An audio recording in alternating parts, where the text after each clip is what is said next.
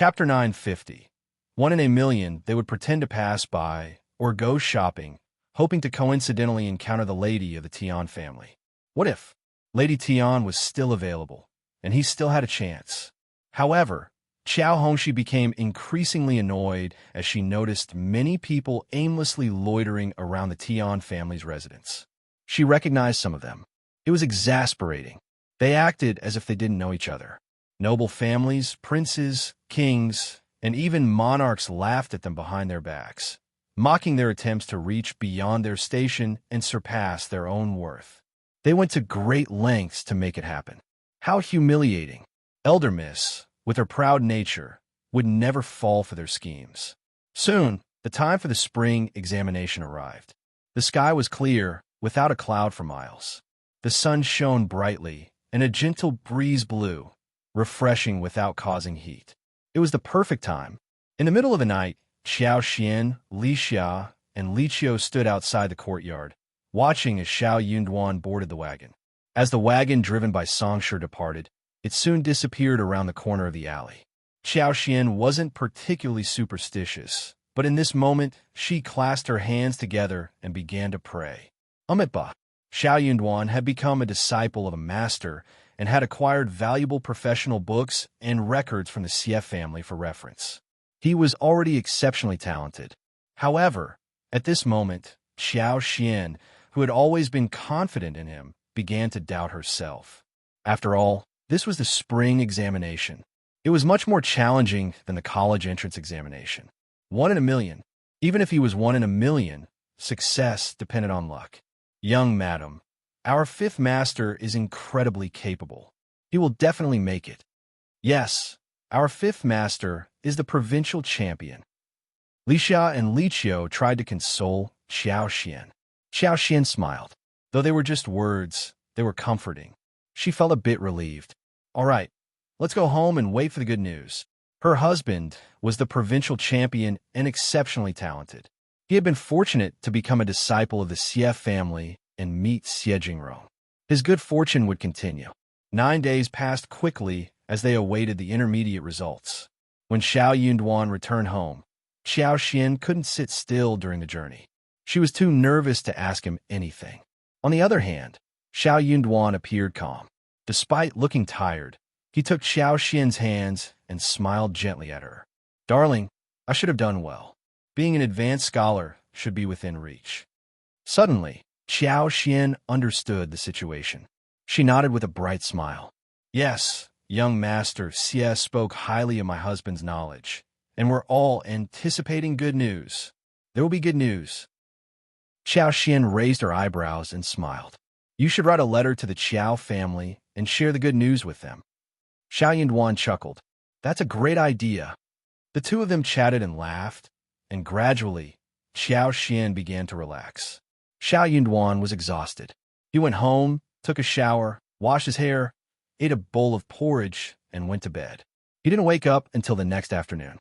As sunlight streamed onto the floor, Xiao Yunduan felt a sense of drifting. The spring examination was over. Chapter 951. Self-awareness. In the evening, Qiao prepared a nourishing feast for Xiao Yunduan. She stewed black chicken soup with red dates, white fruits, lotus seeds, and gastrodia alata, made a beef wild mushroom griddle, steamed river eels, and braised pork. They also opened a small jar of strong and fragrant double-ninth liquor to celebrate and replenish his body. Even the most accomplished individuals would feel nervous and anxious in such a high-pressure test environment. After enduring the ordeal, everyone felt exhausted and drained. They needed some replenishment. The delicious food brought a sense of contentment to Xiao Yunduan as he looked at Qiao. There was nothing more satisfying than a home-cooked meal with its familiar taste after a challenging competition. Gathered together as a family, with warm lighting, even the idle chatter became a source of great satisfaction in the world. The next day, Lu Min and Gu Zhio came to visit together. Although they had rested for a day, they still appeared weary. Their faces showed signs of fatigue, with dark circles under their eyes from lack of rest. The couple greeted Qiao with a smile, addressing her as Mrs. Qiao. Qiao Xian sensed their anxiety, as if they lacked confidence in their performance on the examination. She didn't dwell on it and invited them to stay for lunch, hoping they could sit down and chat with Xiao Yunduan. She went to make the necessary preparations. During their conversation, Lu Min and her husband seemed to be in a better mood after lunch. Their smiles grew wider. Qiao Xian couldn't help but ask Xiao Yunduan about the 8 trigrams. Xiao Yunduan chuckled. It should be fine, but it depends on the examiner. Qiao Xian sighed. Yes, it all depends on the examiner. Unlike the college entrance examination, where there were standardized answers, points, and clear steps, here it was different. The outcome relied on whether the essays appealed to the taste of the examiners, and that element was subject to luck. However, if the essay was written with steadiness, it was unlikely to be faulted. There was a chance for Xiao Yunduan to become an intermediate advanced scholar, but his exact ranking was uncertain. After taking a few days of rest at home, Xiao Yunduan decided to accompany Qiao Xian as they ventured out. There were numerous gatherings among the candidates, but Xiao Yunduan, Lu Min, and Gujiao were not interested in participating, so they chose not to attend. The couple set out towards the outskirts of the capital together. Xiao Yunduan wanted to keep his wife company since he had no other pressing matters to attend to. Unfortunately, luck was not on their side, as they unexpectedly ran into Qiao Hongxi once again. Both parties fell into an awkward silence. They were about to ignore each other and continue enjoying the scenery on their boat, when Qiao Hongxi refused to let them be. He sneered and said, "Leaving as soon as you see me? Feeling guilty, are you?" Qiao Xian replied, "Who are you?" "It's you." Qiao Hongxi grew even more irritated. He sneered at Xiao Yunduan, saying, "Why are you so arrogant? The rankings will be released soon. Are you confident that you'll make it to the intermediate level?" Xiao Yunduan smiled. "I have no idea." "Huh." Qiao Hongxi became even more smug. "At least you're self-aware about your abilities." Chapter 952. Bet with Qiao Hongxi. Qiao Xian chuckled. Before the rankings are released, no one can say that they have become intermediate. Or did you dare to? So my husband is telling the truth. He knows nothing about himself. Qiao Hongxi sneered. "You know what you are capable of, right?" Qiao Xian said, "Of course." Qiao Hongxi. "How annoying." Qiao Xian chuckled. "Young Master Qiao, what about making a bet?" Qiao Hongxi sneered. "A bet?" "Yeah." Qiao Xian threw a look at Xiao Yunduan and saw that Xiao Yunduan had no intention of stopping her. She continued with a smile. "If my husband fails the spring examination, we will pay you 1,000 liang, and if my husband makes it, you will pay us 1,000 liang. Do you dare?" Will they dare to do so? Hearing this, Qiao Hongxi could not help but feel angry. This lowly concubine's daughter. She used to be a timid daughter of a concubine who did not even dare to breathe loudly in front of him. But now she was provoking him. "Do you dare?" He could not stand that any more. How would he not dare to? Qiao Hongxi sneered. "Okay, since you're so eager to give me money, I will fulfill your wish." "Why not?" "I want to raise the bet. If I win, you will kowtow to me 3 times, and if I lose, the same goes for me. Do you dare?" Qiao Hongxi felt slightly better when he returned the words to Qiao Xian. Qiao Xian smiled at Xiao Yunduan. "What do you think, darling?" Xiao Yunduan smiled. "Any way you want, darling." Qiao Hongxi thought that they were just putting on a show. He sneered and sneered. "Okay, let's play with him. We don't care about 1,000 liang. We could just use this for fun." Xiao Yunduan laughed. "True, darling." Qiao Hongxi glared. Thinking of the embarrassing situation back at the store, he felt even worse. These two people were so arrogant. 1,000 liang? Huh. They might not even have 100 liang with them. Qiao Hongxi was worried that they would change their mind. "Write it in a black and white paper, and we will make it a contract." "That is what I agree with totally." So they found a nearby store and borrowed some ink, paper, and inkstone, and wrote down 2 portions of the bet on the spot, signed, and took 1 portion each. Qiao Hongxi sneered. "Don't forget to get the money ready. I won't go easy on you." Qiao Xian smiled. "Same to you. 1,000 liang. I wonder if you can afford that." Qiao Hongxi glared at her and said, "That is none of your business." Then he left. He did not need 1,000 liang because he was not going to lose. Qiao Hongxi soon got rid of the anxiety in his heart. He was not going to lose. Xiao Xian put away the bet and smiled at Xiao Yunduan.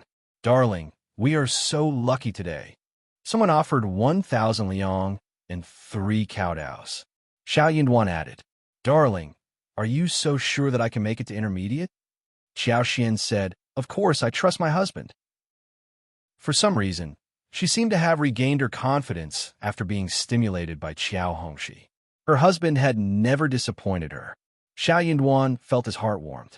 He smiled. Chapter 9:53. Lucky it was bustling in the capital.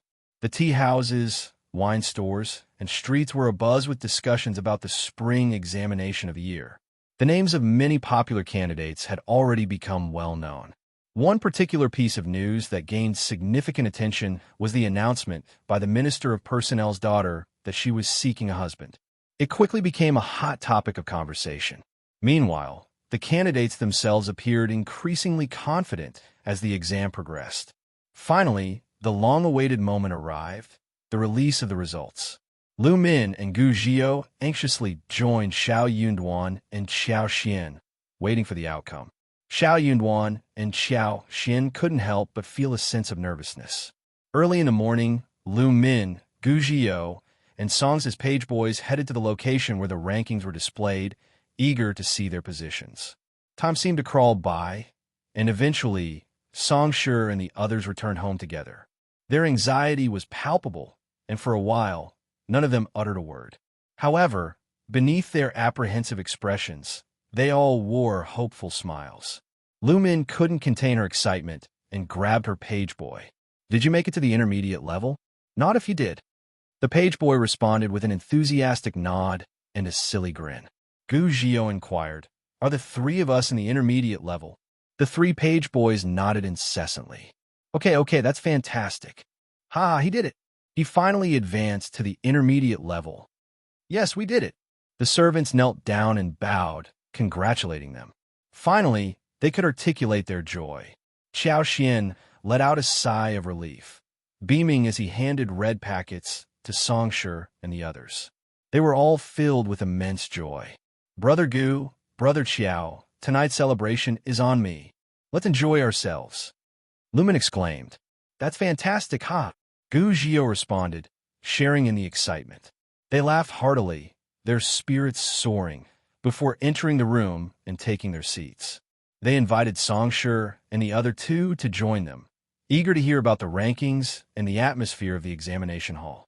Lu Min had obtained the lowest rank among them, but it didn't dampen his spirits. He remained elated.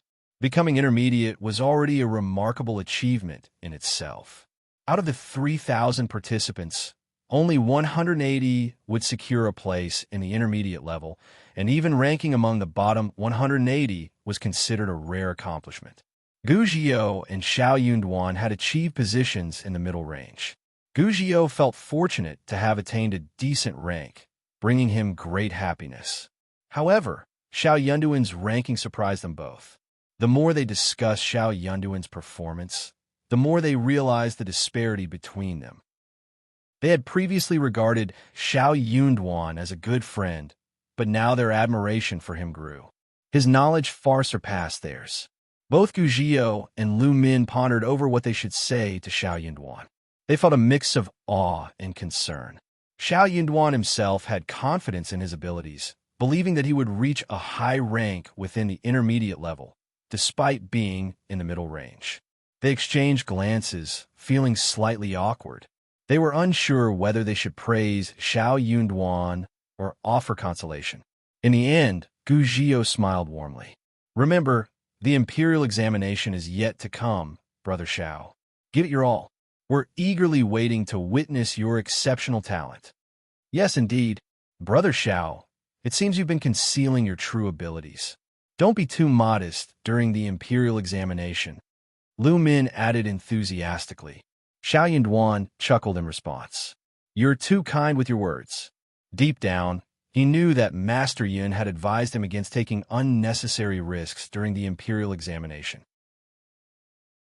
Chapter 9:54. various meanings because the stakes were too high, and it truly depended on the examiner's mind whether they were talented or not. Only the standard ones, with one or two slightly outstanding highlights. And most importantly, the examiner could not find any mistakes, so they could be stable. He was going to put on a good show during the imperial examination. Xiao Yunduan agreed deeply and bore that in mind. More importantly, after Master Yun's teachings and his own hard work, as well as the precious materials he got from the Xie family, he had made great progress. He was totally capable of making this examination work with an easy base, and he could make whatever articles he wanted. After the gathering, it was already afternoon when they saw off Lu Min and Gu Zhio. Xiao Xian and Xiao Yunduan exchanged a look at each other and smiled. They were both smiling brightly under the bright sun. "Darling, I have really become an advanced scholar." Xiao Yunduan took hold of Xiao Xian and put his hands on her shoulders as his eyes sparkled. "I will keep my promise, just wait and see." Xiao Xian's lips were raised as she smiled brightly. She was in high spirits. She opened her mouth and wanted to say something, but did not know what to say. In the end, she nodded at him with a smile. Xiao Yunduan chuckled and took her into his arms. He was still feeling emotional inwardly. He had made it. He had lived up to her parents, family, and ancestors' wishes, and his years of hard work had been justified. He did not care what position he was going to get. He believed that his wife would know that he only had her in his heart after he became an officer, and that he would not change his mind. It was time for them to become a real couple. She should not turn him down again, right? Xiao Yunduan felt so proud when he saw the beautiful woman in his arms and the name on the list. He was the luckiest man in the whole world. It was a day filled with heightened emotions. Laughter, tears, and even madness could be witnessed throughout the capital as news of the intermediate rankings spread like wildfire. That night, families experienced contrasting emotions. Some reveled in joy and confidence, dreaming of achieving even greater success in the upcoming imperial examination. Others, with tears staining their faces, sighed and found it difficult to sleep. The shame of their performance lingered, and they could no longer face their fellow competitors.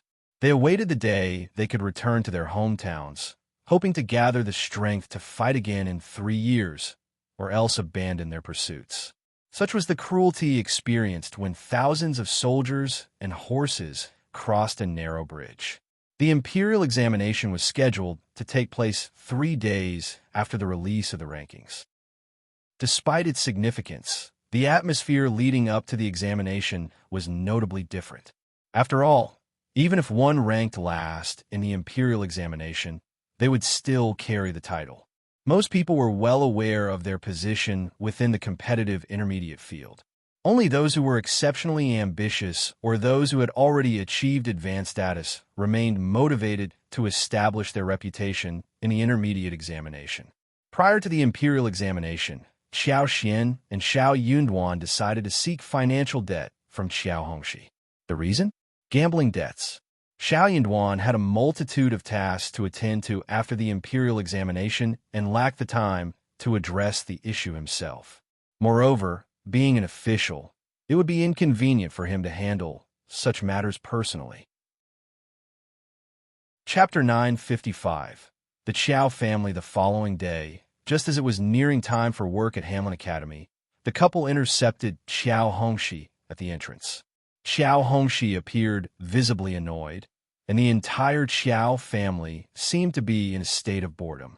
Due to Xiao Yunduan and Xiao Xian's previous actions within the Qiao family, many relatives were eager to witness Xiao Yunduan's embarrassment, hoping it would provide County Magistrate Qiao and his wife with an opportunity to return home and scold him. Consequently, numerous members of the Qiao family awaited the examination results with skepticism. The entire family was convinced that Xiao Yunduan had not succeeded. However, Xiao Xian herself refused to believe it. How could someone like him become an intermediate advanced scholar? Were this year's questions exceptionally easy? One relative questioned. Even a broken clock is right twice a day, another scoffed. What a ridiculous notion. How could someone like him possibly reach the intermediate level? I doubt it. He lacks manners, ethics, and morality. He is not worthy of any recognition. The elders of the Qiao family felt a bitter sense of resentment and annoyance. Nevertheless, they could only vent their frustrations verbally. Regardless of their boldness, they would never dare to report the matter. To question the fairness of the imperial court was no trifling matter, and causing trouble could lead to their own ruin. In the end, they consoled themselves with a thought. He is fortunate not to have become an official. If he were to achieve that position, he would meet an untimely demise without ever realizing how it happened. Besides, we severed the engagement with him long ago. In private, second Mrs. Qiao and third Mrs. Qiao were particularly vexed. Why were both branches of the family facing such misfortune? The Qiao family's meager wealth had been completely consumed by the third branch. To make matters worse, both the father and son of the third branch had achieved the title of advanced scholar. Even the daughter of a concubine and her son-in-law, who hailed from such a humble place, had managed to reach advanced scholar status. When did becoming an advanced scholar become so effortless, almost akin to reaching the intermediate level? Hongxi was seething with annoyance.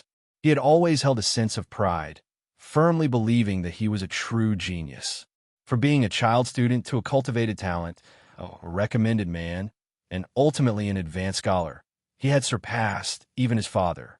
He considered himself exceptional and took great pride in his accomplishments. But Xiao Yunduan's seemingly effortless achievement was a complete humiliation for him. Just as Hongxi stepped out of Hanlin Academy, he was intercepted by Shi. Young Master Qiao, Fifth Master, and young Madam request a meeting with you.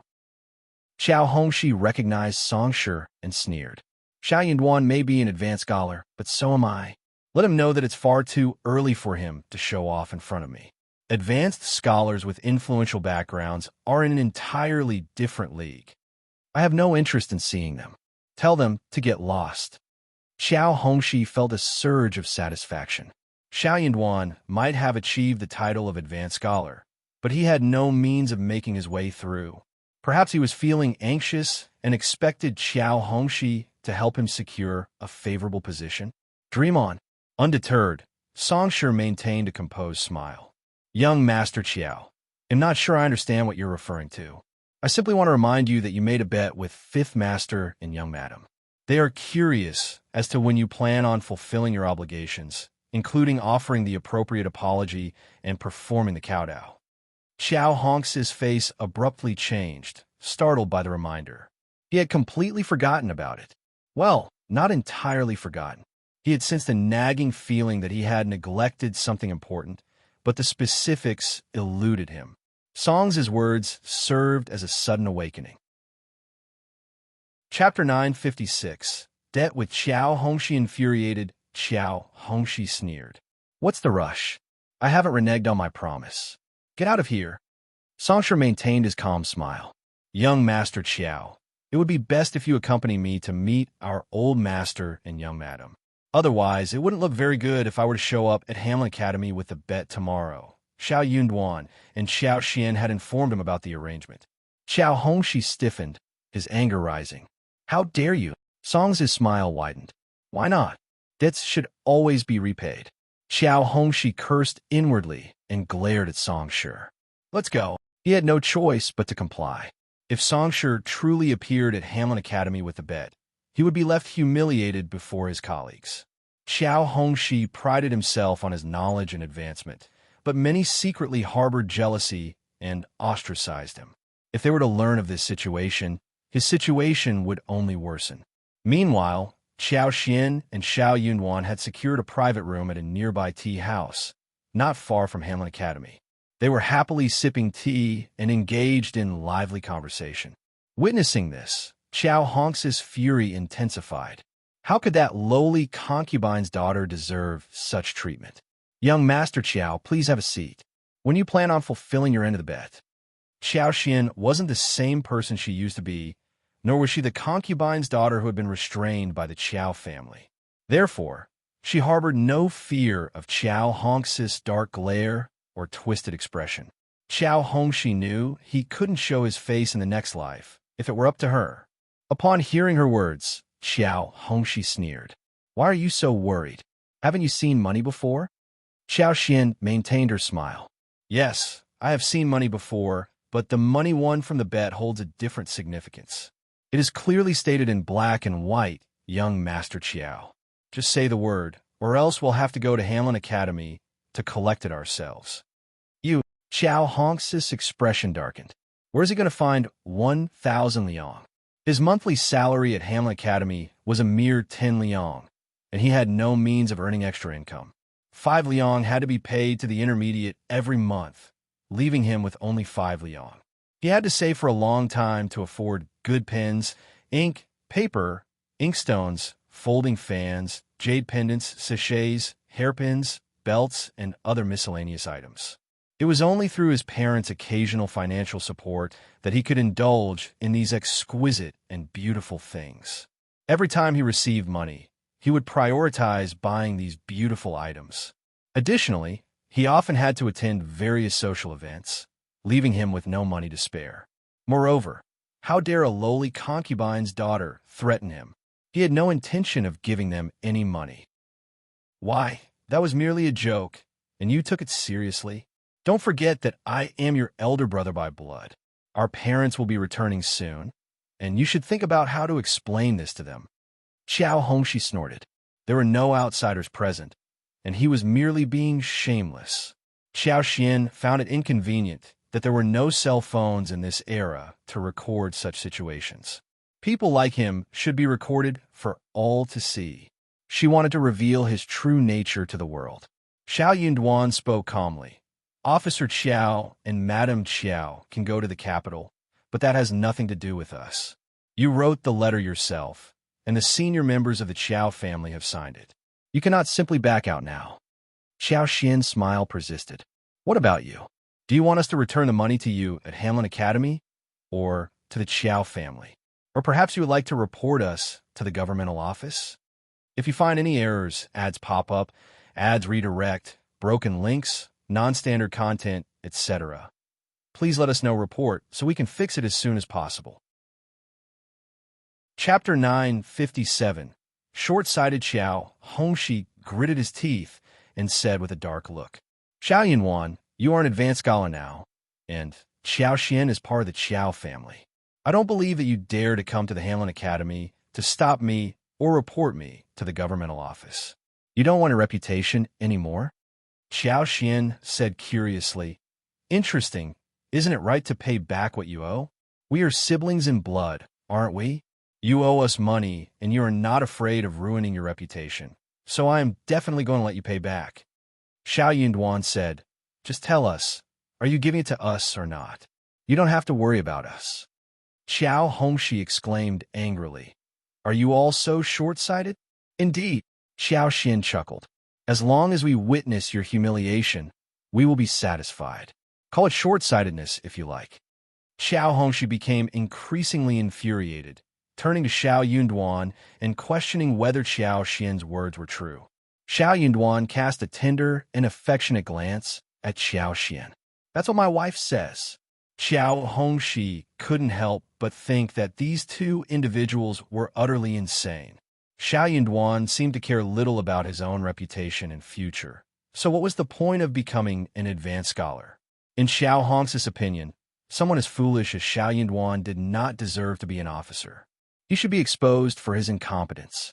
She, Jin Xiangyu, was akin to a precious gem, while they were nothing more than worthless tiles.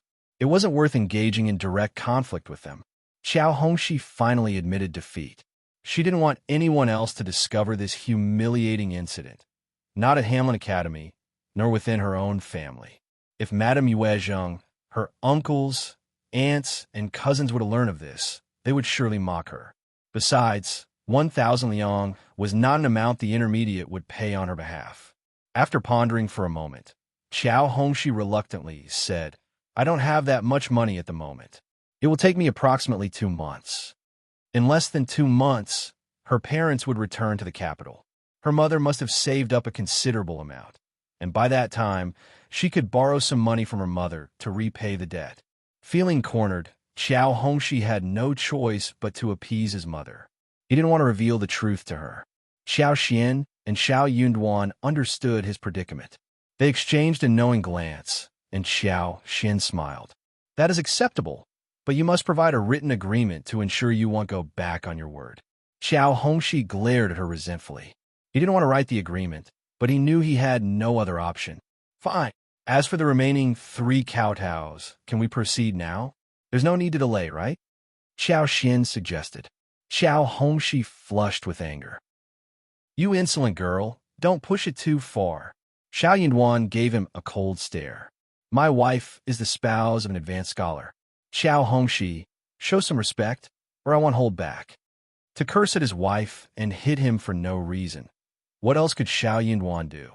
Qiao Hongxi panted heavily, glaring at the couple.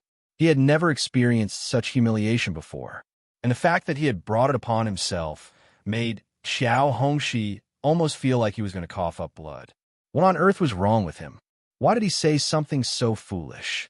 Xiao Xian was in high spirits. She finally had someone to stand up for her. Let's see if you dare to go back on your word. Qiao Hongxi, your dark secrets are still in our possession, so I suggest you show some respect. If you're unwilling to perform the kowtows, we can negotiate further. If you find any errors, ads pop up, ads redirect, broken links, non-standard content, etc., please let us know report so we can fix it as soon as possible. Chapter 958. Family Price. Xiao Hongxi didn't easily trust Xiao Xian. To him, Xiao Xian was like a demon. Instead of feeling relieved, he grew even more cautious and asked, "What are your intentions?" Xiao Xian chuckled, knowing she wasn't naive. My idea is simple. 1,000 liang for 1 head and 3,000 liang for 3 heads, so you don't have to kowtow 3 times. Xiao Hongxi was speechless. Xiao Yunduan coughed and covered his mouth, a smile of indulgence on his face. When did his wife become so greedy? But he liked it. The Qiao family was extremely poor, and his wife had struck the jackpot. Xiao Hongxi felt a mixture of anger and annoyance. Why don't you just rob us instead? That's the price of family love, not robbery. Xiao Xian innocently replied. You are the editor of the Hanlin Academy, a respected man. Isn't kowtowing worth 1,000 taels of silver? I think you need at least 10,000 liang to match your position. How about 1,000 liang it is? Xiao Hongxi interrupted, startled and not daring to argue further. Deal. Xiao Xian smiled. Okay, let's put it in writing. Xiao Hongxi grumbled as he started to write. He signed the paper and left angrily. As he walked out of the tea house, he staggered and nearly fell. He looked up at the sunlight, feeling dizzy and overwhelmed with a sense of loss. Regret, 4,000 liang had slipped through his fingers. The loss of 4,000 liang hit him hard, causing him to shiver with heartache. He had never held such a large sum of money before. Even when his parents secretly provided him with financial support, it was always in smaller amounts like 700, 800, 400, or 500. But now, they were offered 4,000 liang. He wondered if his mother had any more money. If not, no, he was determined to have his share. Meanwhile, Xiao Xian continued to laugh gleefully as she put away the paper. Darling, we are so fortunate. Luck is on our side. Xiao Yunduan felt a surge of happiness seeing her smile. Thanks to your luck, my dear. He was simply riding on her good fortune. Xiao Xian beamed. Darling, now that you have become an advanced scholar, what do you plan to do? If you want to stay in the capital, we can consider looking at some suburban land. Although the prices are higher in the capital, with 4,000 liang, we should be able to buy a sizable plot. We can even add some more money and buy even more. Xiao Yunduan didn't want to disappoint Xiao Xian, who had her heart set on acquiring land for farming. So he nodded, wearing a smile.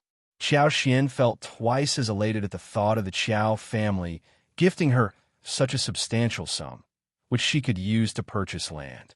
In Tian Shanshan's room at the Ministry of Personnel, she sat at a round table covered with an exquisitely embroidered tablecloth, engrossed in reading the imperial list. Tian Shanshan smiled as she read the names one by one, finding it quite an interesting activity. Standing beside her, Fu looked puzzled. Young lady, You're forbidden from finding out who the young master is. Can you discern his identity from the list? They had been separated from Xiao Yunduan since their encounter at the pear garden the other day. However, with the Tian family's influence, it would have been easy for Tian Shanshan to track down Xiao Yunduan. But she chose not to. She dismissed the idea of searching for him within her own household. If you find any errors, ads pop up, ads redirect, broken links, non-standard content, etc., please let us know report so we can fix it as soon as possible. Chapter 959. Wait and see. Tian Shanshan glanced at Fu and chuckled. I don't know, but who cares? I'm sure he must be on the list. Isn't that intriguing? Fu scratched her head and smiled, still looking a bit puzzled. She couldn't quite grasp what made it so fascinating. But if her lady said it was interesting, then it must be true. She couldn't admit her own ignorance.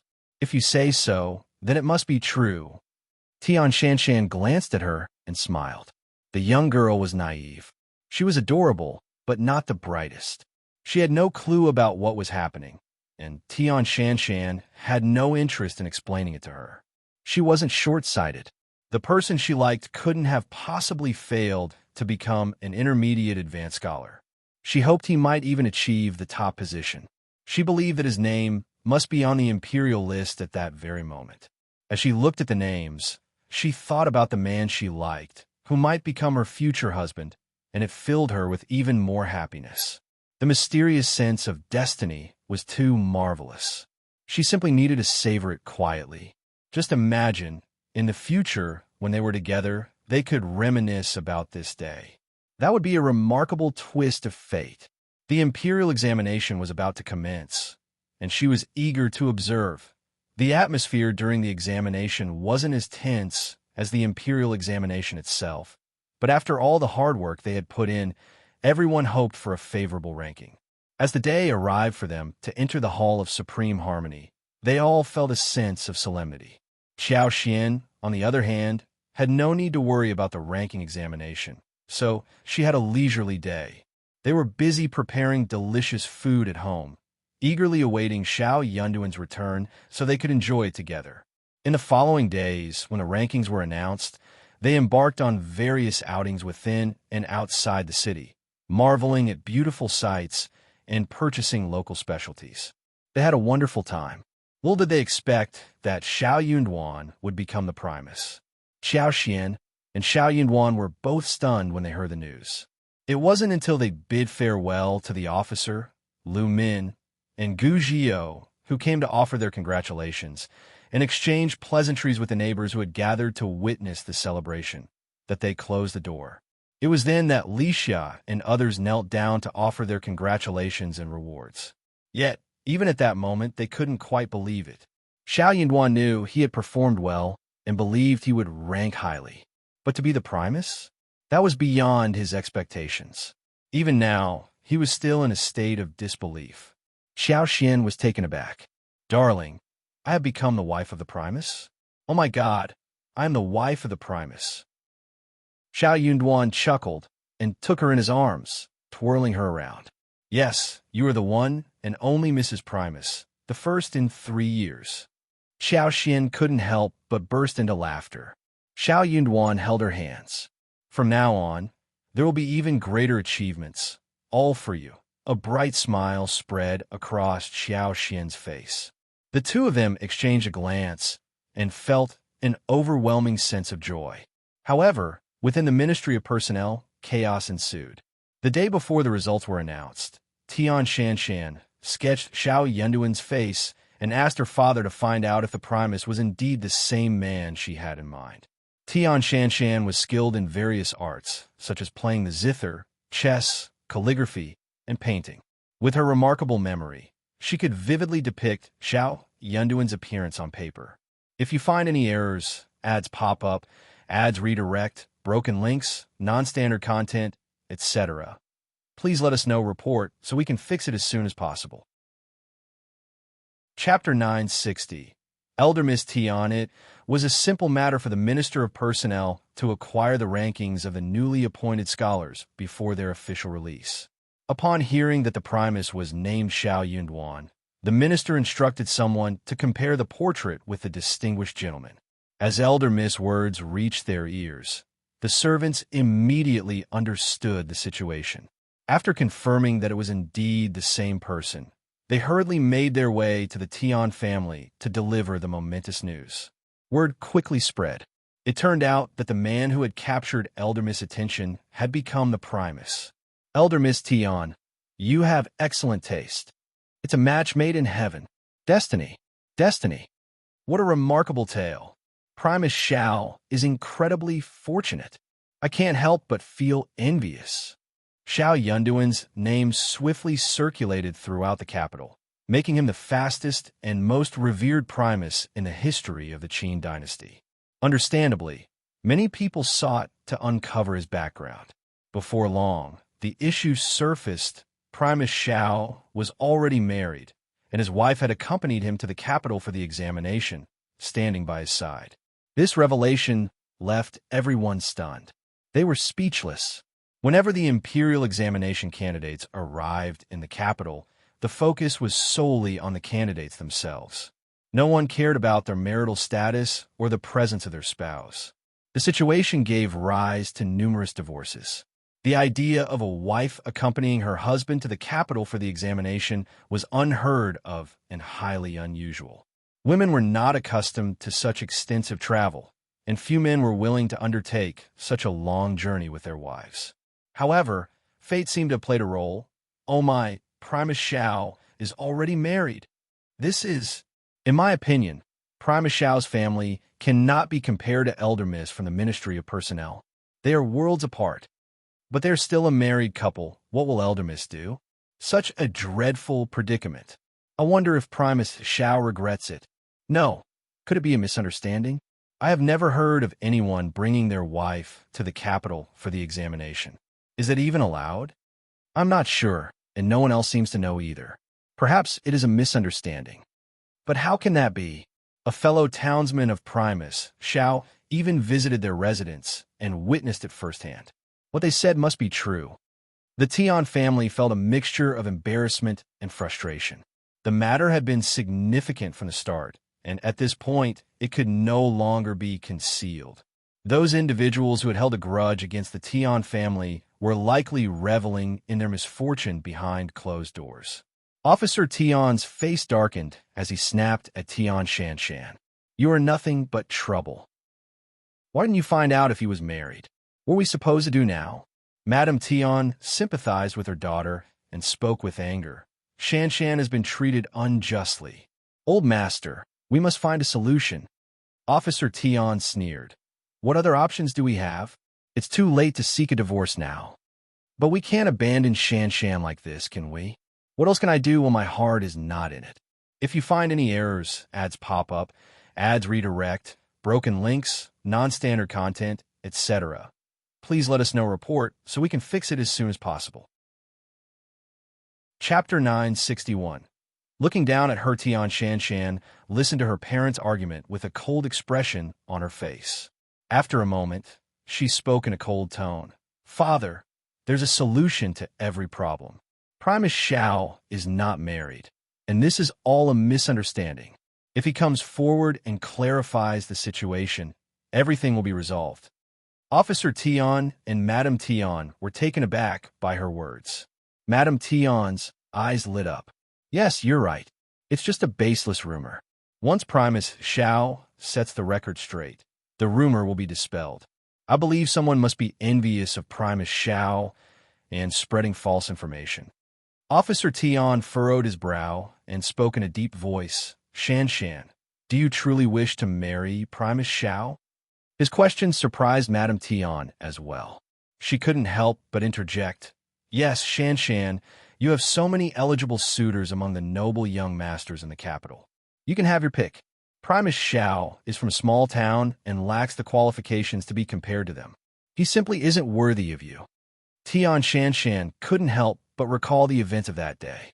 The pear blossoms, pure and white, danced in the air, and the young man stood before her in his simple green attire. Yet, there was an unmatched elegance and an aura that captivated her. His eyes, like precious black gems, were clear and radiant, seemingly capable of ensnaring one's soul. He was aware of her noble background, yet he remained composed and graceful, neither servile nor arrogant. It ignited a desire within her to conquer him. She couldn't accept it. Why did he look down on her? The more she dwelled on this, the more her thoughts spiraled. She couldn't stop herself. If only he weren't the Primus, it would have been fine. But he was. When she received the news, she was overjoyed. This man was fated to belong to her. Dad, Mom, if I don't marry him, we'll be the laughingstock of the capital. He has to marry me. Tian Shanshan asserted firmly. We can't afford to be humiliated. Officer Tian sighed, sharing a glance with Madame Tian. The Tian family couldn't bear the shame. Both parents regretted allowing their daughter to have her way without knowing whom she had set her sights on. They should have discreetly investigated her interests and resolved the matter privately. That way, everything would have proceeded smoothly, and everyone would have been content. But their daughter had always been intelligent and reliable, earning their trust. Yet this time, something went terribly wrong. It was an enormous mistake. The couple felt utterly helpless. Dad, Mom, please trust me. I'm going to marry Primus Qiao. I promise he won't disappoint you. Tian Shanshan pleaded, rising from her seat and respectfully addressing her parents. Her words infused Madame Tian and Officer Tian with renewed determination and confidence. Tian Shanshan bid her parents farewell and made her way back to her residence. During the journey, she remained silent, her head bowed. Fu followed behind her, maintaining complete silence out of caution. She was resolute in her decision to marry him. She had not only fallen in love with him, but she also refused to endure such humiliation. As the direct daughter of the Minister of Personnel, she was one of the most remarkable noble ladies in the capital. She couldn't bear such disgrace when it came to marriage. How would she face society in the future? She would become the wife of the Primus, ensuring her husband's bright future as a first-class official. With the support of her father, brothers, cousins, and noble concubine, accomplishing this would be a straightforward task. If you find any errors, ads pop up, ads redirect, broken links, non-standard content, etc., please let us know report so we can fix it as soon as possible. Chapter 962. Unexpected trouble. Her husband's accomplishments would indeed be impressive. At that time, she would still be the proud heaven's daughter and the most esteemed young lady in the capital, admired by all. Everyone would commend her excellent taste. In due time, this incident would be forgotten, buried in the depths of people's memories. No one would dare to bring it up to her. Tian Shanshan wasn't panicking. She was seething with anger. She couldn't believe there was such a foolish man in the world who would abandon her, the Minister of Personnel's daughter. She was frustrated that Primus Qiao had already married, and even if she managed to steal him away, he would still have belonged to another woman. But then she realized, what difference would it make if she married someone who had never been married before? Before marriage, many princes, kings, and young noblemen from prestigious families boasted about their abstinence from concubines or courtesans. It was all a facade. That thought somewhat comforted her. Xiao Yinduan and Xiao Xian were equally shocked by the news. The couple found themselves contemplating the situation. What was happening? Xiao Xian chuckled to herself, acknowledging that she had wished for some challenges to test her in life, as everything had been going too smoothly. True gold feared no fire. Only through trials and tribulations could true emotions be revealed and cherished, even if it meant sacrificing everything. And now, they found themselves facing an unexpected ordeal. Caught completely off guard. Absurd. Xiao Yunduan's frustration was evident as he furrowed his brow, voicing his thoughts. Darling, it's just a mishap. It will blow over in a few days. We shouldn't worry about it. Xiao Xian regarded him, then spoke after a brief pause. But what if it doesn't blow over? A sinking feeling gripped the couple's hearts. They were not naive. They understood that this matter wouldn't simply fade away. The Tian family lacked noble status, and they had committed a significant blunder. The entire capital was ridiculing them. How could they simply endure it? While Xiao Yinduan was not at fault, The noble families wouldn't care about such details. Xian didn't expect the Tian family to be reasonable or seek a resolution. Instead, they would likely vent their anger. As Xiao Yunduan's wife, she and Xiao Yunduan would become targets of blame. Xian didn't fear death because she knew the Tian family wouldn't have the audacity to go that far. However, they might resort to more clandestine actions. "I will," Xiao Yunduan declared resolutely, gripping Xian's hands firmly. He appeared determined and serious. "Darling, Xian, don't worry. I will honor my promise. I won't pursue an official career anymore." Xiao Yunduan felt a sense of relief as he spoke those words. He had already achieved his aspirations: recommended man, advanced scholar, and Primus. He was on the path to becoming a scholar. He had no regrets in this lifetime. If the realm of officialdom was shrouded in darkness, where those in power could act with impunity, then he would distance himself from it. He would rather retreat to the county and spend the rest of his life peacefully with his wife. Xian was taken aback, her eyes widening in astonishment.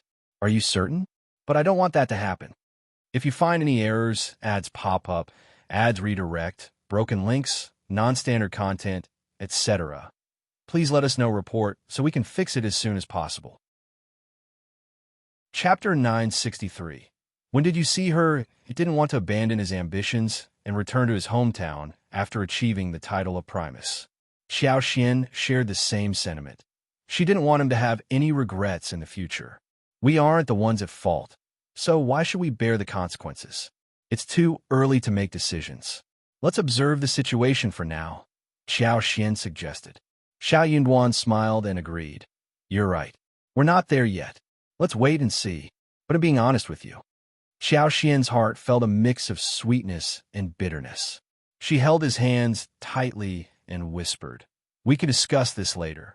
I don't want to be separated from you either." She didn't want to be apart from him. "Good. Then I have nothing to fear." Xiao Yunduan embraced her warmly. Xian laughed, but suddenly let out a scream, standing upright and looking up at him. "Lady Tian has fallen for you, hasn't she?" Xiao Yunduan sensed something was amiss, but he hesitantly nodded. "I believe so." "When did you meet her?" Xian asked, her tone filled with curiosity. "What?" "Considering the rumors, Lady Tian must be proud and arrogant. It's unlikely that she fell for you, just from a distance. Something must have happened that captivated her, something she deemed special. She could sense that you were destined for greatness, which is why she said those things." "But how do you know her?" Xiao Yunduan inquired. Xian paused, wearing a bitter expression. "I don't know either." Xiao Yunduan felt unsettled. Xian's bitterness turned into suspicion. Xiao Yunduan grew anxious and held Xian's hands firmly. "Darling, trust me, I will never." He suddenly recalled the encounter in the pear garden during the intermediate examination. Xian, who had been staring at him, couldn't help but give him a reproachful look, feeling a twinge of jealousy. "Go on." Xiao Yunduan felt a headache coming on and was torn between amusement and frustration. He proceeded cautiously. "Darling, please don't be angry. I just remembered. I might have met her before, but I didn't do anything. We merely had a chance encounter." Xian maintained an unwavering gaze, indicating her disbelief. "I stumbled upon a handkerchief. Why did you pick it up?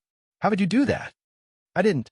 I felt that if those items were picked up by someone with ill intentions, it wouldn't be good for the girl. We were gathered in the pear garden, and many candidates were waiting for the examination.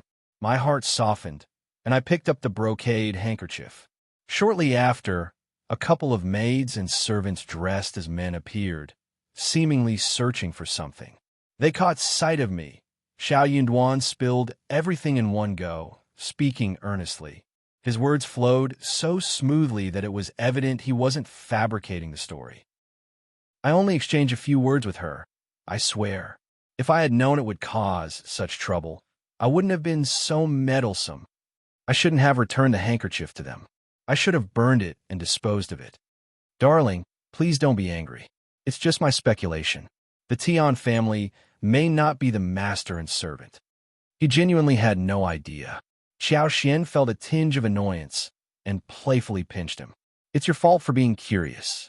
Besides this incident, is there anything else? No. Xiao Yunduan shook his head.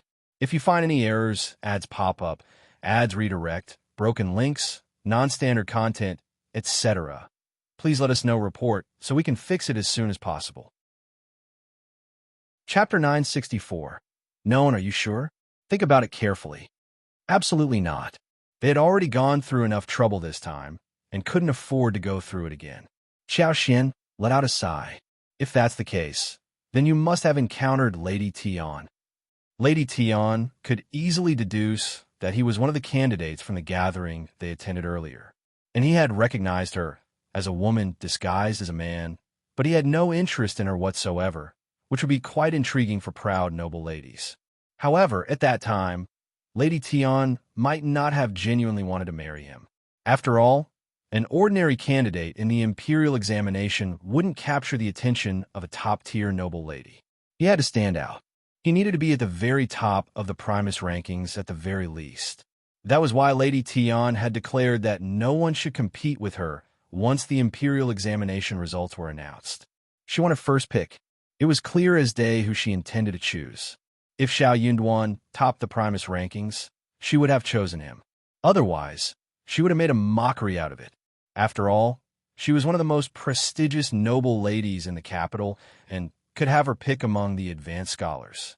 No one would dare to refuse her. How could she know if the man who became the Primus was the same man she had encountered that day? It wouldn't be difficult for the Tian family to find out the truth. But what irritated Xiao Xian was that they should have verified if he was already married. Why did they have to create so much trouble? But now, the news had spread to everyone. They both felt incredibly embarrassed. In the evening, Lu Min and Gu Zhio came to offer their condolences to Xiao Xian and Xiao Yunduan.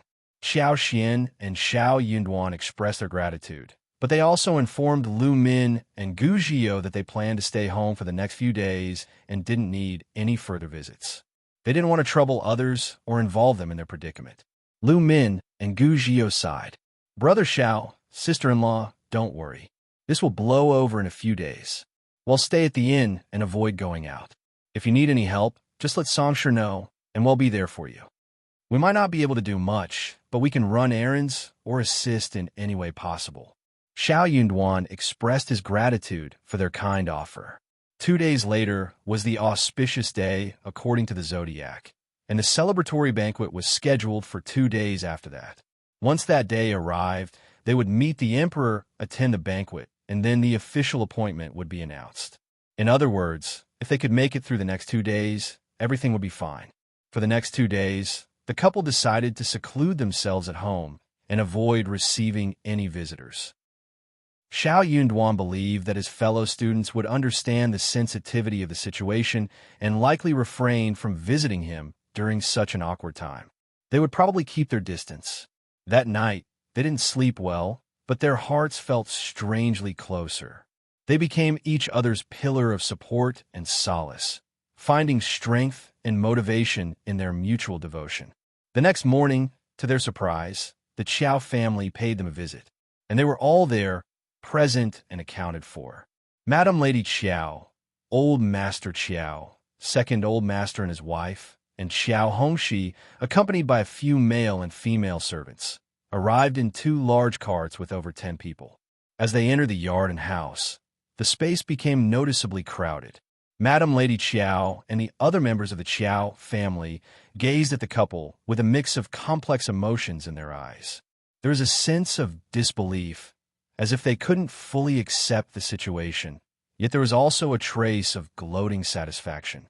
If you find any errors, ads pop up, ads redirect, broken links, non-standard content, etc., please let us know report so we can fix it as soon as possible. Chapter 965. Trouble, but Xiao Yunduan had indeed become the Primus. The news hit Xiao Hongxi especially hard, and his heart ached upon hearing it. He, an advanced scholar, couldn't help but feel humiliated by the fact that Xiao Yunduan had achieved the prestigious position of Primus. It stung even more when he thought about how Xiao Yunduan would soon be working at Hanlin Academy, and how their paths would cross in the future.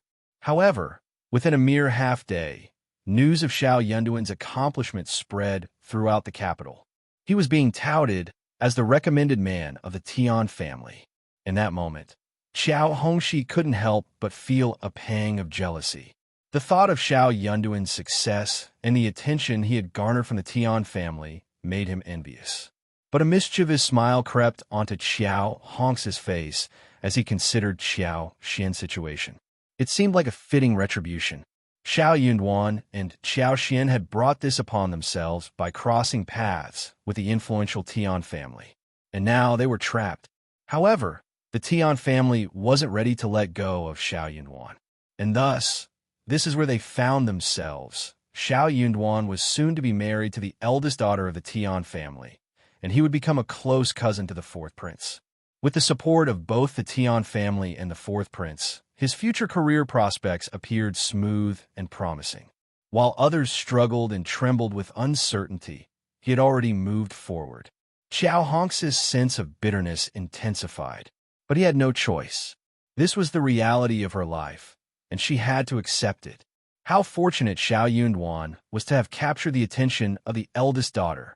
The Qiao family had their own hidden agenda, and each of them had come for a specific purpose, whether they were willing participants or not.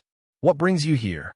Xiao Yunduan inquired, noting the lack of furniture and chairs available, leaving Madame Lady Qiao and Qiao Hongxi to settle for small stools borrowed from the kitchen. Madame Lady Qiao dismissed the servants and attempted to put on a kind demeanor, smiling warmly. "Well, it's definitely something good, something great. You're incredibly fortunate." Xiao Yunduan returned the smile. "Madame Lady Qiao, you jest. I can't attribute my achievements to mere luck. What I have attained today is the result of decades of hard work and dedication, the fruit of my efforts and understanding." Xiao Xian chimed in, her smile gentle. "Indeed, you have rightfully earned the title of Primus, and I have witnessed your unwavering diligence. It would be remiss to discount the element of fortune that has accompanied your journey." Madame Yuezhing displayed a hint of displeasure as she forced a smile. "I was merely making a remark, but you take it so seriously." "That's not the kind of fortune I was referring to. I believe the news has already reached your ears." "What news?" Xiao Xian inwardly sneered. "Madame Lady Qiao, pray tell, what news are we supposedly aware of?" "Indeed," old Master Qiao frowned. "Xian, how can you speak to your grandmother in such a manner?" Before Xiao Xian could retort, Xiao Yunduan interjected, "Old Master Qiao, if I may, kindly address my wife as Madame Xiao. Shall I submit the termination letter to the appropriate governmental office?" Xiao Xian aimed to provoke them further and struck with precision. "Yes, the termination letter has been meticulously drafted, signed, and sealed. Are you suggesting a change of heart? How shameless! You think you can curry favor with my husband once he ascends to the rank of intermediate Primus? Dream on. How dare you? Silence." The members of the Qiao family grew incensed, their faces flushed with anger. Qiao Hongxi could no longer contain his frustration and sneered. "So what? One Primus every 3 years. There are countless others who are destitute." Xiao Xian taunted, "Oh? Are you looking down on the position of Primus? Well, you certainly won't be able to attain it. If you find any errors, ads pop up, ads redirect, broken links, non-standard content, etc., please let us know report so we can fix it as soon as possible." Chapter 966. Good fortune, then what brings you here? Old Master Qiao's voice boomed with anger. "You have already offended the Tian family, and yet you dare to dream of becoming the Primus? How ludicrous! Do you have any idea what kind of family the Tian family is? They are like the mighty clouds in the sky, while you are nothing more than mud on the ground. If you provoke the Tian family, they can squash you as easily as they would crush an ant. Do not assume I'm deceiving you. The power of the Tian family is beyond your wildest imagination. Understand this. Even if you were to be killed, the Ministry of Justice wouldn't dare to investigate your case. Now, can we engage in a civilized conversation?" Xiao Yunduan and Xiao Xian realized that they were in the company of those who serve the Tian family, mere minions and lackeys. Correction, They aspired to be the lackeys, minions, and lapdogs of the Tian family. Xiao Yunduan had to ensure that the Tian family had concluded their business so that he could fulfill his role as their lackey, minion, and lapdog. It was no wonder the entire Qiao family had gathered here. Everyone in the family seemed overly eager to serve as dogs to others, fearing they would miss the opportunity. "What is it that you want?" The Qiao family sneered, displaying their arrogance. Old Master Qiao proclaimed with pride, "Xiao Yunduan, you are fortunate that the Tian family favors you. Despite being married, the Tian family bears no displeasure towards you. That, too, is your good fortune. However, be cautious not to turn your fortune into misfortune. Let me make it clear. The Tian family is still willing to arrange a marriage between Elder Miss Tian and you. Tomorrow, you can publicly declare that the rumors were merely misunderstandings. Qiao Xian is not your wife, but your concubine, and the Qiao family can provide evidence to support this claim. We will also write a letter to our third brother and third sister-in-law, informing them of the situation and ensuring that we all share the same account of events. Since the marriage arrangement with Elder Miss Tian has been settled, Qiao Xian should no longer remain here. We will bring her back home today, and once Elder Miss Tian is married, we will bring her back as well. That is also the intention of the Tian family. Elder Miss Tian is not an unreasonable person. As long as Qiao Xian behaves herself, she will certainly lead a comfortable life." First Madam Qiao couldn't help but sneer. "If you continue to be so sharp-tongued, you will only invite trouble upon yourself." Second Old Master spoke. "Xiao Yunduan, you must understand that being with the Tian family ensures a secure future like no other. It's something others can only dream of. You should know what is in your best interest. Offending the Tian family would mean kissing your aspirations of becoming an official goodbye. No one will hire you or promote you." Second Mrs. Yuezhing added, "Qiao Xian, if you genuinely care about Xiao Yunduan, you should assist him. As a concubine's daughter, occupying the position of his wife brings him no benefits. Compared to Elder Miss Tian, you are insignificant." Madam Lady Qiao chimed in, "The Tian family is generous, and we can let bygones be bygones. Let's proceed accordingly." It had been a long time since Qiao Xian had felt angered by anyone, but upon hearing the words from the Qiao family, her frustration boiled within her. She knew they would never say anything positive, and she understood their shamelessness. But she had underestimated them. They were truly a united family, capable of presenting shameless words as dignified and reasonable. What do they mean by "let bygones be bygones"? Xiao Yunduan's expression darkened, and he spoke icily. "I refuse." "What? I might as well abandon this career." "I refuse." Old Master Qiao slammed his hand on the armrest of his chair and snapped, "Xiao Yunduan, have some shame. If you find any errors, ads pop up, ads redirect, broken links, non-standard content, etc., please let us know report so we can fix it as soon as possible." Chapter 967. Can't stop. First Madam Qiao chuckled and sneered. "You really don't understand what's happening, do you? You don't want to comply? You have no right to speak. It's your good fortune that the Tian family favors you, or rather, it's your fortune. Why don't you grasp that?" Xiao Yunduan replied coldly, "What will the Tian family do if I refuse?" Madam Lady Qiao's gaze turned sharp as she spoke in a deep voice. You genuinely refuse?" "Yes. That decision is not yours to make." Madam Lady Qiao found it absurd. The Tian family must be out of their minds to be drawn to someone like Xiao Yunduan.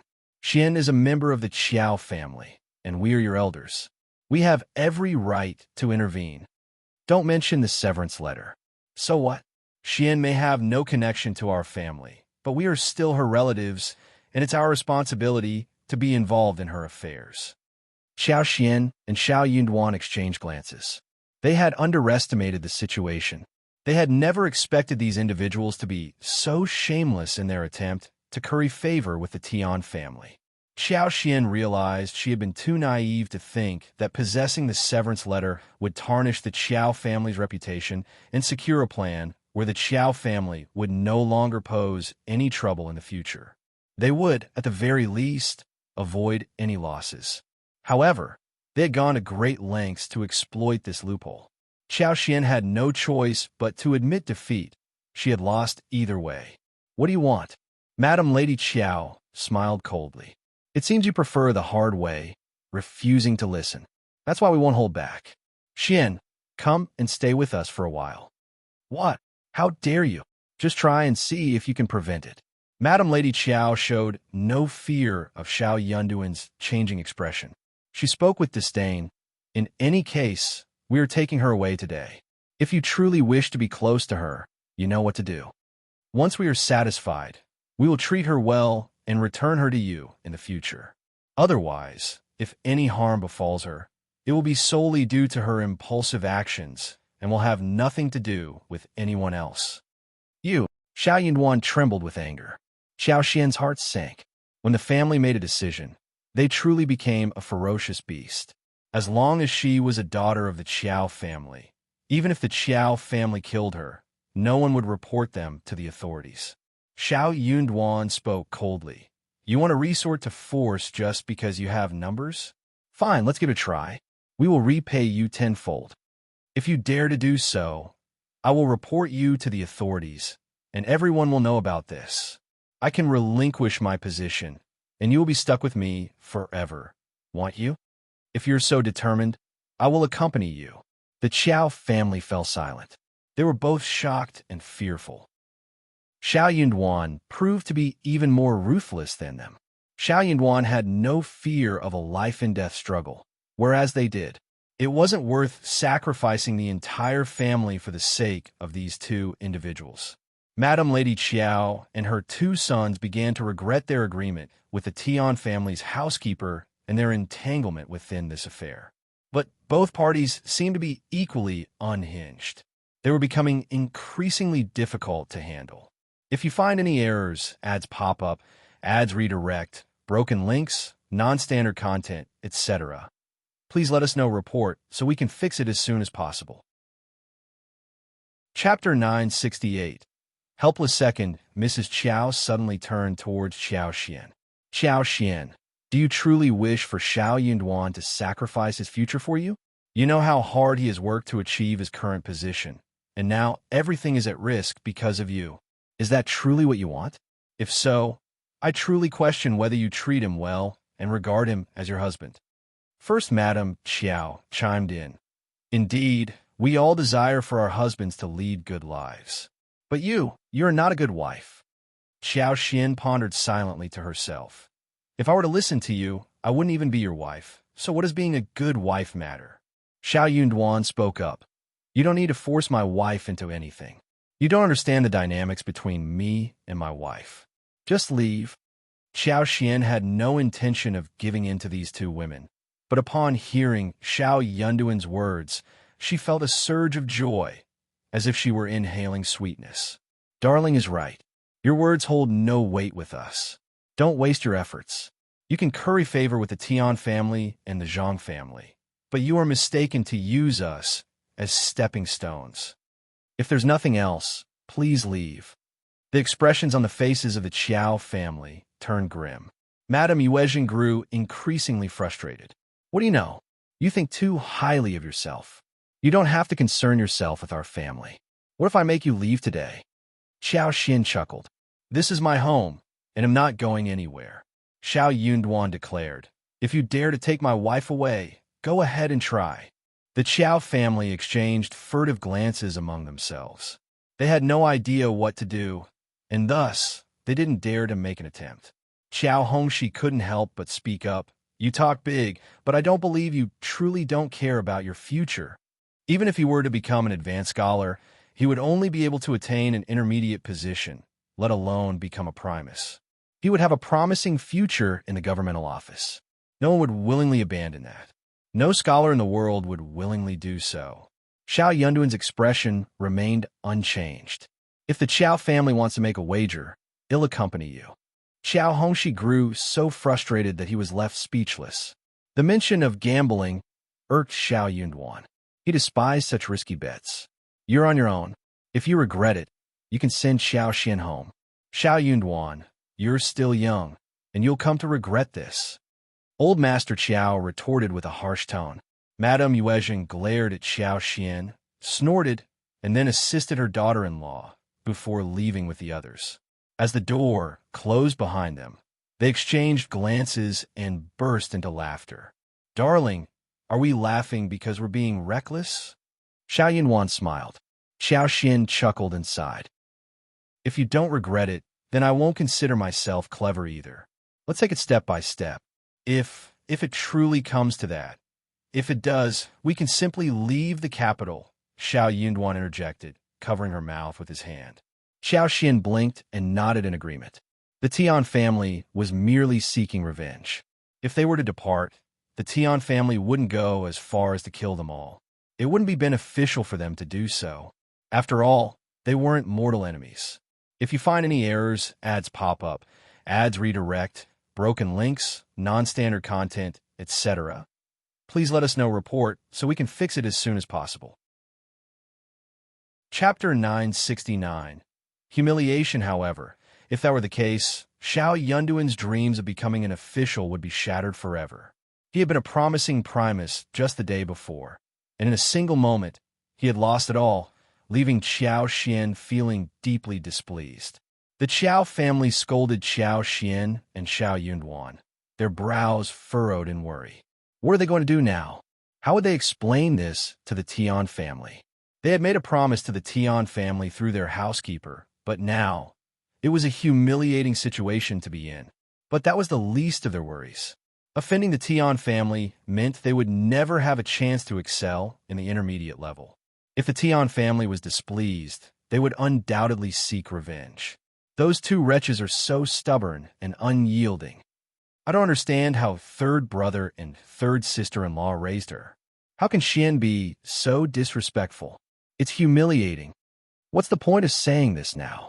The entire family lacked the courage to confront Xiao Yunduan and Xiao Xian directly, so they had no choice but to face the scolding from the Tian family.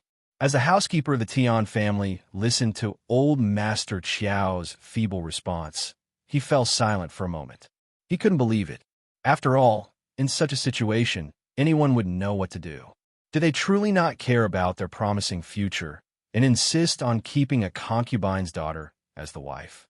Furthermore, the Tian family was not an unreasonable family.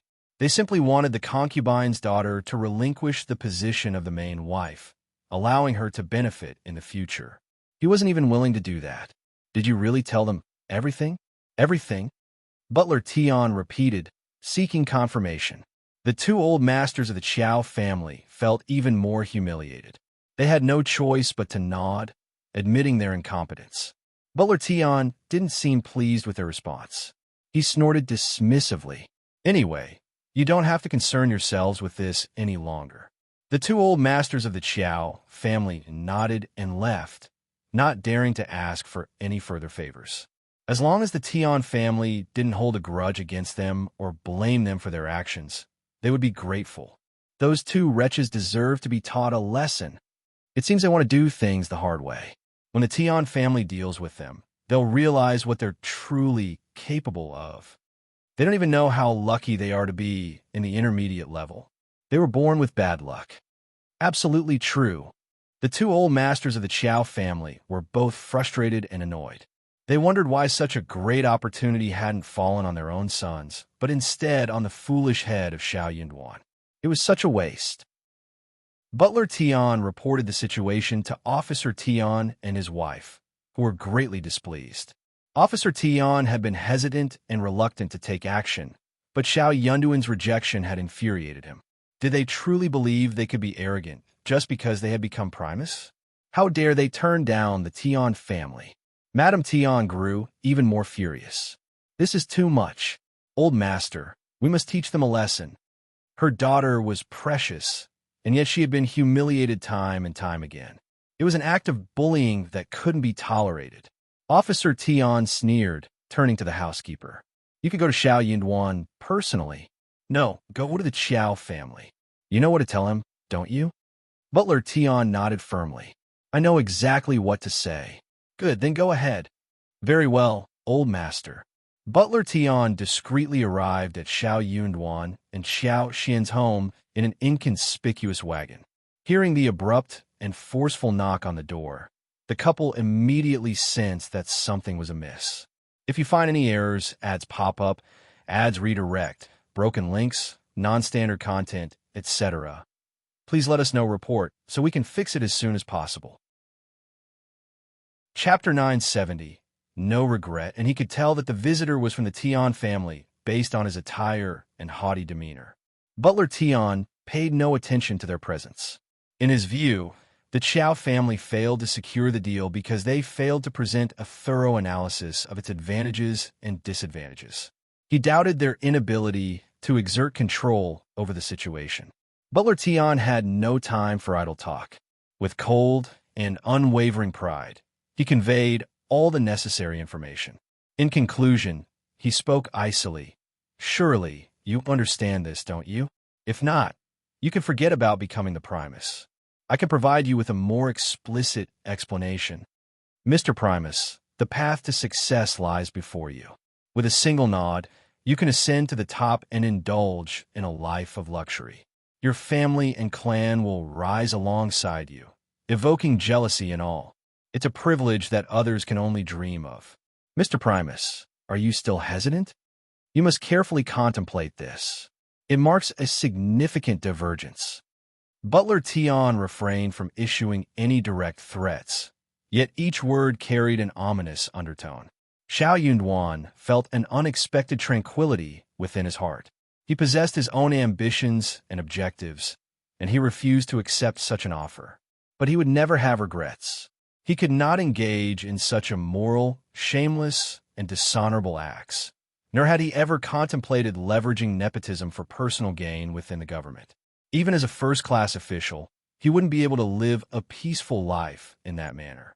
In this world, there were those who solely pursued profit, and there were those who upheld righteousness and integrity.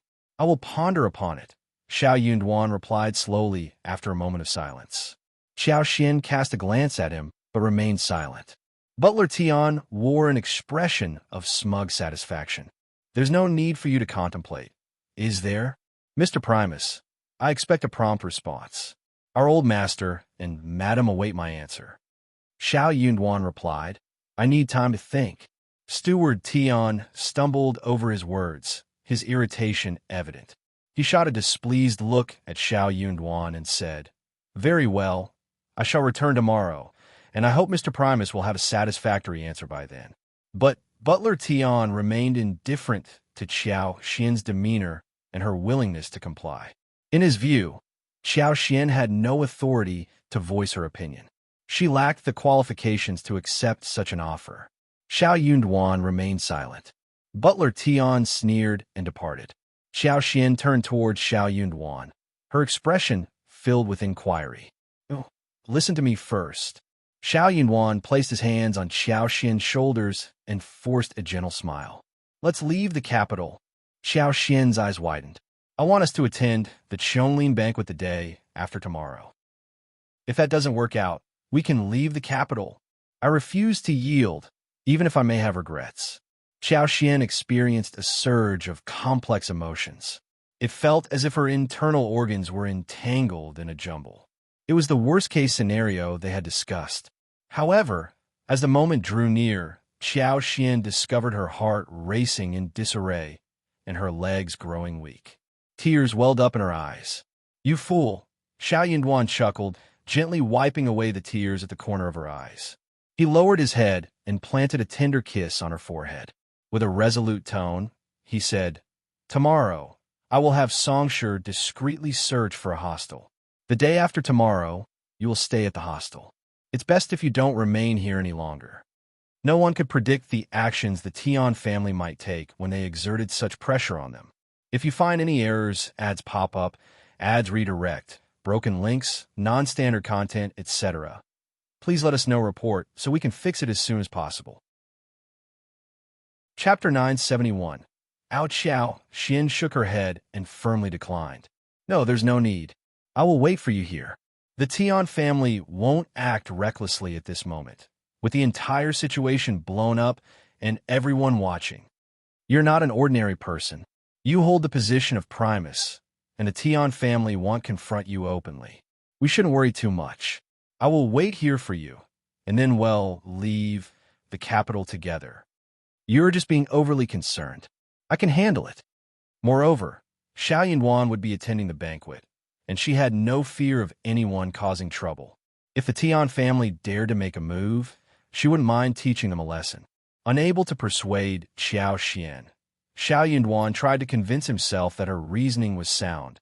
He was simply overly worried. The next morning, Butler Tian returned. He sought Xiao for an answer. However, he was unsuccessful as Xiao had taken Xiao out for a walk. Only Li Qiao and Li Xiao remained at home. Butler Tian sneered. The Primus is in such a carefree mood, going for a stroll. It seems he has already made his choice and is completely unconcerned. He must be consoling Ms. Qiao for her position as the official wife. That must be the case. Butler Tian wasn't particularly pleased.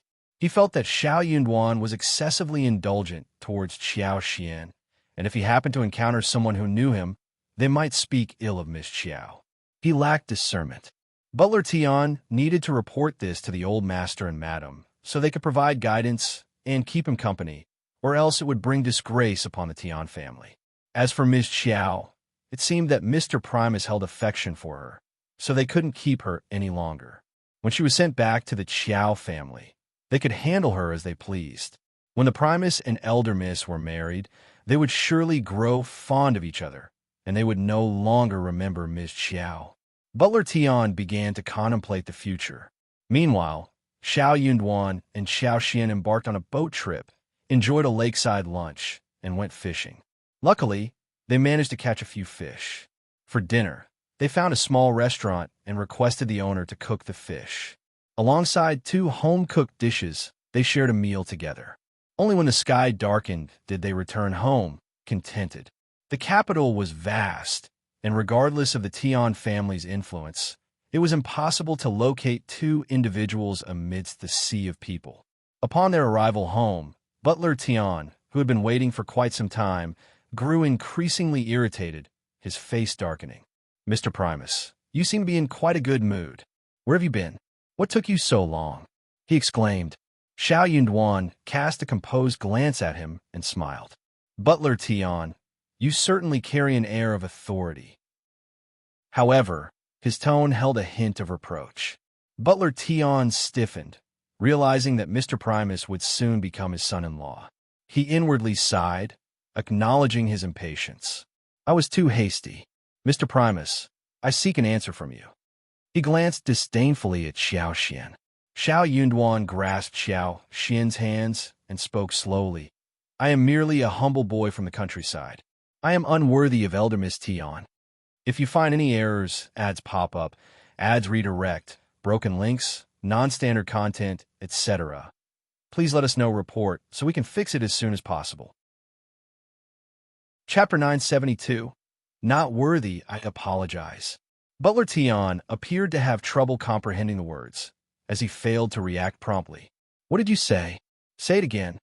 Xiao remained silent, gazing calmly at Butler Tian while tightly holding Xiao's hands. Butler Tian's eyes fixated on their intertwined hands, his sneer growing fiercer as his anger intensified. He felt that the Tian family had been humiliated. "So, that's your decision? Mr. Primus, have you truly considered it thoroughly?" "I am unworthy."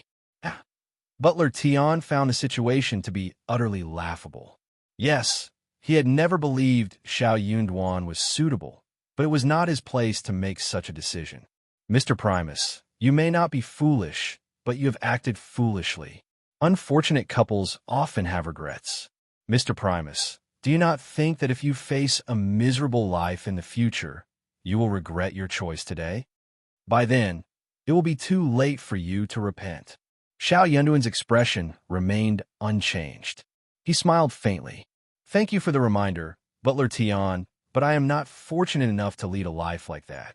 He was unaware of what he had traded in for his conscience and social status. At the very least, he couldn't find solace in it. Moreover, He had no intention of abandoning his wife. Good, very good.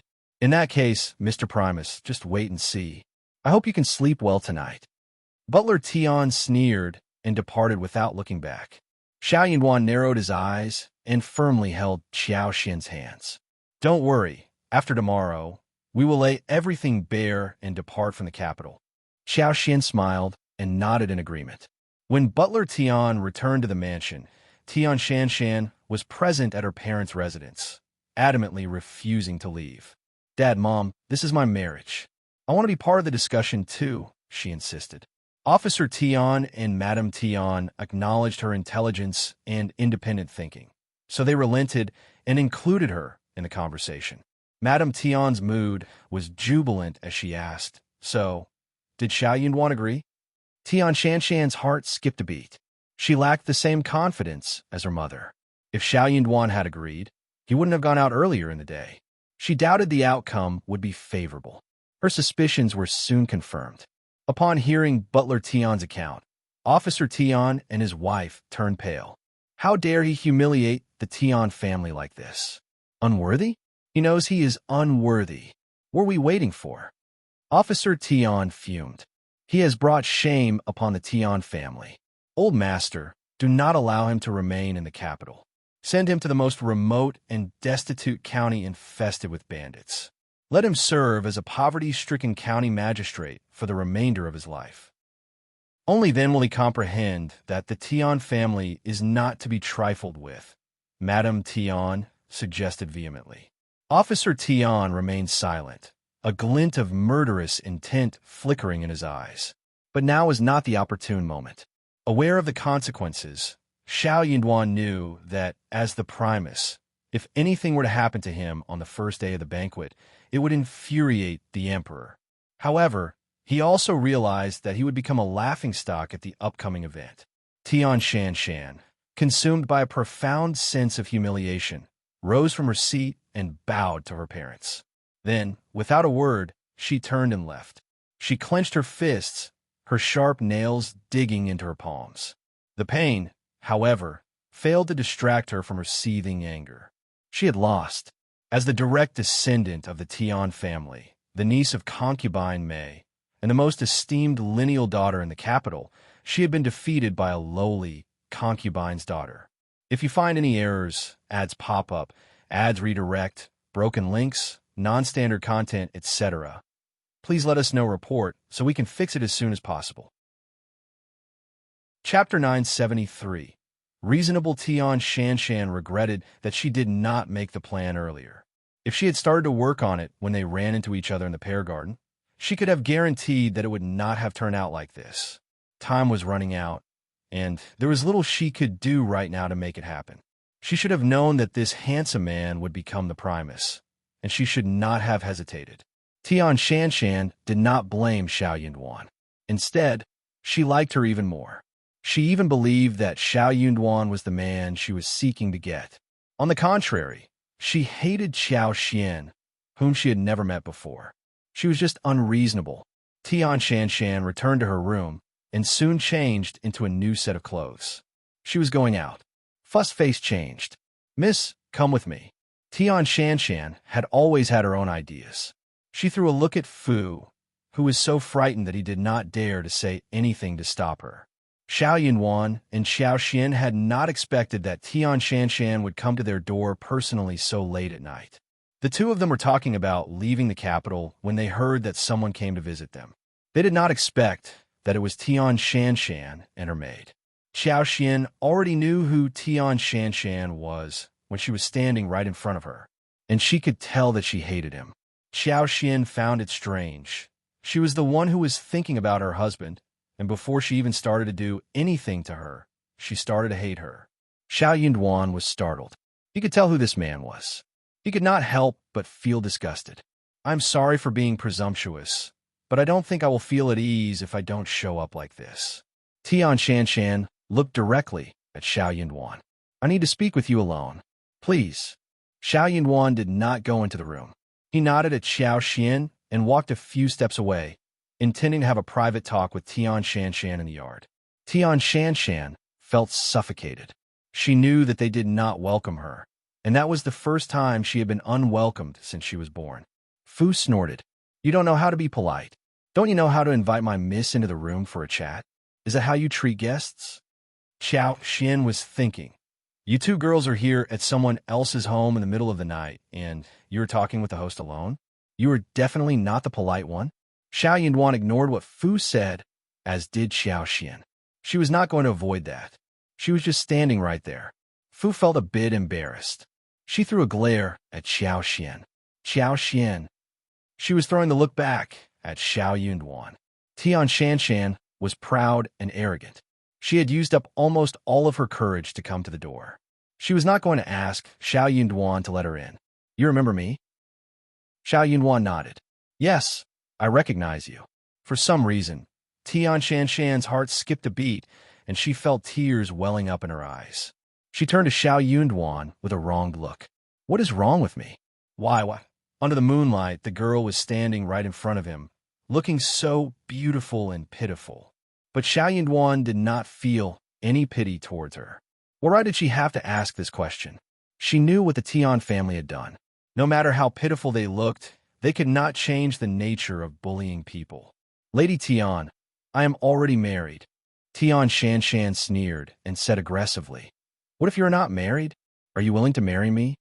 If you find any errors, ads pop up, ads redirect, broken links, non-standard content, etc., please let us know report so we can fix it as soon as possible.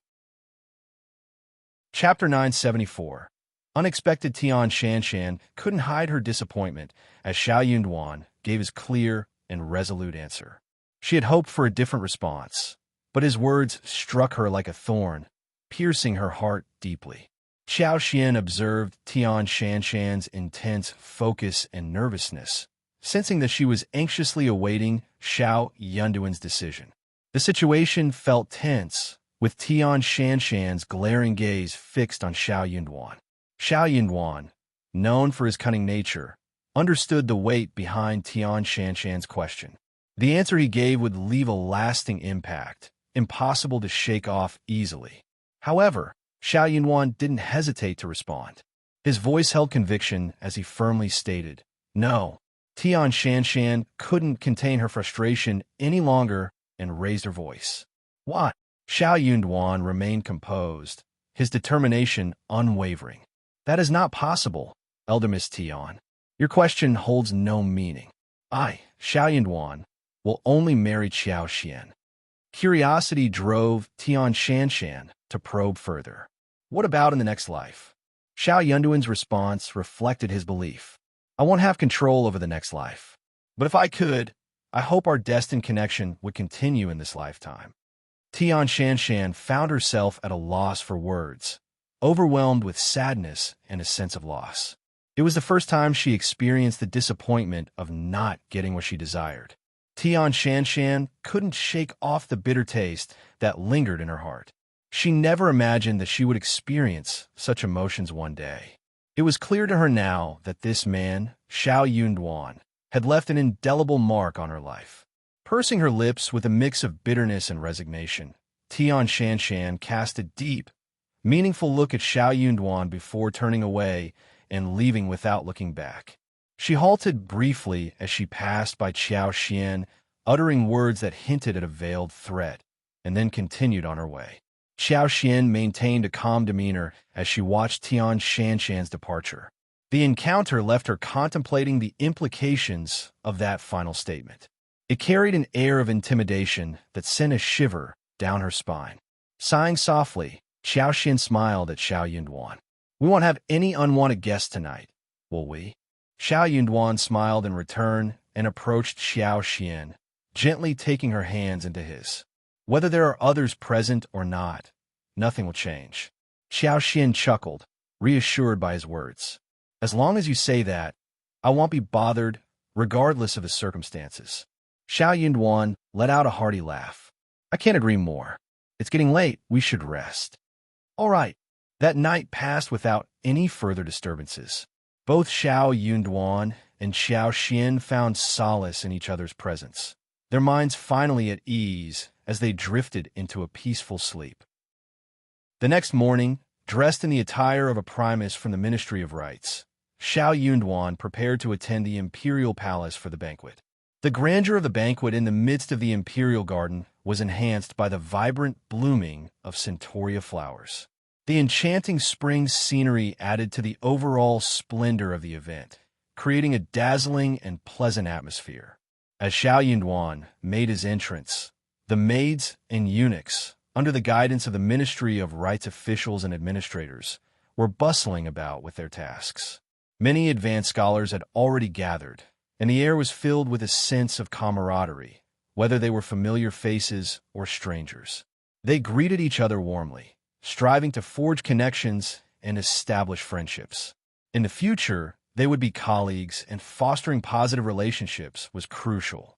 No one knew who among them would rise to prominence or require assistance down the line. It was wiser to maintain goodwill and amicability rather than fostering enmity. However, as Xuan stepped into the imperial garden, a hush fell over the advanced scholars who had been engaged in lively conversations.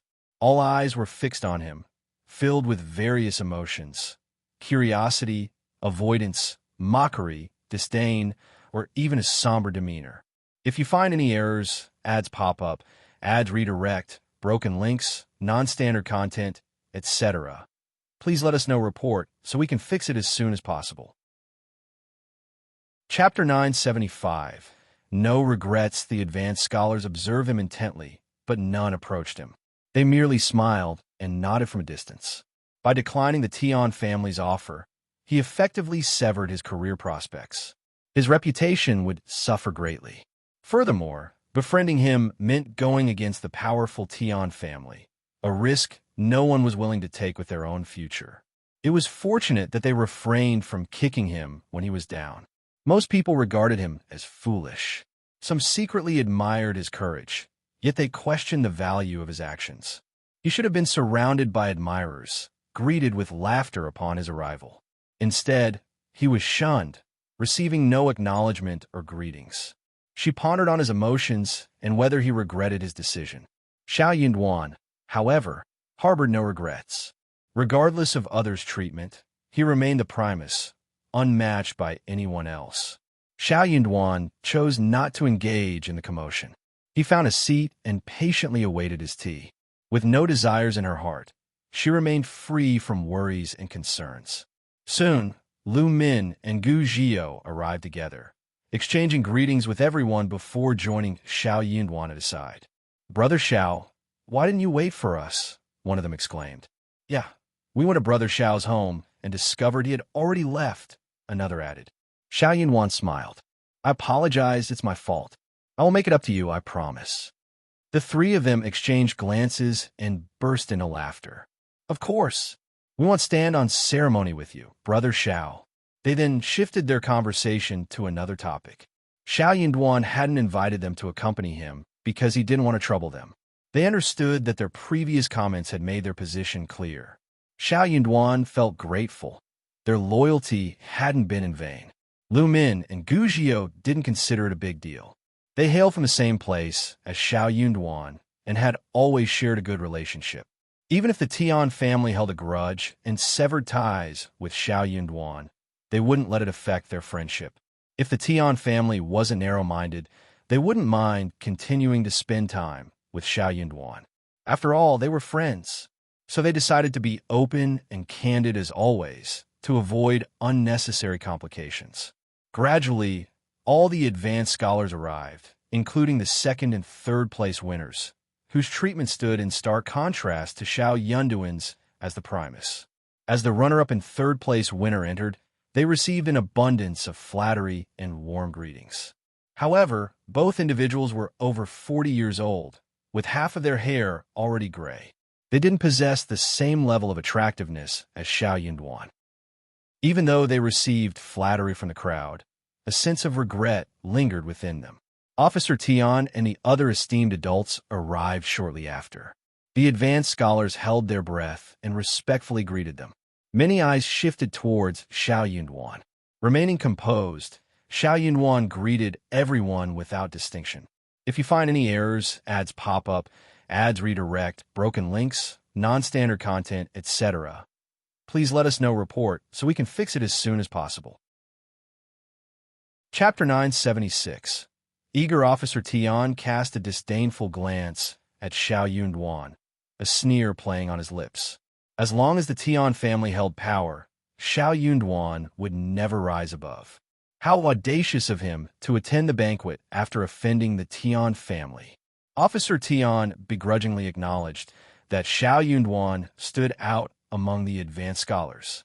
It was no wonder his prideful daughter had developed feelings for him. But Xiao Yunduan was too foolish to comprehend the gravity of his actions, ensuring an unfavorable fate awaited him. One day, he would regret his choices. As the time neared, a group of well-dressed eunuchs guided the advanced scholars to line up according to their rankings, first, second, and third. They followed the courtiers and knelt before the emperor as a gesture of respect. The advanced scholars couldn't help but feel a surge of excitement as they beheld the emperor's presence. It was a profound honor to witness the sky in such a manner. Accompanied by the crown prince, several princes, and distinguished scholars from the pavilion, Emperor Qian of Qi entered the imperial garden. His gaze fell upon the newly minted advanced scholars, kneeling before him. He beamed with joy. When a government admitted scholars, it injected fresh vitality into the court, ensuring a smooth transition of power. Each new examination held immense significance. Once the emperor settled in his seat, the ceremonial officer's voice rang out, and the advanced scholars and courtiers prostrated themselves. Long live the emperor! The cheers surged like a tsunami, resonating through the skies. Emperor Qian's face lit up with delight. He laughed heartily, instructing everyone to rise. He commended them and encouraged the scholars to devote themselves to the nation, shoulder the burdens of the imperial court, and work diligently for the well-being of the people under the Qin dynasty's rule. The newly inducted advanced scholars knelt once again and replied with resounding voices, their unified cheers filling the air. Their faces flushed with excitement, and their eyes sparkled with anticipation. The energy within them surged, their hearts yearning to become diligent officials who would work tirelessly for the country and its people, a gesture of gratitude towards the benevolent emperor. Emperor Qian's satisfaction grew, and he instructed the servants to serve wine and delicacies to the scholars. At such gatherings, poetry compositions were expected, serving as a means for courtiers to engage with the advanced scholars and familiarize themselves with one another. It was also an opportunity for the new scholars to showcase their talents. The advanced scholars brimmed with enthusiasm, eager to participate in this customary exhibition. This was the highly anticipated spectacle of every banquet, a lively, captivating display of talent. Following the announcement of the rankings, preparations commenced, and confidence ran high among the scholars. Some even harbored ambitions to surpass the competition with their prowess and secure the top spot. For her, it marked her first appearance before the emperor, a promising beginning. If she could please the emperor and elicit his approval with a simple good, the courtiers and officials would regard her in a new light, paving the way for a prosperous future. After 3 rounds of wine, the conversation shifted towards poetry. Under the guidance of the crown prince, other princes, and ministers, Emperor Qian of Qi proposed a topic, requesting the scholars to exhibit their talents. Laughter subsided, and their minds began to contemplate, aiming to deliver an impressive speech that would etch their names in history. Emperor Qian was known for his affability, provided his own interests were not at stake. For instance, he sympathized with the advanced scholars, apprehensive that some might exploit the opportunity to criticize and provoke controversies. Hence, he decided to forego a specific format and instead invited the scholars to compose poems. If you find any errors, ads pop up, ads redirect, broken links, non-standard content, etc., please let us know report so we can fix it as soon as possible. Chapter 977. Good. The advanced scholars reveled in their joy, having successfully advanced to the next level. Their spirits soared, and they sought an outlet to express their emotions. Poetry became the perfect medium through which they could convey their sentiments and determination, presenting a prime opportunity to showcase their loyalty to the emperor and the imperial court. A hush fell over the lively scene. Xiao Yunduan recited quietly, swiftly crafting a composition.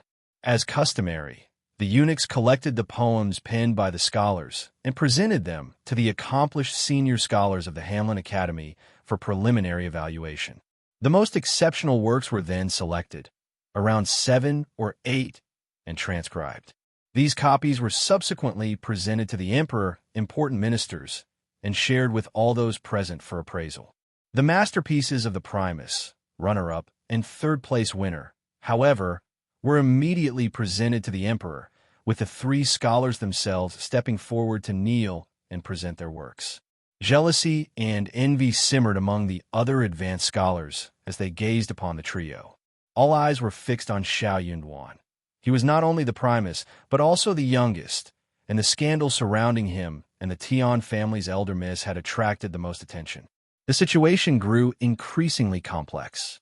Amidst the jealousy and envy, there were also individuals who relished the opportunity to mock and witness the unfolding drama. Yet, Xiao Yunduan paid no heed to the commotion. Setting down his pen upon completion, he patiently awaited the summons. When the appointed time arrived, the ceremony supervisor relayed the message. Xiao Yunduan, along with the other 2 winners, rose to their feet, holding their works with reverent hands. They bowed respectfully, lifting their poems high above their heads, requesting the emperor's guidance and instruction. Emperor Qian graciously accepted the 3 works presented by the eunuch, his gaze lingering a little longer on the Primus and the other 2 winners. Compared to the 2nd and 3rd place winners, the Primus exuded an exceptional air of handsomeness and refinement.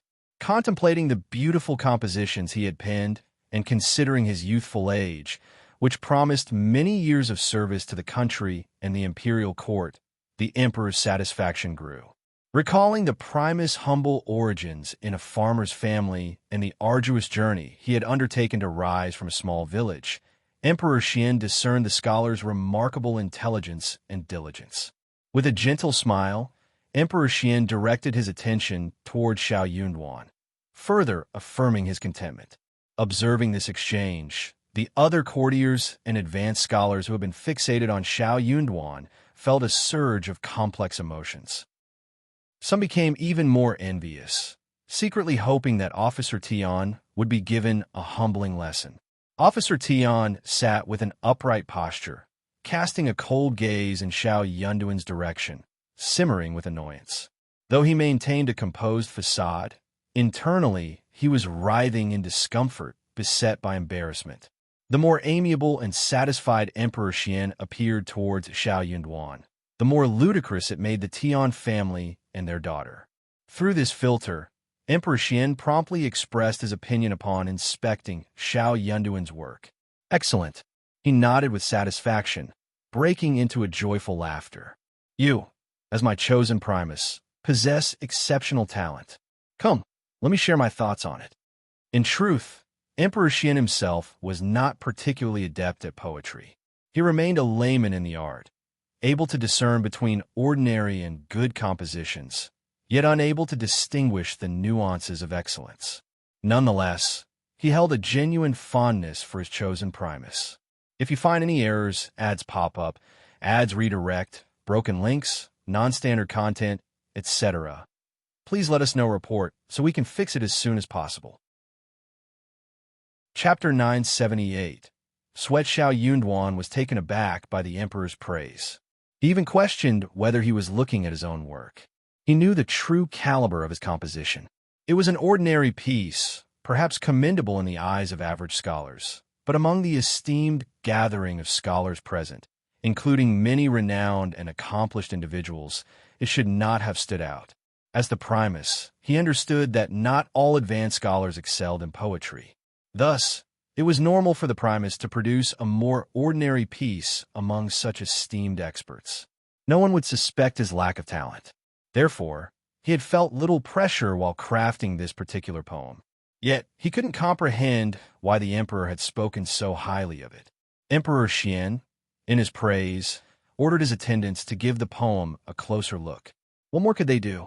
Xiao smiled and added a few more words of gratitude, all the while wondering if he was truly deserving of such accolades. After all, when the emperor commended them, the courtiers would undoubtedly follow suit. They were not as discerning as the emperor himself. The eunuch responsible for delivering the poetry also recited it to the other advanced scholars. Copies of the poem were distributed to the scholars as well. The expressions of the advanced scholars stiffened momentarily, exchanging glances with one another. They mustered forced smiles and joined the ministers in praising and admiring the work. That is an exceptional poem. No wonder he is the Primus. He is capable of producing such magnificent work. I am so lucky to have been able to read the masterpiece by the Primus. Look at the beginning of the story. It is totally out of the ordinary. Ordinary people would never have thought of this. I think that is the best idea. How did you get it? The Primus is so quick-witted. It is so good to use the words unclean and scarred moon in these two areas. Xiao Yunwan got so nervous.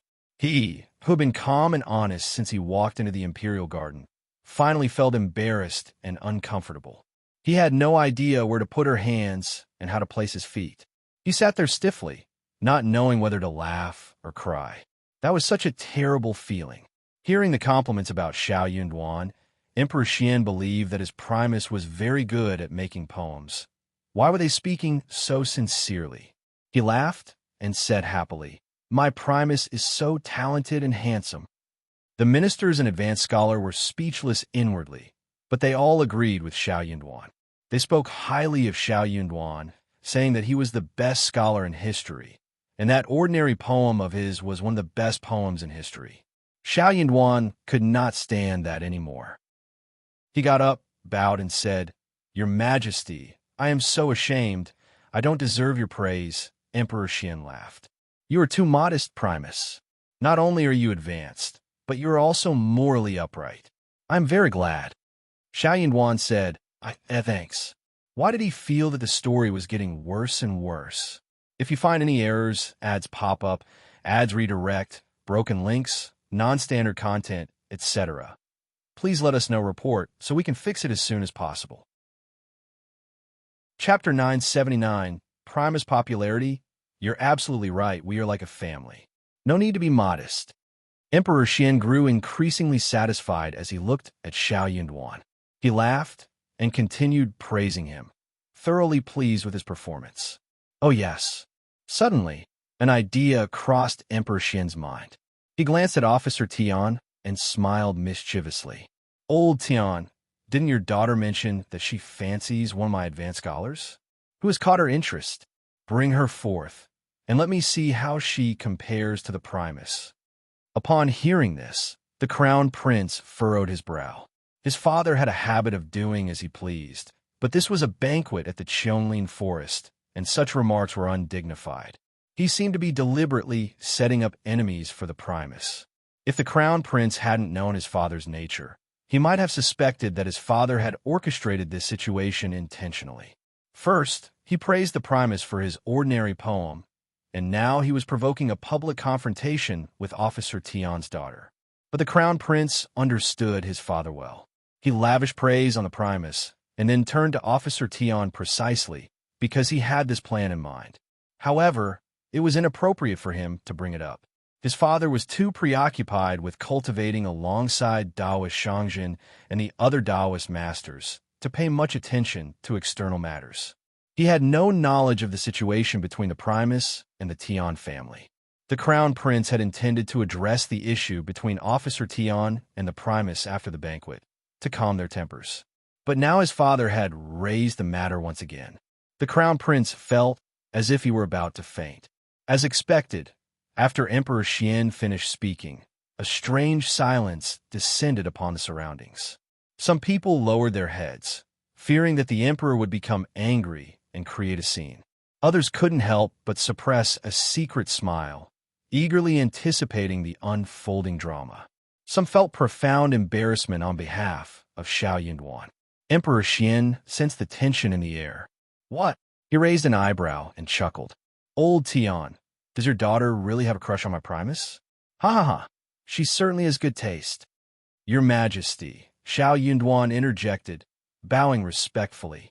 I already have a wife, and I highly doubt that Elder Miss Tian would be interested in me.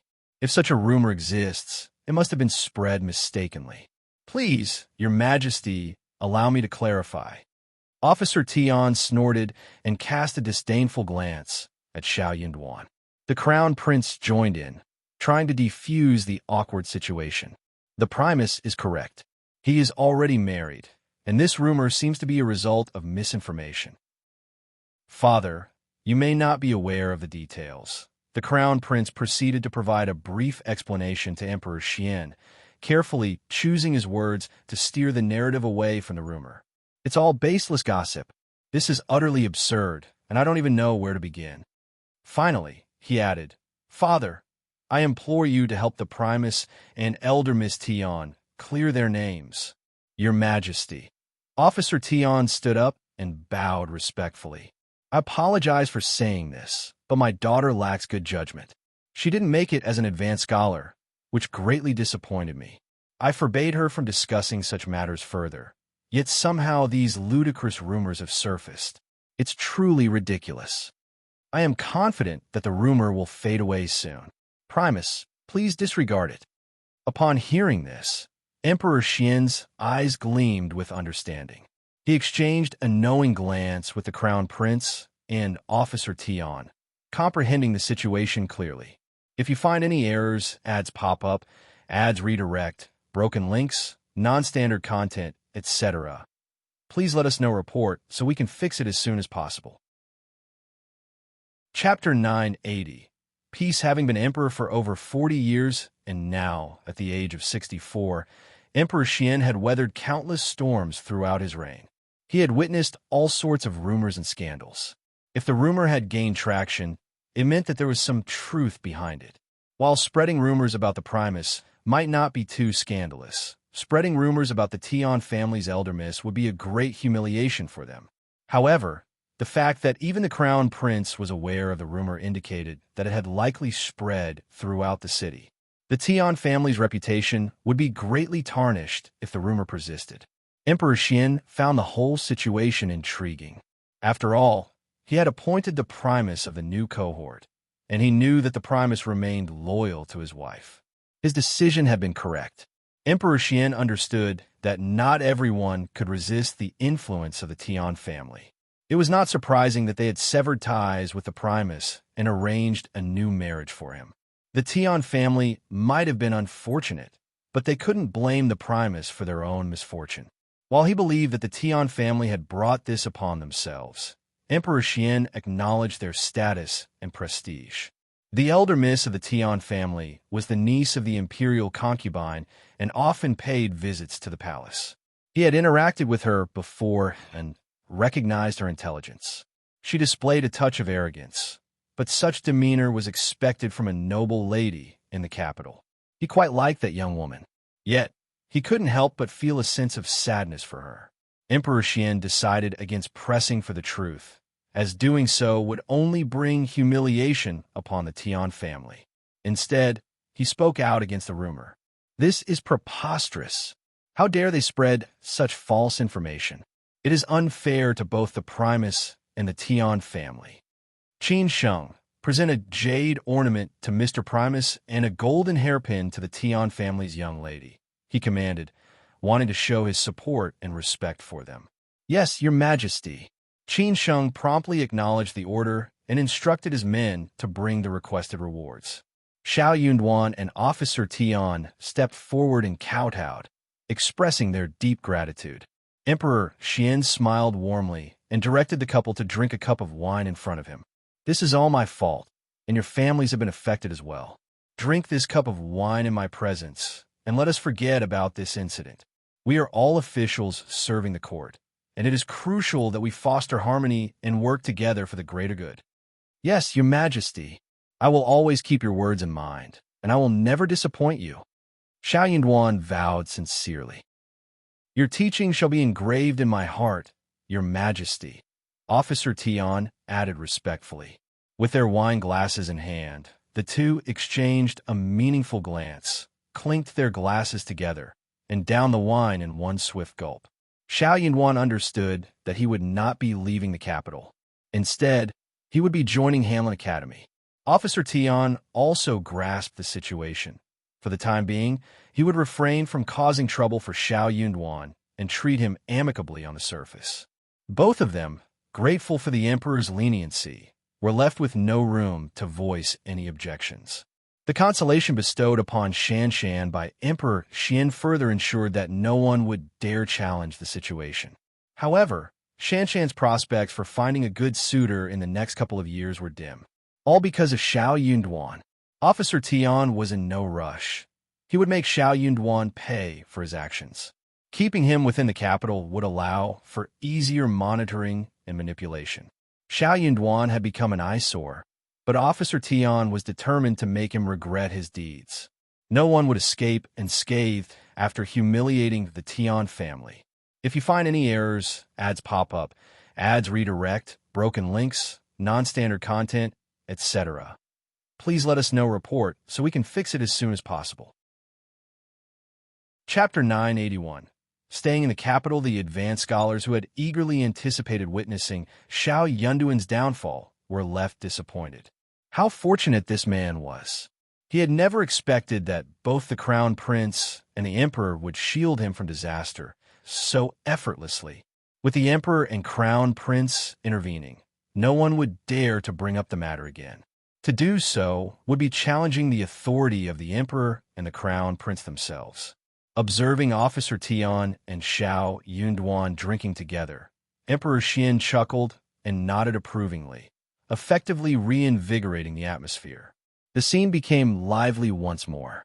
They continued to revel in the enjoyment of poetry, the rewards bestowed by Emperor Xian, and the camaraderie among the advanced scholars. It was a delightful experience that lasted for half a day before everyone departed from the Imperial Garden. As they bid their farewells, several of Xiao Yunduan's classmates, apart from Lu Min and Gu Zhiyou, approached him and exchanged pleasantries. Xiao Yunduan maintained a composed demeanor, responding politely to their greetings. Such was the way of the world. Most individuals possessed an innate instinct to seek advantages and avoid disadvantages. He did not hold their swift change in attitude against them. However, he recognized that true feelings were revealed during times of trouble. While they exchanged greetings and pleasantries, he did not consider them genuine friends. Lu Min and Gu Zhiyou were genuinely overjoyed for Xiao Yunduan. They held great admiration for his talent, and with Xiao Yunduan by their side, they unconsciously felt a sense of security, as if they had found a pillar of support. With the crisis now averted, the Tian family would likely let the matter go. Thus, the two of them breathed a sigh of relief. Accompanying Xiao Yunduan on his way home, Lu Min and Gu Zhiyou's presence startled Xiao Xian upon seeing them together. Lu Min and Gu Zhiyou were bursting with excitement, their eyes shining as they eagerly recounted Xiao Yunduan's triumph at the banquet and how the Tian family had been saved. Xiao Xian turned to Xiao Yunduan, his curiosity piqued. With a smile, Xiao Yunduan nodded and handed her the jade. The Emperor presented this to me. Keep it safe. This jade ruby held significance beyond being a gift from the Emperor. It could serve as a reminder to those who dared to bother them that they had the means to defend themselves. Xiao Xian carefully opened the brocade box, revealing a long, white jade ruby nestled on the bright yellow satin.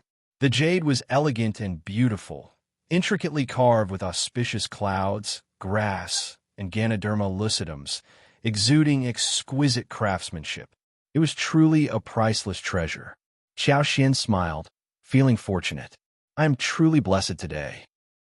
This jade ruby is a magnificent gift from the Emperor. Lu Min chimed in, grinning.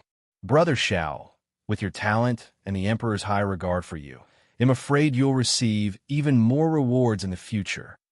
Gu Zhiyou chuckled, adding, Indeed, ha! They all laughed merrily. With the crisis resolved, the tension dissipated, and Lu Min and Xiao Yunduan had much more to discuss. The three of them headed to the study together. Xiao Xian instructed Li Qiao and Li Xia to purchase ingredients for dinner, ensuring they would have a meal before returning home. As Lu Min and Gu Zhio bid farewell and left the Qiao family's premises, darkness descended, and the vibrant hues of the sunset faded away. Qiao Xian was trimming a cluster of rhododendrons in the courtyard, while Xiao Yunduan observed from the sidelines. "Darling, you can't simply abandon your position, can you?" Xiao Xian voiced his concerns. Understanding the implications, Xiao Yunduan nodded. "Indeed, I will likely have to remain in the capital. If you find any errors, ads pop up, ads redirect, broken links, non-standard content, etc., please let us know report so we can fix it as soon as possible." Chapter 982. Qiao Xian's bet the emperor held such a high opinion of him that he remained oblivious to the unfolding events. However, by doing so, the ministry personnel would never force him to leave the capital. "My dear, I will seize an opportunity to suggest paying respects to our ancestors." And then, Xiao Yunduan smiled bitterly, his determination apparent. "You can stay in the village once we return." Their household was well stocked, and the bustling province was within close reach, allowing her to acquire anything she desired. Her family treated her kindly, ensuring she was not mistreated in his absence. County Magistrate Qiao would soon depart for the capital, and the incoming county magistrate would likely avoid causing them trouble, as long as they acted sensibly. The odds of convenience were even higher. She envisioned a life of freedom and happiness back home. Xiao Xian was taken aback. Living in the village, she lacked nothing. The family was harmonious, and she had the freedom to explore the mountains and the town whenever she pleased. It was an idyllic pastoral life she had always dreamed of. It couldn't be more perfect. However, that was no longer what she desired. "You want to separate from me? That's not what I meant." "You're right." Xiao Xian's expression turned sorrowful and distressed. "You achieved the highest position and received recognition from the emperor, yet you still wish to remain a government official in the capital. You want to cast me aside and pursue a contented life in the city. Perhaps you will take on concubines one after another. In a few years, I will bear children for other concubines as well." Xiao Xian had been teasing him, but as she spoke, a tinge of sadness crept into her voice. Tears welled up in her eyes. It was true. As the saying goes, husbands who are separated by 1,000 miles might as well be strangers. They were thousands of miles apart, and the capital city was so enchanting. No matter how pure-hearted and devoted he would inevitably be influenced by the passage of time and the vast, ever-changing environment. Xiao Xian didn't want to take that risk, and she couldn't bear the consequences. She wasn't being overly suspicious. She believed in trusting him, but she knew it wouldn't be that simple. Humans were social creatures, susceptible to their surroundings. Many people clung to their initial intentions, but over time, they changed. That change wasn't solely because of him, but also due to the environment. Being by his side or not made a world of difference. He understood his own intentions when he suggested she return to her hometown. He was worried she would face hardships or mistreatment in the bustling city, but she had no intention of staying in the village. She possessed extraordinary abilities that could protect her, and no one could easily harm her. Even without those abilities, she wouldn't leave. Xiao Yunduan was alarmed by Qiao Xian's words. Anxiously, he tried to explain, No, my love, you've misunderstood me. That's not what I meant. That's exactly what you're implying. No, I'm just concerned about your well-being. So, I shouldn't feel hurt when you take on a concubine. I don't have any concubines. What about in the future? There won't be any. You'll be thousands of miles away, and I won't be able to see you either, right? What if someone tries to woo you? What if the emperor insists on assigning someone to attend to you? Xiao Yunduan found himself torn between laughter and tears. Absolutely not. The emperor is far too occupied to meddle in such matters. If you find any errors, ads pop up, ads redirect, broken links, non-standard content, etc., please let us know report so we can fix it as soon as possible. Chapter 983. Staying in the capital, what if it does? Xiao Yunduan. My love, you enjoy arguing, don't you? You're pushing me away and not allowing me to voice my concerns. No, I'm not pushing you away. Xiao Yunduan was completely thrown off track by Qiao Xian's persistent questioning. He sighed, caught between laughter and tears. But I am genuinely worried about your well-being in the capital. Qiao Xian spoke softly. But you're not concerned about me when I'm not in the capital? Xiao Yunduan was taken aback. You don't want to see me after so many years? Annoyance flashed across Xiao Yunduan's face. I want to stay in the capital. Xiao Yunduan smiled as he looked at Xiao Xian. All right, let's stay together here. Xiao Xian smiled, tears still lingering. Don't worry, the Tian family has little connection with us, and we might cross paths again soon. The Tian family doesn't care about someone like me, a concubine's daughter who knows little. But you, as an officer in the court with ties to the Tian family and many acquaintances in the court, you need to be cautious. I may not be able to assist you in other matters, but I can provide you with a peaceful home to rest in. Isn't that wonderful? Xiao Yunduan felt warmth spreading through his heart. He smiled. Who says you know nothing? You're absolutely right.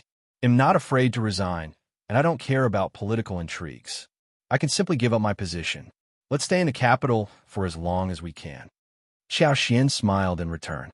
Xiao Xian appreciated his words, even though they seemed pointless and lacking motivation. Upon reaching an agreement, they felt a sense of relief and relaxation, with reduced conflict.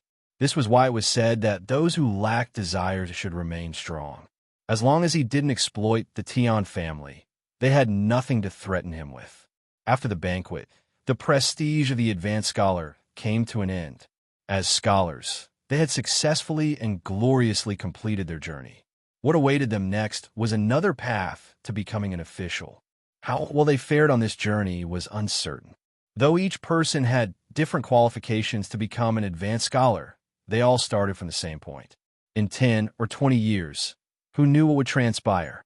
Perhaps the Primus would take no action, or the advanced scholar would rise to become a top-ranking officer. Such possibilities existed. They were both anxious and eager for the future, yet they silently swore not to become the most conspicuous individuals. Xiao Yunduan had already resolved not to dwell too much on this. He remained composed. Observing the scene, he suddenly noticed a distinction. When the Ministry of Personnel made the appointments, the positions were allocated one by one. In the capital, there remained a total of 46 individuals, dispersed across the 6 departments, Hanlin Academy, and various other locations. Naturally, the newcomers who had recently been recruited held positions at the 9th or 8th grade, with the highest being 7th grade. Their starting point could not be any higher. As for the rest of the group, they were dispatched as local officials throughout the country. The distinction lay in the fact that some were stationed in Jiangnan, the Central Plain, or the remote southern regions, while others were assigned to the bitterly cold and harsh territories in the northwest. This contrast was even more pronounced than those who remained in the intermediate locations. If you find any errors, ads pop up, ads redirect, broken links, non-standard content, etc., please let us know report so we can fix it as soon as possible. Chapter 984. Careful the differences extended beyond just the environment. The level of attention from the imperial court, the potential for greater achievements, and the speed of promotion varied greatly among the different locations. Xiao Yunduan caught the attention of Emperor Qian, which made the Ministry of Personnel hesitant to transfer him. He held a 7th-rank position at Hanlin Academy. Officer Tian secretly hoped that he could be assigned a more fortunate position, but he felt too embarrassed to act upon such desires. As a result, he could only grant Xiao Yunduan a 7th-rank editing position. However, Officer Tian did not approve of Xiao Yunduan's friends. Lu Min was dispatched to Fujian, while Qiao was sent to a cold and remote place in the northwest. These locations were underdeveloped and challenging environments, ones that most people avoided and tried to steer clear of. Xiao Yunduan felt a deep sense of guilt and even treated them to a meal, burdened by his conscience. Lu Min and Qiao were not particularly content either, especially after the appointments were announced. Some individuals made sarcastic remarks about Xiao Yunduan, further fueling their annoyance. Yet, they did not hold Xiao Yunduan responsible for their circumstances. "Brother Xiao, that's an order from the imperial court. It has nothing to do with you," Lu Min remarked. "Yeah, we're at the bottom of the rankings and lack connections, so we never expected to receive favorable positions. It's all within our expectations," Gu Zhio added. "Haha, no matter what, Xiao Yunduan has become a government official. He excelled in his studies and lives up to his ancestors. That's something to be proud of," another friend chimed in. "Indeed, who knows what the future holds? Being away from the capital might actually be a good thing. I'm curious about the scenery in the south," Lu Min pondered. "Haha, I think the north has its own interesting aspects too. But Xiao Yunduan, you're headed to advanced mountains and rivers, and we're uncertain when we'll meet again. People in the intermediate positions can be quite treacherous, and you're a bit different. Be cautious in the future," Gu Zhio advised. "Absolutely. Brother Xiao, please take care." They expressed their concern sincerely. Xiao Yunduan felt immense gratitude and nodded, engaging in a brief exchange of words with them. After their gathering, they were set to depart the following day. A long journey awaited them. Upon finishing the meal, Xiao Yunduan retrieved 2 envelopes and placed them in front of Lu Min and Gu Zhio, speaking earnestly. "There's 500 liang in each envelope, totaling 20,000 liang. Please don't refuse it. You'll definitely need it in your new locations. We're friends, so don't worry about it. If you feel guilty, you can always return it to me later." Both Lu Min and Gu Zhio were taken aback. "Brother Xiao, isn't this too much?" they exclaimed. Though they were able to sustain their studies and had a decent family background, they were only well off within their local province. By living frugally, they could earn around 20 or 30 taels annually. For them, 20,000 liang was an enormous sum. Xiao Yunduan smiled warmly. "We won't know the extent of our needs until we're in our respective positions. It's always good to have some for self-protection. Consider it a gift from me and your sister-in-law, and please don't turn it down." Moved by his kindness, they gratefully accepted the 2 envelopes. "Brother Xiao, thank you so much. We'll all live well, and we'll meet again in the future. Take care, Brother Xiao." "You too." Xiao Xian also handed each of them a cloth bag, each containing 5 potatoes. "If you find any errors, ads pop up, ads redirect, broken links, non-standard content, etc., please let us know report so we can fix it as soon as possible." Chapter 985. Future. This is a yam from the west. It seems quite rare. When you bring it to your new locations, cut the seeds into pieces and plant them like regular yams.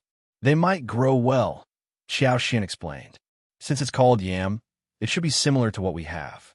You can steam, stir-fry, or cook it.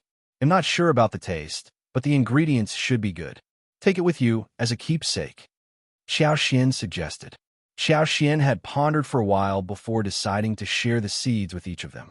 Given the stinginess of the Tian family and the remote and impoverished location they were assigned, the local residents struggled with year-round starvation and a difficult existence.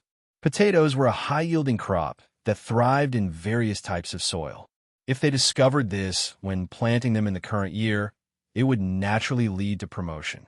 With Xiao Xian's superpower-enhanced seeds, they would likely be more resistant to pests and environmental challenges, resulting in a bountiful harvest.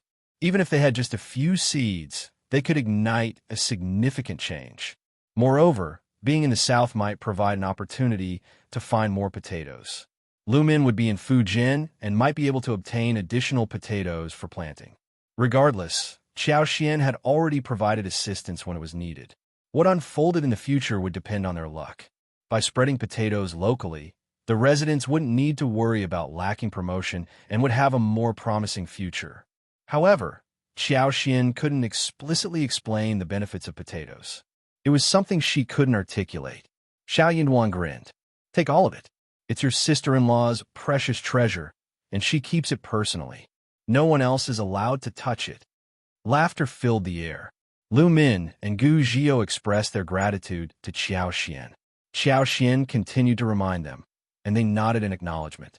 As they departed, Xiao Yunduan expressed his gratitude to Qiao Xian. "Thank you for your generosity. Without Xiao Xian, he wouldn't have received such a significant sum of money." Qiao Xian smiled and replied, "My husband and I are one. You don't have to treat me as an outsider." "No, I truly appreciate your help," Xiao Yunduan insisted. "You're welcome." They exchanged smiles. In truth, without Xiao Yunduan and the Tian family's assistance, Qiao Xian would have struggled to survive in this world, despite her superpower. She couldn't reveal her abilities to others, as it would only invite trouble. In the eyes of the world, she was merely a vulnerable woman. Making money wasn't easy, and even if she accumulated wealth, it would attract endless trouble and unwanted attention. It was quite bothersome. The only alternative would be to hide away in remote mountains and forests, but that would be dreadfully dull.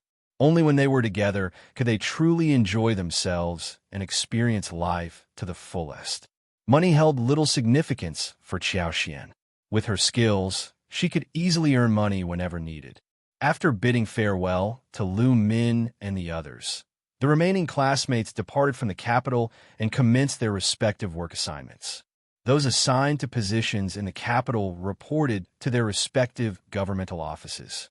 Xiao Yunduan, too, was assigned to Hanlin Academy. Although no one dared to gossip openly about him and the elder miss anymore, he still faced exclusion from his peers. After all, it was widely known that the Tian family and the elder miss had suffered humiliation. The Tian family would never let Xiao Yunduan off the hook. Their actions were merely an attempt to save face. They eagerly anticipated Xiao Yunduan's downfall, convinced that his luck as an officer was about to run out. If you find any errors, ads pop up, ads redirect, broken links, non-standard content, etc., please let us know report so we can fix it as soon as possible. Chapter 986. Hanlin Academy. No one dared to approach him at this moment. The incidents involving Lu Min and Gu Zhio had left a lasting impression on everyone. However, the Tian family refrained from commenting or making things difficult for Xiao Yunduan. They simply maintained a distance from him, as if he were invisible. Each individual prioritized their own future and avoided any involvement. Qiao Hongxi felt increasingly irritated. He had never anticipated becoming so closely associated with Xiao Yunduan. Initially, he had planned to manipulate others into harassing and humiliating Xiao Yunduan, eager to witness his downfall. After all, he was determined not to let Xiao Yunduan enjoy a good life. But now, he didn't dare to. Yes, he lacked the courage. However, the memory of the 4,000 liang he owed Xiao Yunduan and Qiao Xian, along with the words inscribed on that piece of paper, silenced any complaints he might have had. The couple were unpredictable. What if they were compelled to expose the secret publicly? The humiliation would be unbearable. Consequently, Qiao Hongxi had no choice but to avoid Xiao Yunduan. Even if he accidentally encountered him, he would lower his head and pretend not to notice. Unfortunately, news of their connection reached the ears of others soon enough. Concerned individuals began questioning why Qiao Hongxi wasn't seen with Xiao Yunduan. "Your sister is married to Editor Xiao, making you his brother-in-law, right? Congratulations, Brother Qiao. You now have a prestigious son-in-law." "Indeed, Brother Qiao, why don't you spend time with him? It's strange to see such distance between you two." Qiao Hongxi grew increasingly frustrated as he witnessed others either teasing him out of curiosity or plotting something malicious. Internally, he cursed at the absurdity of being judged for being a brother-in-law. After all, Qiao Xian was just the daughter of concubine. Did anyone have close relationships with their concubine siblings? However, he couldn't express these thoughts aloud. Qiao Hongxi had no choice but to avoid discussing the matter. When he couldn't bear it any longer, he resorted to making vague comments to discredit Xiao Yunduan and shift blame onto him.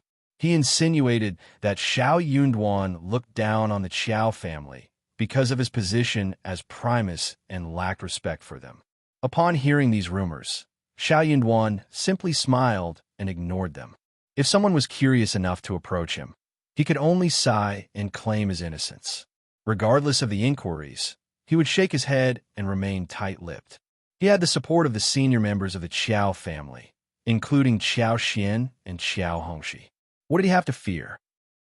No matter how hard Qiao Hongxi tried to discredit him, as long as he possessed that leverage, Qiao Hongxi would never dare to cause any trouble. Xiao Yunduan secretly wished that Qiao Hongxi would intensify his discrediting attempts, making the situation appear even worse. It would only amplify the humiliation. Clearly, Qiao Hongxi wasn't particularly clever. After all, he and the Qiao family were holding something over Xiao Yunduan, forcing him to remain subdued. Unfortunately, Xiao Yunduan's words proved ineffective, and the rumors spread even further. Furthermore, certain individuals sought to ingratiate themselves with the Tian family, fueling the situation. Surprisingly, the person who relentlessly attacked Xiao Yunduan was unexpectedly promoted to a vacancy at the Hanlin Academy. If you find any errors, ads pop up, ads redirect, broken links, non-standard content, etc., please let us know report so we can fix it as soon as possible. Chapter 987. Impeachment. To the man's astonishment, he was not only surprised but also delighted. The news caused a commotion among the members of the Hanlin Academy. Everyone there knew all too well that he was not supposed to be promoted this time. In a world filled with intelligent individuals, it became clear to them what had transpired. It was the doing of the Tian family. Officer Tian must have intervened and influenced the decision. Indeed, the Tian family showed no signs of relenting in their pursuit to keep Xiao Yunduan under their control. Others deeply regretted their actions. They had missed a golden opportunity. They lacked the courage to take advantage of such a foolish situation. But now it was too late. If the Tian family wished to see Xiao Yunduan suffer, they would oblige and curry favor with the Tian family.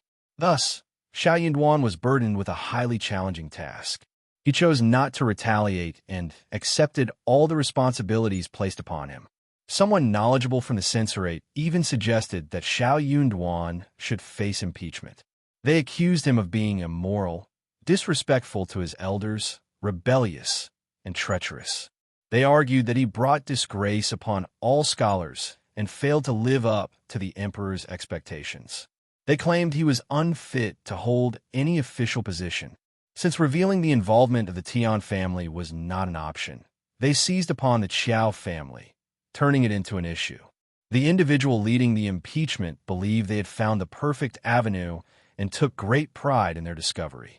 For scholars, possessing both morality and talent was of utmost importance. Once they were accused of immorality, their lives would be utterly ruined. Even the most revered scholar could fall from the heights of acclaim to the depths of despair overnight, let alone the Primus. Secretly, countless individuals were observing the unfolding drama. Normally, the appointment of a junior editor at the Hanlin Academy would not garner the attention of courtiers. Frankly, no one would be so idle as to impeach a minor editor. However, the situation changed when the Tian family became involved. Certain ministers felt that the Tian family was exerting undue influence. After all, it was the Tian family's own mistake for hiring Xiao Yunduan as their son-in-law. What did that have to do with editor Xiao? On the contrary, Xiao Yunduan's refusal to abandon his wife, even if it meant compromising his own future, was quite admirable. The emperor personally intervened, and Officer Tian even shared a drink with editor Xiao in the presence of the emperor, declaring that they should let it go. However, less than 20 days had passed. Now it was time to settle the score. Officer Tian was too arrogant, thinking he would not face any consequences when the Tian family had no involvement in this matter. They would see what the emperor thought of all this. But Xiao Yunduan had been waiting for this moment. What was the point of engaging in a minor dispute within the Hanlin Academy? At most, they would receive a scolding from the officials. It was not as thrilling as appearing in court. Thus, by severing ties with the Qiao family, the Tian family could maintain a clearer perspective. After this incident, the Tian family would think twice before attempting any cheap shots or tricks in the near future. Xiao Yunduan had to give them credit for that. Xiao Yunduan's impeachment left Emperor Xian feeling deeply displeased. The emperor held a favorable opinion of his newly appointed Primus. This young man possessed talent, and his rise from a humble background to the position of Primus was no easy feat. He exhibited diligence, and, even after achieving success, did not succumb to greed for wealth and power. Furthermore, he remained steadfastly loyal to his wife. If you find any errors, ads pop up, ads redirect, broken links, non-standard content, etc., please let us know. Report so we can fix it as soon as possible. Chapter 988. Xiao Yunwan was a man who adhered to principles and morality. He would not engage in any actions that went against his principles.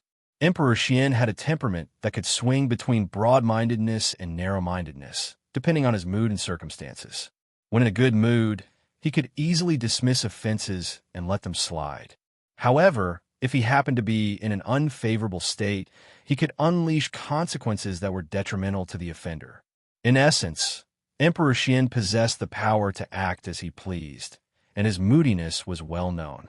Nevertheless, he was also highly intelligent.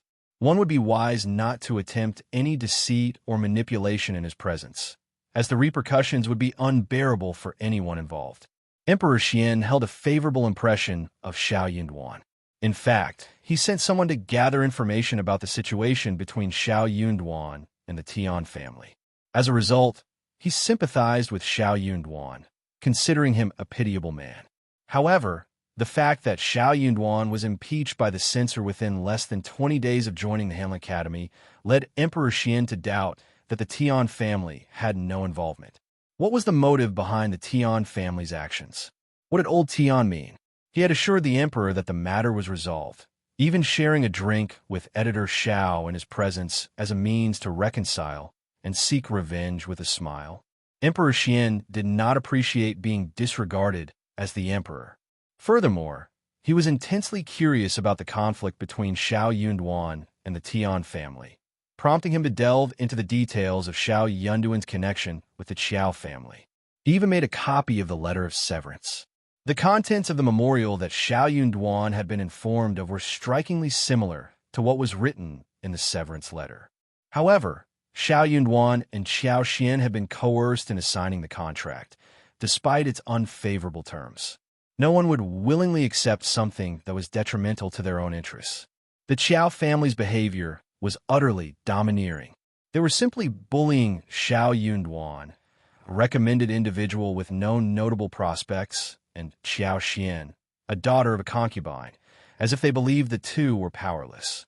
On the occasion of their only visit to the Qiao family, as Qiao Xian departed, she received a slap across the face.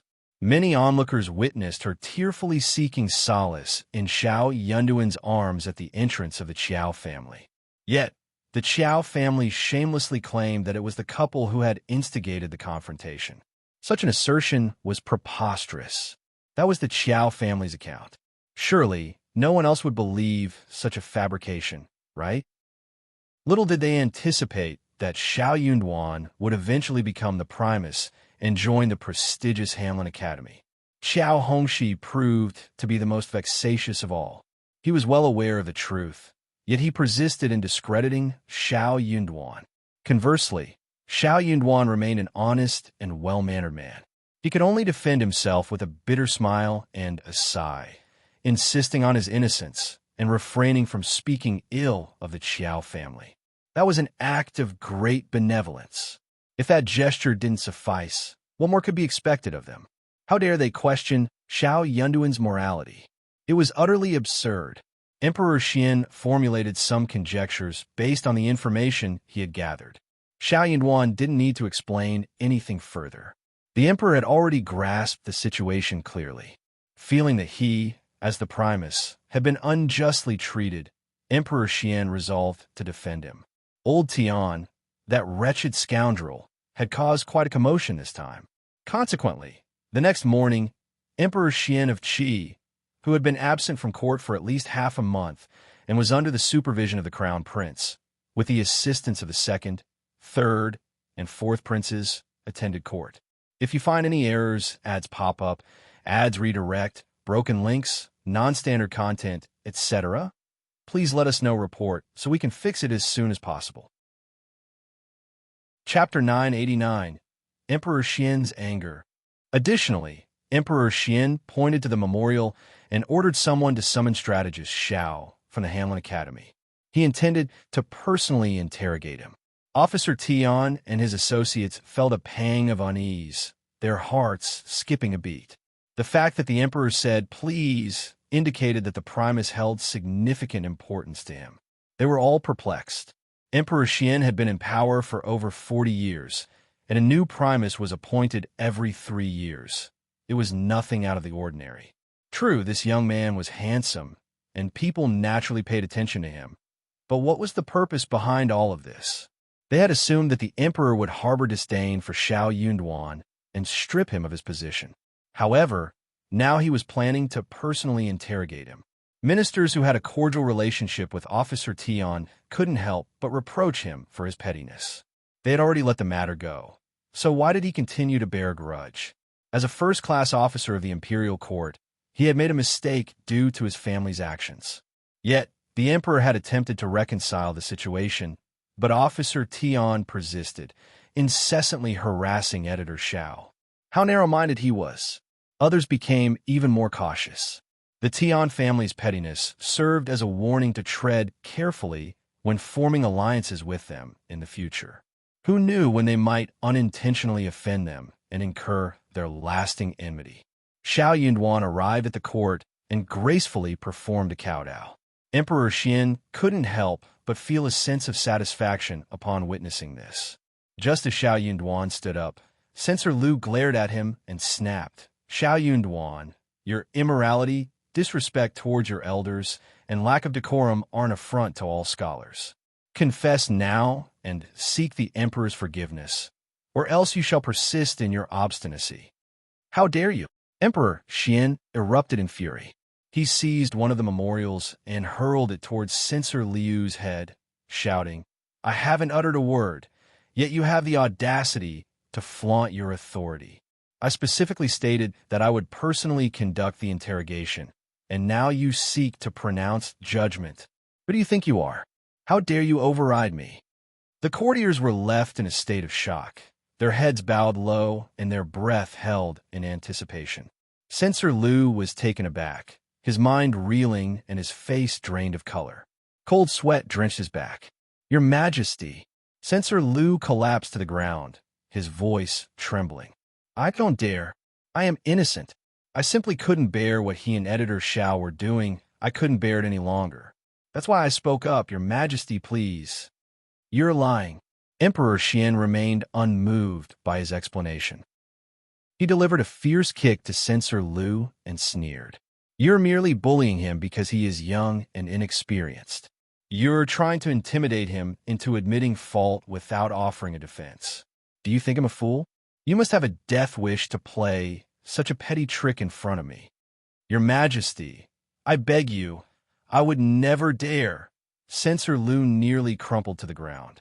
Fear had rendered his voice hoarse and trembling. He continued to kowtow, the resounding thuds echoing through the silent throne room. The courtiers were seasoned political players, adept at reading between the lines. Censor Liu's intention had been to catch Xiao Yunduan off guard by attacking him before he could gather his bearings. However, the emperor saw through his scheme, laying it bare for all to witness. If you find any errors, ads pop up, ads redirect, broken links, non-standard content, etc., please let us know report so we can fix it as soon as possible. Chapter 990. Thunder. He had publicly humiliated him. The courtiers were all reminded of a crucial fact. Emperor Xian's temperament was mercurial, and when he turned malicious, he spared no one's dignity. Emperor Xian remained unmoved, a cold sneer on his lips. "Silence. I have no desire to hear any more of your nonsense. My court will not tolerate heretics, evildoers, and despicable individuals like you. Men, remove his black hat, strip him of his official attire, and escort him out of the Golden Throne Hall." Censor Liu felt as if he had been struck by lightning.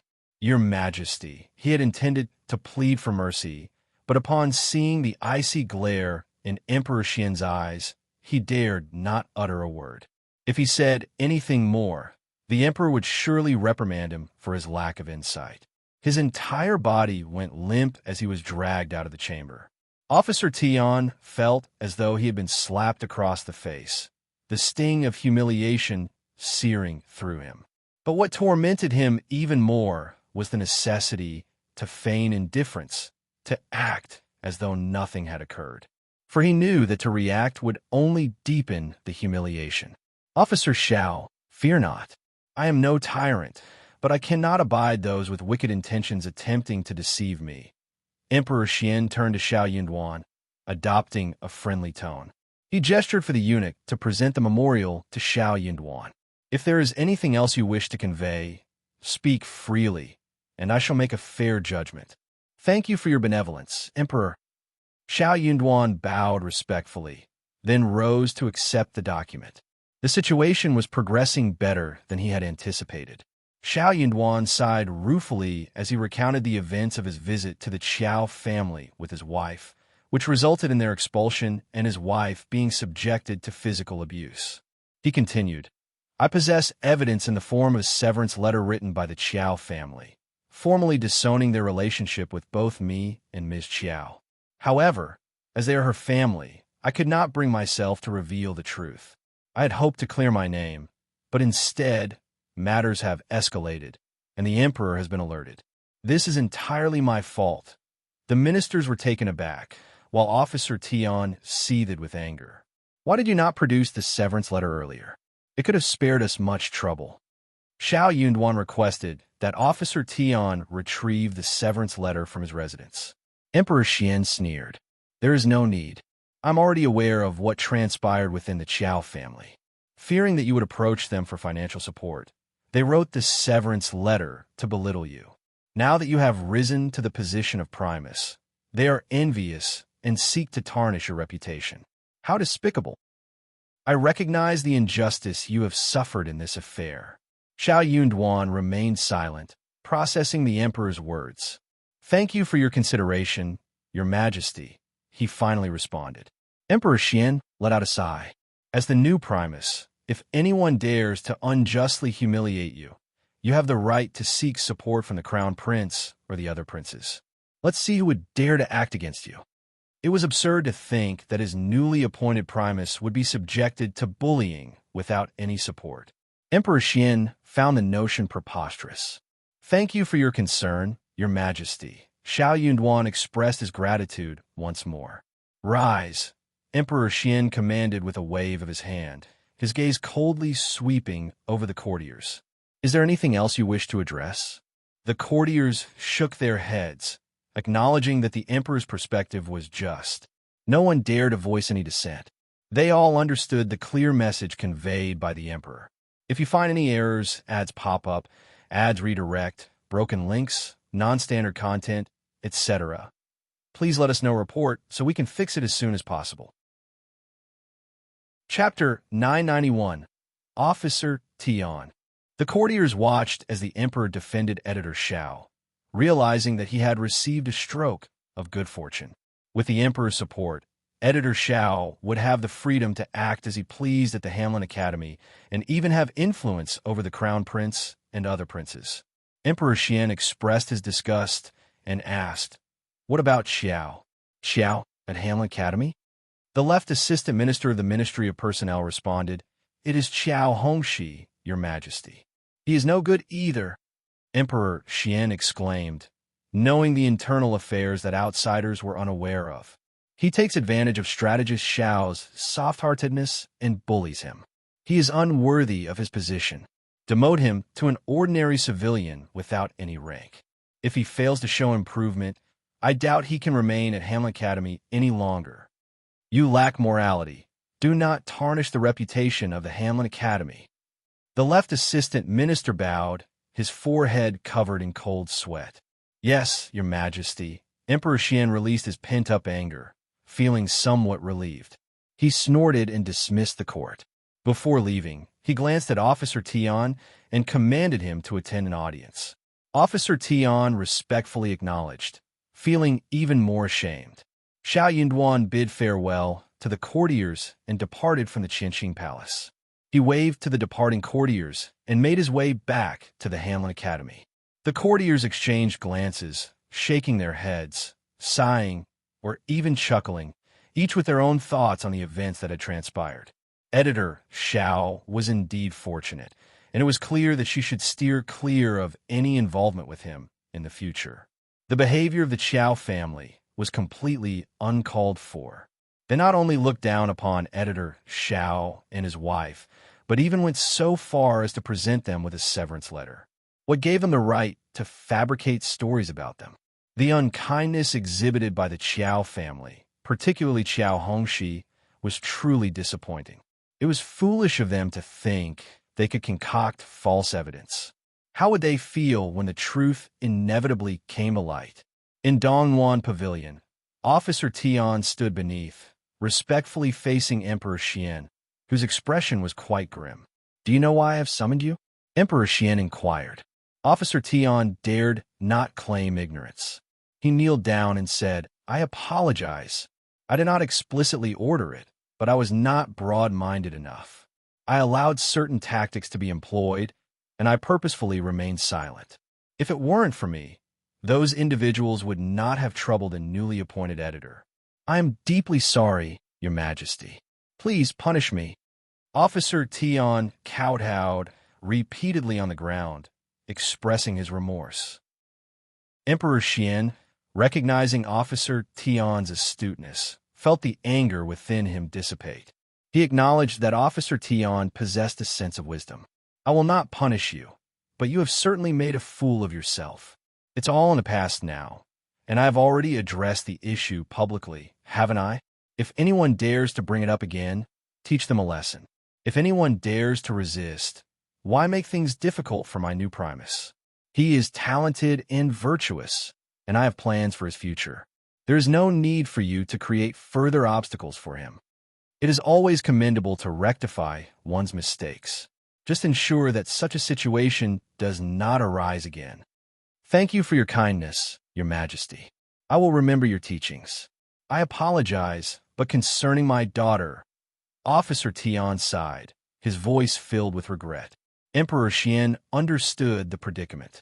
The Tian family's daughter had always been exceptional and proud, one of the finest among the noble ladies. It was a great disappointment that she had fallen into such a trap in her marriage. No wonder old Tian was so upset. His actions were driven by love for his daughter. If you find any errors, ads pop up, ads redirect, broken links, non-standard content, etc., please let us know report so we can fix it as soon as possible. Chapter 992, Revenge. No one was to blame. It was simply a regrettable mistake. Emperor Qian's expression softened. "Very well, let's put this behind us. Never speak of it again." "Yes, Your Majesty. You may go now." "Thank you, Your Majesty." Officer Tian let out a sigh of relief as he exited the pavilion. That was a close call. He had felt utterly humiliated. For the time being, he would refrain from taking any actions against Xiao Yinduan. He would ensure that nothing would happen to him and that everything would go smoothly within a year. Otherwise, the blame would fall on his daughter, and that was simply exasperating. Officer Tian's annoyance grew, prompting him to change his plans. Instead of heading to the governmental office, he decided to go straight home to Madame Qiao. Inside the residence, Tian Shanshan was engaged in conversation with her mother. Observing Officer Tian's troubled expression, she offered a comforting smile. "Who upset you? You must also take care of yourself. Don't let these matters get to you. If you show your anger, it will only invite sympathy from others and make us feel sorry for you." Madame Tian joined in, her smile gentle. "Shanshan is right, my dear husband. Look at how filial our daughter is. Shanshan has always been a paragon of filial piety, and I am well aware of that. I am blessed to have such a wonderful daughter." Officer Tian chuckled, finding solace in Tian Shanshan's words. He felt a sense of relief wash over him. However, the weight of his daughter's recent misstep lingered in his mind, causing him further distress. She was such a kind-hearted girl, so why did she have to encounter such unfairness? He could no longer tolerate it. There was no time like the present to seek vengeance. After a brief exchange, Officer Tian escorted Tian Shanshan away and recounted the morning court incident to Madame Tian. Madame Tian felt a sense of suffocation. What does this have to do with you, dear husband? It's not your fault. If that Qiao person has offended someone, it's only natural for others to seek revenge. If he lacks the ability to handle it, he'll have to face the consequences. Why should you bear the blame? The Emperor's actions are completely unfair this time. Are we expected to shoulder the responsibility for anything that befalls the Qiao family? Madame Tian's words were fueled by her frustration, but Officer Tian could only offer a bitter smile and sigh. You're right. What do you mean? From this point forward, I will make it known that no one should cause any trouble for Qiao. He'll ensure that people pay attention to him and offer assistance if anything happens. Dear husband, you're being unreasonable. Madame Tian's annoyance grew. Don't worry, it's never too late for revenge. We can discuss this after a year and a half.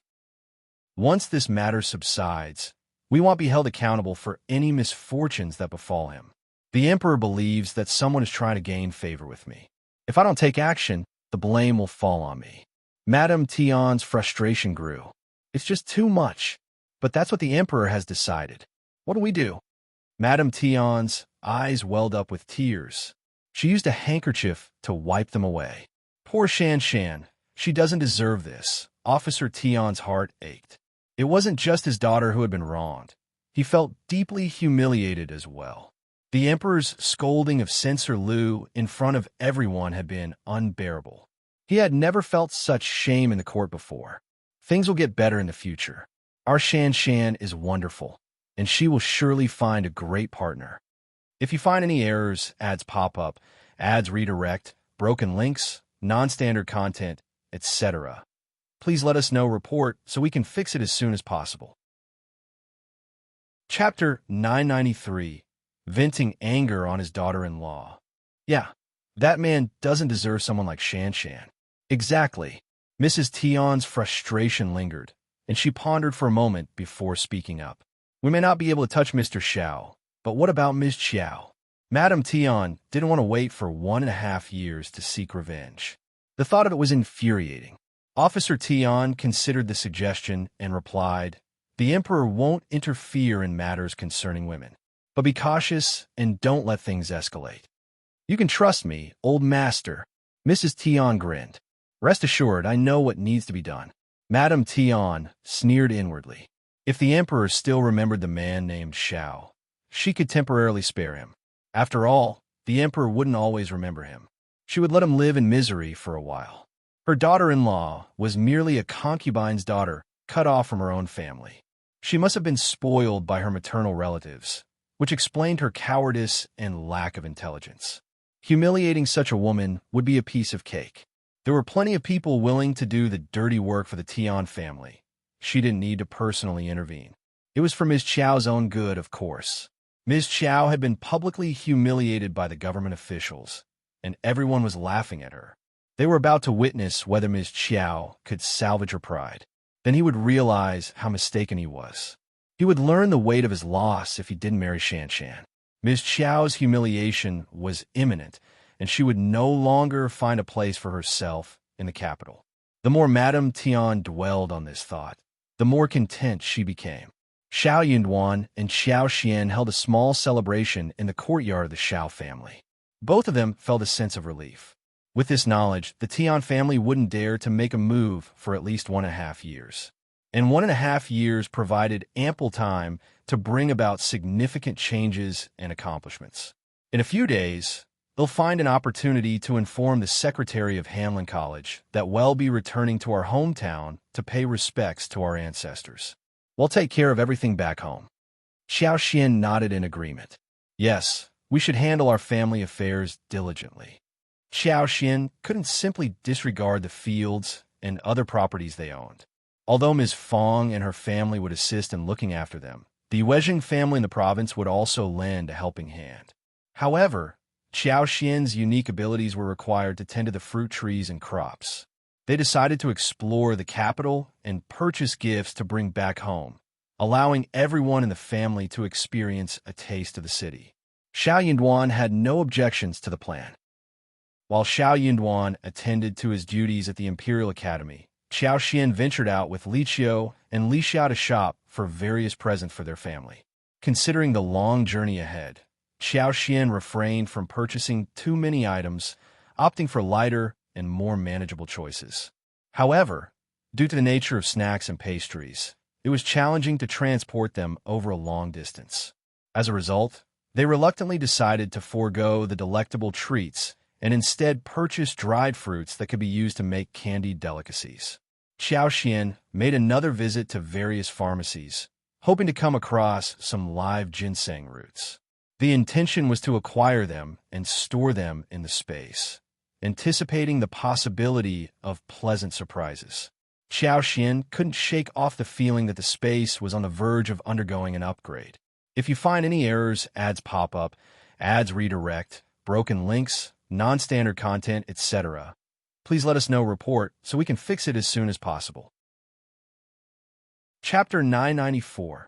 Buying Living Ginseng. At this moment, if she could acquire 10 or 20 live ginseng plants and cultivate them, it would likely yield positive results.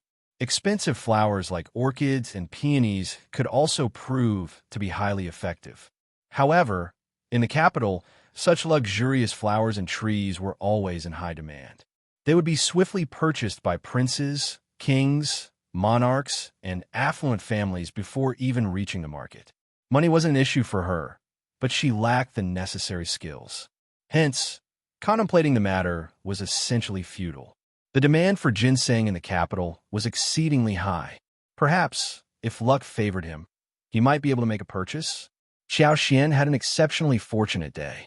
She successfully procured some live ginsengs from 2 different stores.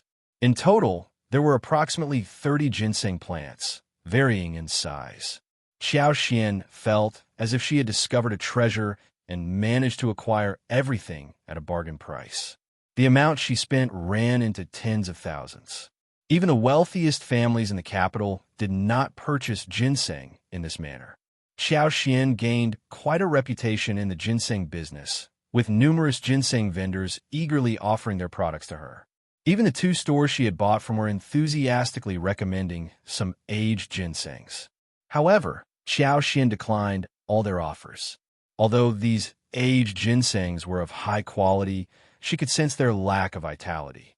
Over time, they had dried up and transformed into mere medicinal herbs. No matter how excellent they might be, they were of no use to her. Qiao Xian planted the 30 or so ginseng plants in her garden space. The following day, she witnessed all of them taking root in the soil and gradually rejuvenating. The spiritual energy was so abundant that Qiao Xian could see the expansion of the spring water area from the Proficiency Sutra. Standing near the spring, she gazed into the distance, unable to discern its end. It extended at least 3,000 to 4,000 meters away. Curiously, Qiao Xian casually broke a pomegranate and inserted it into the soil.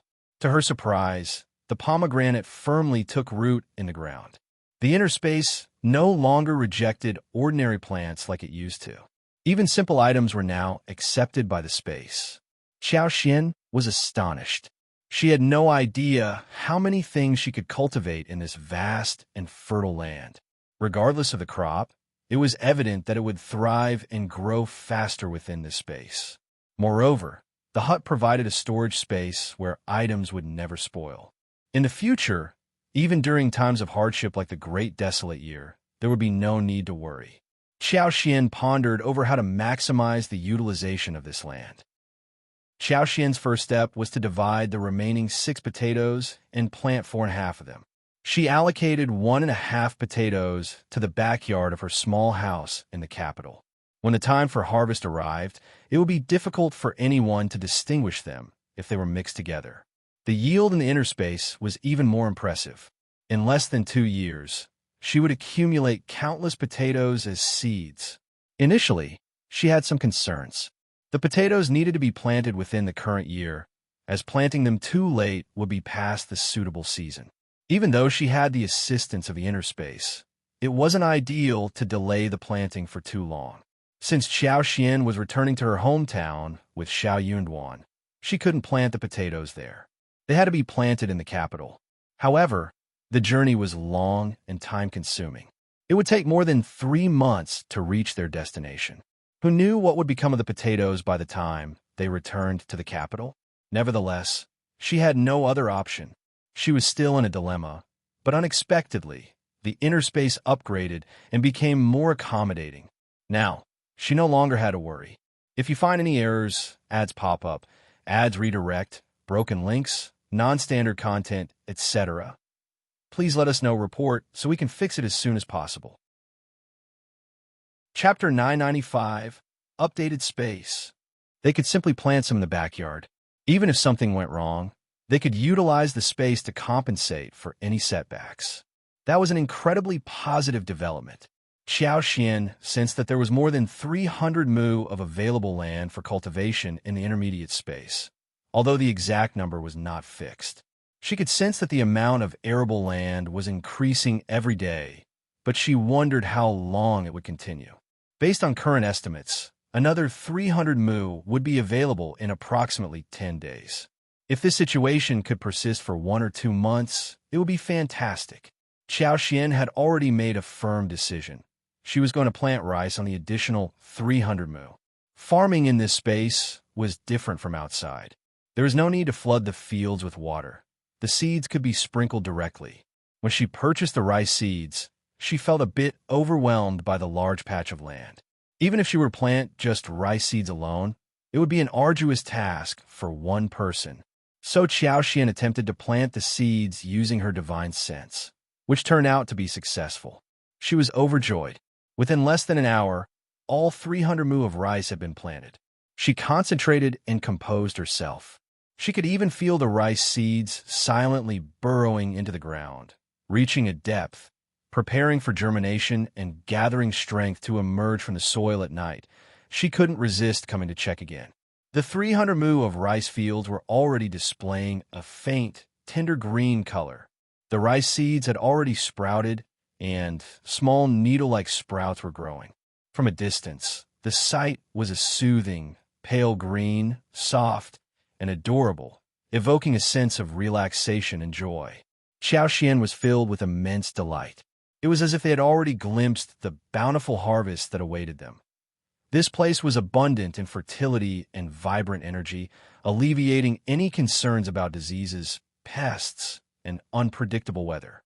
They were undoubtedly poised for a bountiful harvest. Qiao contemplated that upon her return to the village, she would plant additional fruit trees and create an orchard. This way, fresh fruits could be enjoyed throughout the year. And the beauty of it was that it didn't matter whether one resided in the north or south. Qiao happily entertained these thoughts when Xiao Yunduan brought up the idea of paying respect to their ancestors to the chancellor of Hanlin College. But now, he needed to carefully consider the matter. It was every scholar's ultimate dream to return to their hometown with honor after achieving the position of Primus. Paying homage to their ancestors was a glorious act, one that brought great honor to their family. The chancellor dared not refuse them outright, yet he also hesitated to agree too hastily, fearing the wrath of the Tian family. So, with a smile, he vaguely stated that he needed some time to ponder the request and promised to provide Xiao Yunduan with an answer within a couple of days. Meanwhile, he assigned some tasks to keep Xiao Yunduan occupied, allowing him the opportunity to pay tribute to his ancestors. Xiao Yunduan nodded in understanding. The courtyard scholar let out a sigh of relief. He couldn't reject Primus Xiao's request, yet he had intentionally made things challenging, making it difficult for the Tian family to find fault with him any longer. Xiao Yunduan and Qiao paid little heed to these circumstances. On that day, Qiao received an invitation from Madame Lin of Hanlin Academy, inviting her to a gathering the next day. Qiao promptly replied, assuring her attendance. Of course, she would attend. Xiao Yunduan worked at Hanlin Academy and had numerous colleagues there. If she were to skip the gathering, it would seem rather unsociable. If you find any errors, ads pop up, ads redirect, broken links, non-standard content, etc. Please let us know report so we can fix it as soon as possible. Chapter 996. Guest. Xian harbored doubts about her ability to navigate the gathering. Hanlin Academy held significant governmental authority, and many officials within were financially struggling. Some frequented pawn shops numerous times in a year. However, such positions held great value. To achieve fame and become an exemplary figure among scholars worldwide was to etch one's name into the annals of history. Moreover, the imperial court relied on Hanlin Academy scholars to compile official records, a prestigious duty that filled scholars with pride. Additionally, Hanlin Academy offered an alternative path. The 6 ministries, particularly the Ministry of Personnel and Ministry of Revenue, were staffed by individuals transferred from Hanlin Academy. To ascend to higher positions within the government and become heads of departments, one needed to undergo training at Hanlin Academy. Throughout the history of the Qin dynasty, every minister without exception hailed from the 6 ministries of Hanlin Academy, proceeding through the Ministry of Personnel before entering higher echelons of power. Though the odds of becoming a court leader were slim, admission to Hanlin Academy undoubtedly presented an opportunity, right? And due to this slim chance, officials within the 6 ministries were cautious about offending those from Hanlin Academy. After all, one could never predict the future. What if the person they offended today became the prime minister tomorrow? Or what if someone with whom they maintained good relations rose to the position of first secretary? Unless it was a matter of life and death, there was no need to stir up trouble unnecessarily. Hence, Hanlin Academy held a unique and significant position within the entire bureaucratic structure of the capital. Lin Hanlin, currently a 6th-rank servant, held a rank higher than Xiao Yunduan and exhibited commendable performance. He had promising prospects, potentially advancing to become a 5th-rank servant or even joining the esteemed 6 tribes for further training. Madame Lin took great pride in her husband's accomplishments and held a prominent position among the wives of the officials at Hanlin Academy. Officer Lin, originally not from the capital, had dedicated 10 years of service at Hanlin Academy. Due to limited income, he had been unable to afford a house for a long time. In the earlier years, he faced significant hardships. However, 2 years ago, he received a substantial reward, allowing him to rent a decent living space. The banquet was hosted in this modest courtyard.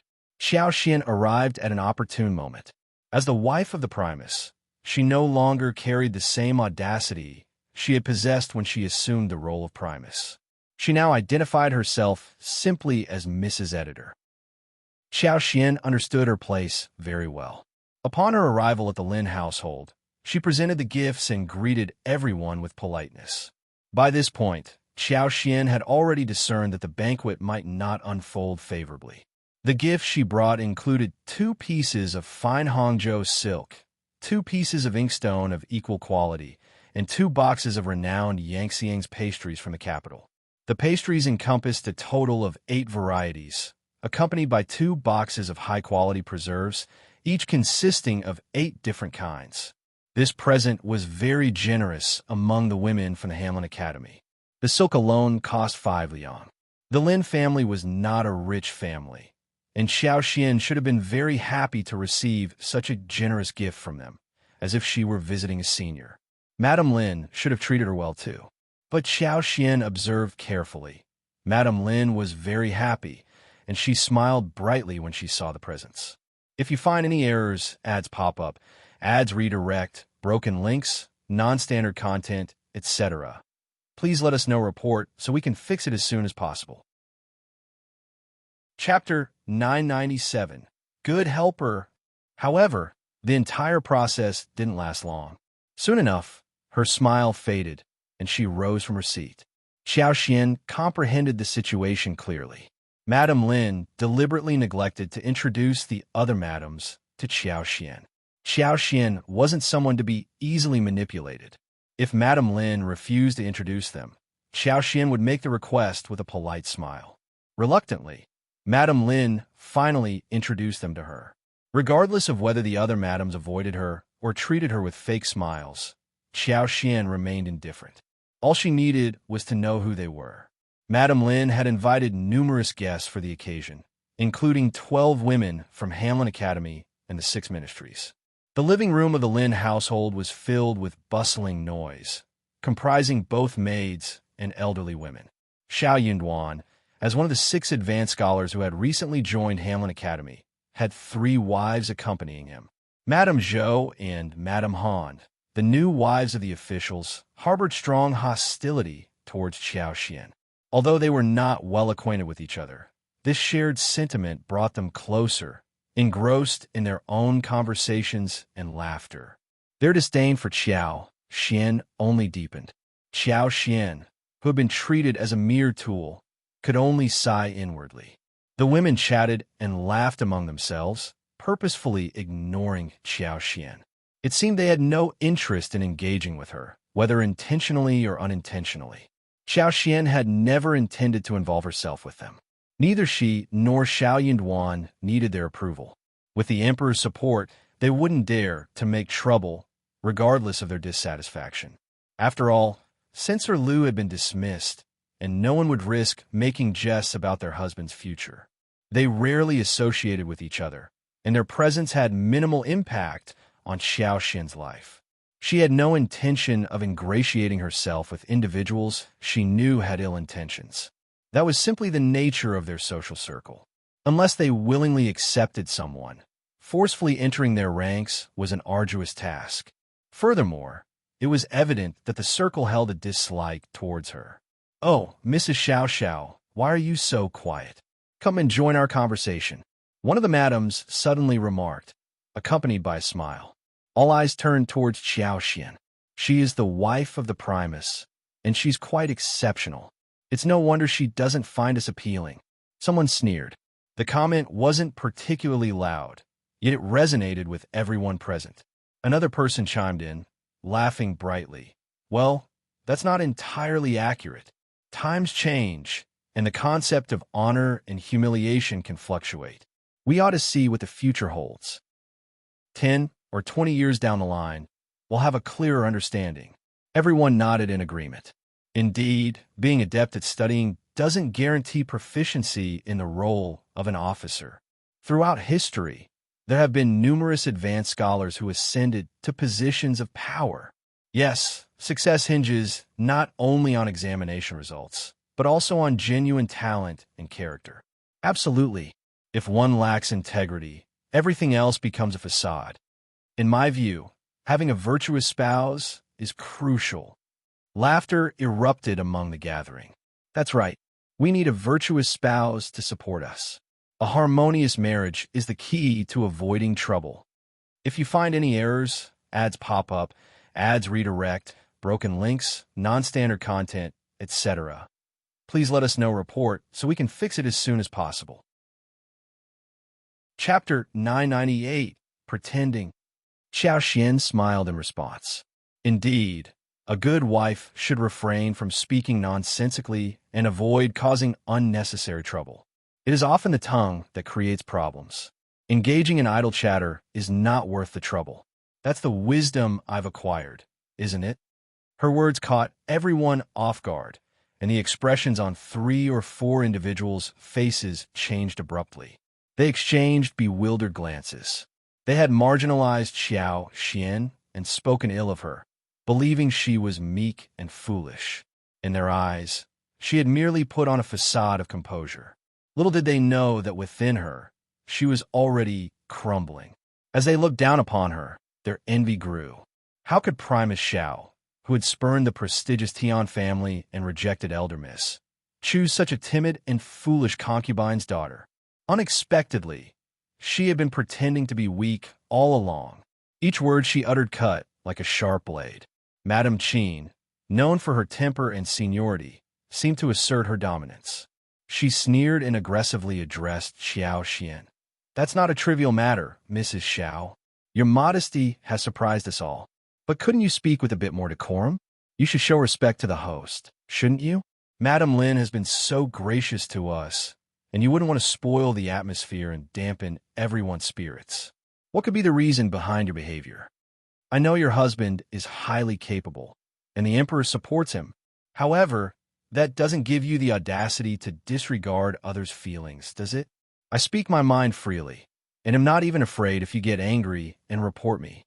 They exchanged glances, surprised by Madame Qian's obstinacy. Most of the other madams were aware of Madame Qian's hot temper and her penchant for putting on airs.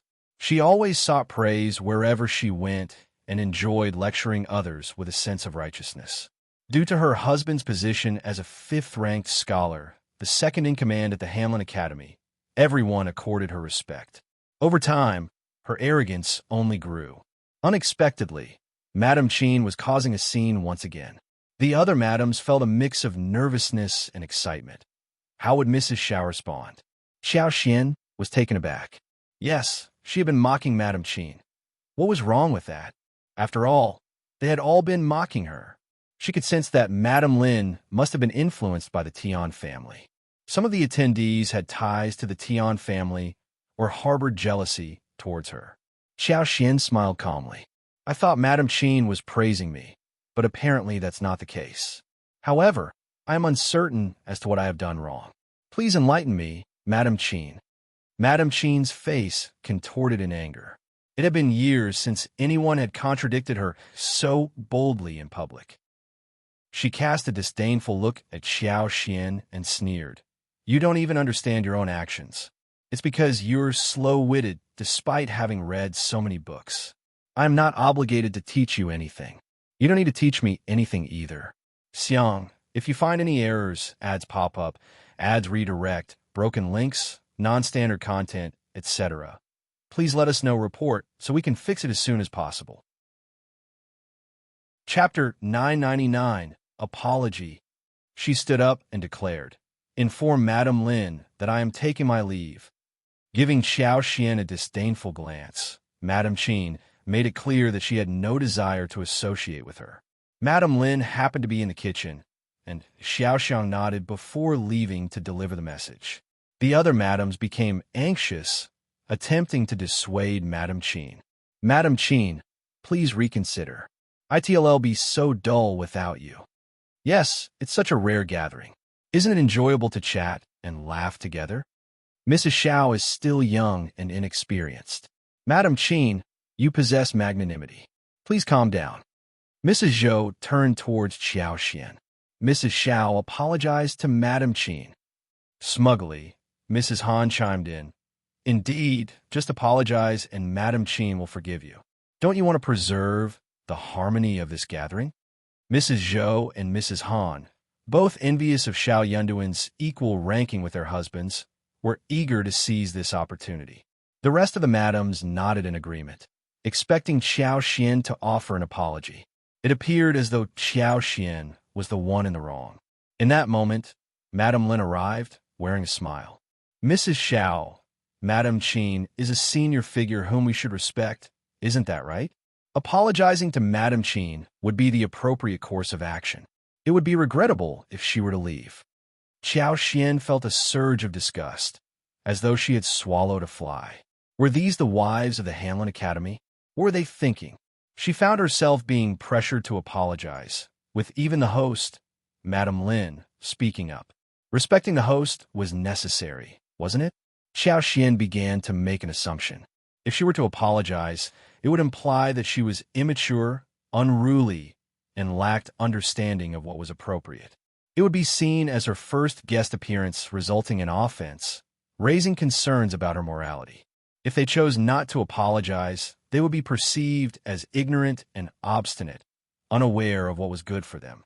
Their husbands being Primus gave them a sense of arrogance and entitlement, making them unreasonable and disrespectful towards their seniors and even the host. In essence, whether she apologized or not, she would be labeled as a person of questionable character. Even Xiao Yunduan wouldn't be spared from that judgment. Xiao Xian struggled to contemplate her next move, but tears wouldn't come. She covered her face and sobbed. What have I done wrong?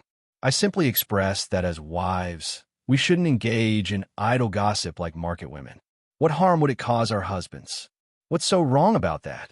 Madame Zhou and Madame Han keep insisting I'm in the wrong, but I fail to understand why. She turned to Madame Lin, grasping her sleeves, and lamented, "Madam Lin, you are the judge. Tell me, am I wrong? If you dare to say I'm wrong and consult my husband about this, let it be known that I will come to your doorstep and beg for forgiveness." Everyone present, some astute individuals, began to feel a sense of caution. Mrs. Qiao was not someone to be taken lightly. It was no wonder even the Tian family had faced her wrath. They concluded that it would be best to steer clear of her in the future. Madame Qin pursed her lips, growing even more infuriated. "If you find any errors, ads pop up, ads redirect, broken links, non-standard content, etc., please let us know report so we can fix it as soon as possible." Chapter 1000. Exposure. Madame Lin was at a loss for words. Well, Qiao Xian didn't give her a chance to think. She tugged at her sleeves. "Mrs. Lin, am I wrong?" Madame Lin had no choice but to shake her head. "You are right. I knew Mrs. Lin is a very understanding person." Qiao Xian looked up at Mrs. Zhou and Mrs. Han. "Mrs. Zhou, Mrs. Han, tell me, what did I do wrong?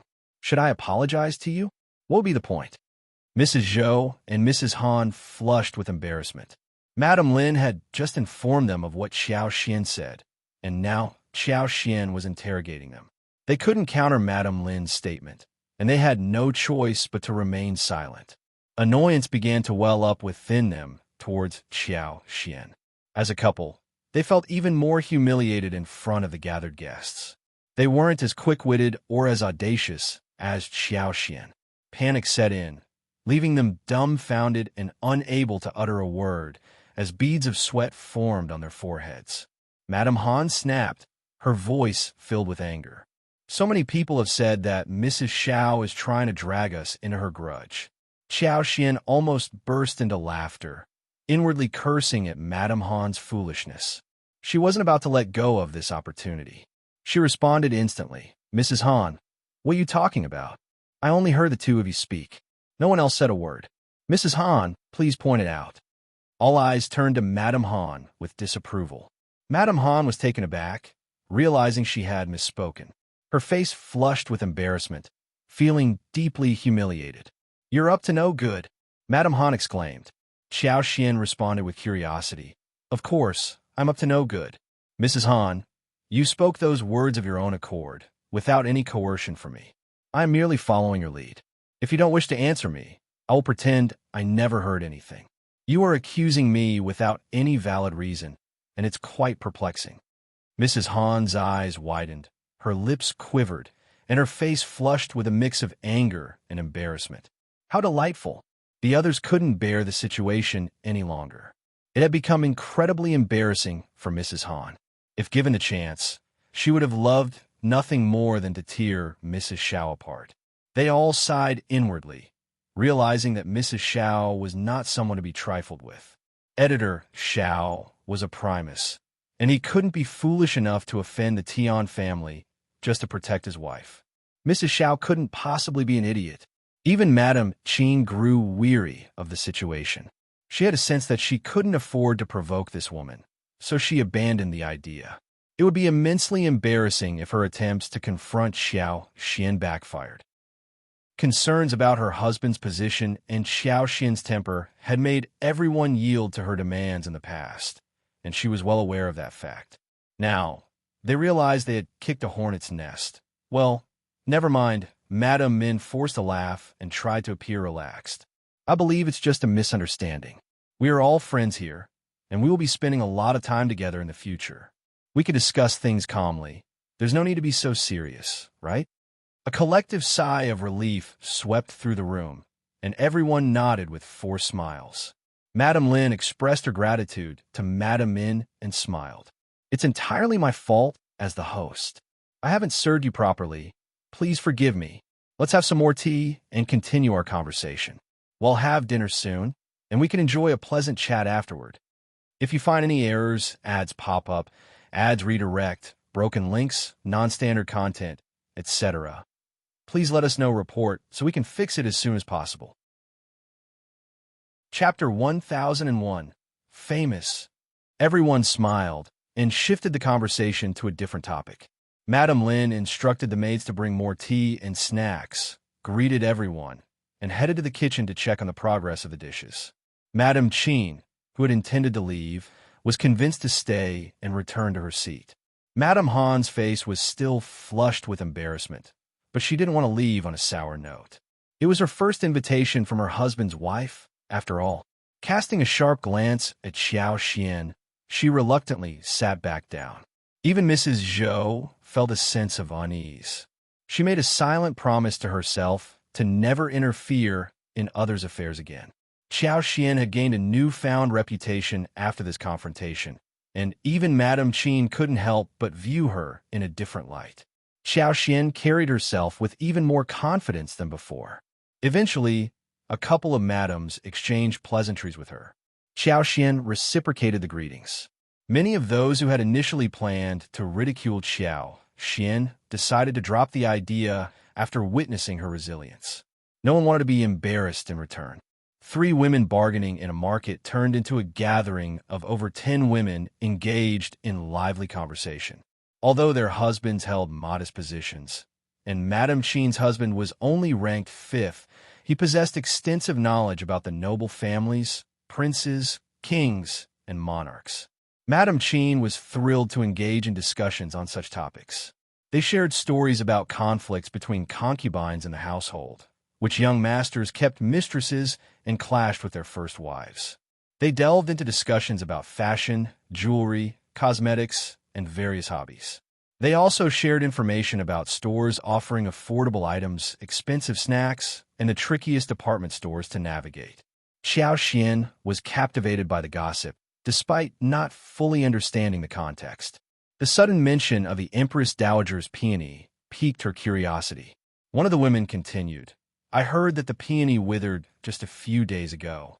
The news spread like wildfire within the palace walls. The emperor's anger was so intense that he punished the eunuchs responsible for the imperial garden. He even issued a decree that anyone in charge of the garden would be buried with the peony if it died. The tension in the palace is palpable, and everyone is walking on eggshells, afraid of incurring the emperor's wrath. Gossip related to the royal family always held a special allure, and Madame Qin, too, was captivated by the story. "Is this really true? Are you certain?" "It must be true. My cousin has close ties with the 7th young mistress of Lord Jian's 3rd household, and she's the one who shared this information with me. She wouldn't spread false rumors." It does sound plausible. During the Empress Dowager's lifetime, she had a deep affection for peonies. The emperor himself personally planted a peony for her, symbolizing their mother-son relationship.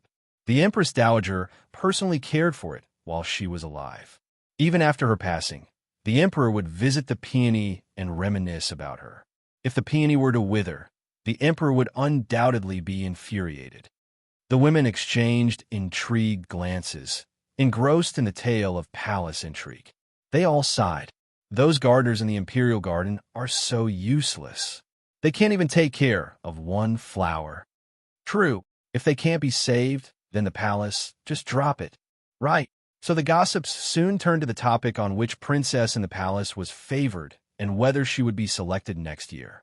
If you find any errors, ads pop up, ads redirect, broken links, non-standard content, etc., please let us know report so we can fix it as soon as possible. Chapter 1002, Protection. Xiao Xian was not in the mood to listen anymore. She was thinking about peony flowers. That was just gossip for others, but for Xiao Xian, it was a temptation that she could not give up. If the peony flowers were really so precious, and if she could save them, the emperor would definitely be very happy. Also, no one knew what would happen to the peony flowers in the future, so no one would dare offend her at all. What if she was harmed, and the peonies went wrong in the future, and the emperor could not find anyone to save them? Then the culprit would definitely be investigated thoroughly. In that case, the culprit would definitely be doomed when found out. That was totally a protecting amulet for herself. She and Xiao Yunwan had no one to rely on in the capital, and the Tian family hated them for no reason. If they had such a strong supporter, they would have nothing to worry about. The more Xiao Xian thought about this, the more excited she got. Of course, it was not easy to make a big deal out of this. If the treatment failed, it would be a disaster. But Xiao Xian still wanted to have a try. They had to take a huge risk to get the benefits. Xiao Xian did not care about the banquet anymore. Xiao Xian's relentless pursuit of information about the peony flowers paid off as the madam willingly shared more details. She couldn't help but be intrigued by Xiao Xian's genuine interest and straightforwardness. Meanwhile, Madame Lin and her two friends had initially planned to embarrass Xiao Xian during the banquet, but her unexpected confrontation had foiled their scheme. They were now apprehensive about getting involved further, fearing retaliation from Xiao Xian. In an attempt to undermine her, one of them had discreetly arranged for a plate of quail eggs, hoping to trick her. However, Xiao Xian's sharp senses enabled her to detect the potential trap, and she skillfully avoided it, leaving the others hesitant to make any further attempts. Despite the tense atmosphere earlier, the meal proceeded smoothly, and everyone enjoyed themselves. Once the guests departed, Madame Lin took stock of the presents received. To her surprise, none of them compared to the valuable gift presented by Xiao Xian. This mixture of happiness and annoyance stirred within Madame Lin as she pondered the implications of Xiao Xian's extravagant offering. It was customary for a first-time visitor to bring more gifts, but this particular gift was exceptionally valuable, leaving Madame Lin with conflicting emotions. They were relieved to have benefited from the gathering, but they also felt concerned about Xiao Xian's potential inability to explain her extravagant gift. However, a maid came up with a clever solution, suggesting that they assist Xiao Xian in promoting her status. Madame Lin found the idea quite brilliant and smiled approvingly. "You're quite clever. That's a wonderful suggestion." Many of the officials at the Hanlin courtyard were financially strained, with some even living in cramped shared housing. Each winter, they had to resort to pawning or borrowing money just to make ends meet. If word spread that Mrs. Xiao was wealthy and generous, it would pique the interest of these officials, who would undoubtedly seek financial assistance from her. Considering that Editor Xiao was new to the area and had incurred the displeasure of the Tian family, maintaining a low profile was crucial. However, if he ever found himself in need of being asked to loan out money to those officials, he would definitely have to do so. If you find any errors, ads pop up, ads redirect, broken links, non-standard content, etc., please let us know. Report so we can fix it as soon as possible. Chapter 1003, Offence. She couldn't help but lend out the second and third, considering she had already lent out one. Even if they had borrowed the money, their reluctance to return it was evident. They continuously postponed repayment. Could they audaciously demand someone else to return it? Such actions would undoubtedly offend numerous individuals. The Tian family had deliberately targeted them, seeking opportunities to find fault. It was an effective strategy. Mrs. Lin's worries had dissipated. She engaged in a conversation with the maid on how to spread Xiao Xian's reputation. Meanwhile, Xiao Xian couldn't stop thinking about the peony ever since she returned home. After dinner, she inquired with Xiao Yinduan if he had any information about it. After pondering for a moment, Xiao Yinduan nodded with a smile. "A few days ago, I heard some news about it." Xiao Xian's face lit up, and she asked eagerly, "What is happening? Please enlighten me, husband." Xiao Yinduan felt somewhat helpless. He attempted to recall the details and conveyed them in simple terms. Just as Xiao Xian had mentioned, the peony held great spiritual significance for the late Empress Dowager, which made it incredibly valuable to the emperor. No one within the palace dared to make even the slightest noise about this matter. Everyone understood that failure to safeguard the peony would result in someone within the palace facing dire consequences. It was uncertain whether it would implicate the consorts, princes, and princesses. After all, the emperor's wrath was not an exaggerated claim, but a harsh reality. Xiao Yunduan's heart skipped a beat, and he instantly became alert when the thought of Xiao Xian saving the orchid given by Xie Jingrong crossed his mind. He looked at her with concern and asked, "Why are you inquiring about this? Do you believe you can handle it? It's too risky." Xiao Xian knew he wouldn't agree, so she had planned to proceed secretly without informing him. To her surprise, He had already contemplated the matter after gathering some information. Deciding not to conceal her intentions, she took hold of his sleeve and gently shook it. "Darling, sometimes you have to take risks to achieve something great. I don't want you to take such a risk. Don't talk like that." Xiao Yunduan was torn between amusement and frustration. Did he really have to rely on her to venture into the lion's den? Nevertheless, while this task might be extremely challenging for others, I am 80% confident in my abilities. It's worth giving a try. Xian, no. If it were any other family, you could go ahead if you wanted. Even if it failed, it wouldn't have grave consequences. But this involves the royal family. The emperor is infuriated by this matter. All the court officials, princes, and consorts are on edge, fearing that the emperor will unleash his anger upon them for no apparent reason. Right now, others can't wait to keep their distance, and yet you dare to approach him? Not even 99%. Have you considered the consequences if he fails? Have you thought about what the emperor might do? Failure could cost him his life. His words resonated with Qiao Xian, leaving her feeling both hesitant and moved. However, she couldn't bring herself to give up. "My love, this opportunity is like a rare gift bestowed upon us. If we let it slip away, we will surely regret it. Can't you trust me just this once? If I didn't have confidence, why would I be willing to take such a risk? I must go.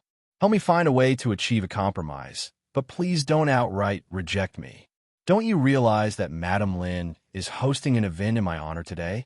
Those wives of Hanlin scholars and low-ranking officials are intentionally ridiculing and isolating me. I simply cannot tolerate this humiliation."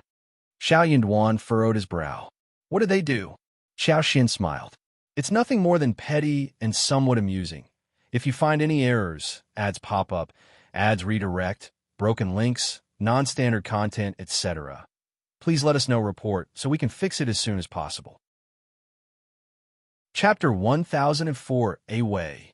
There will be numerous future gatherings, both large and small. I can't simply avoid attending them. I have to take action. Can you truly bear to let me miss out on such a wonderful opportunity? My love, please help me. Xiao Yunduan remained silent, contemplating his options. What was he going to do? He regarded Qiao Xian with suspicion, questioning whether her claims of being bullied were true. Why hadn't he realized it earlier? Nevertheless, when he heard her plea, he couldn't find the strength to refute her or bear to do so. Xiao Yunduan let out a sigh.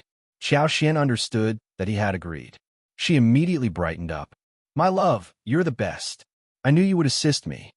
Xiao Yunduan, tell me honestly, how confident are you? He asked. Xiao Xian's smile faded, and she responded earnestly.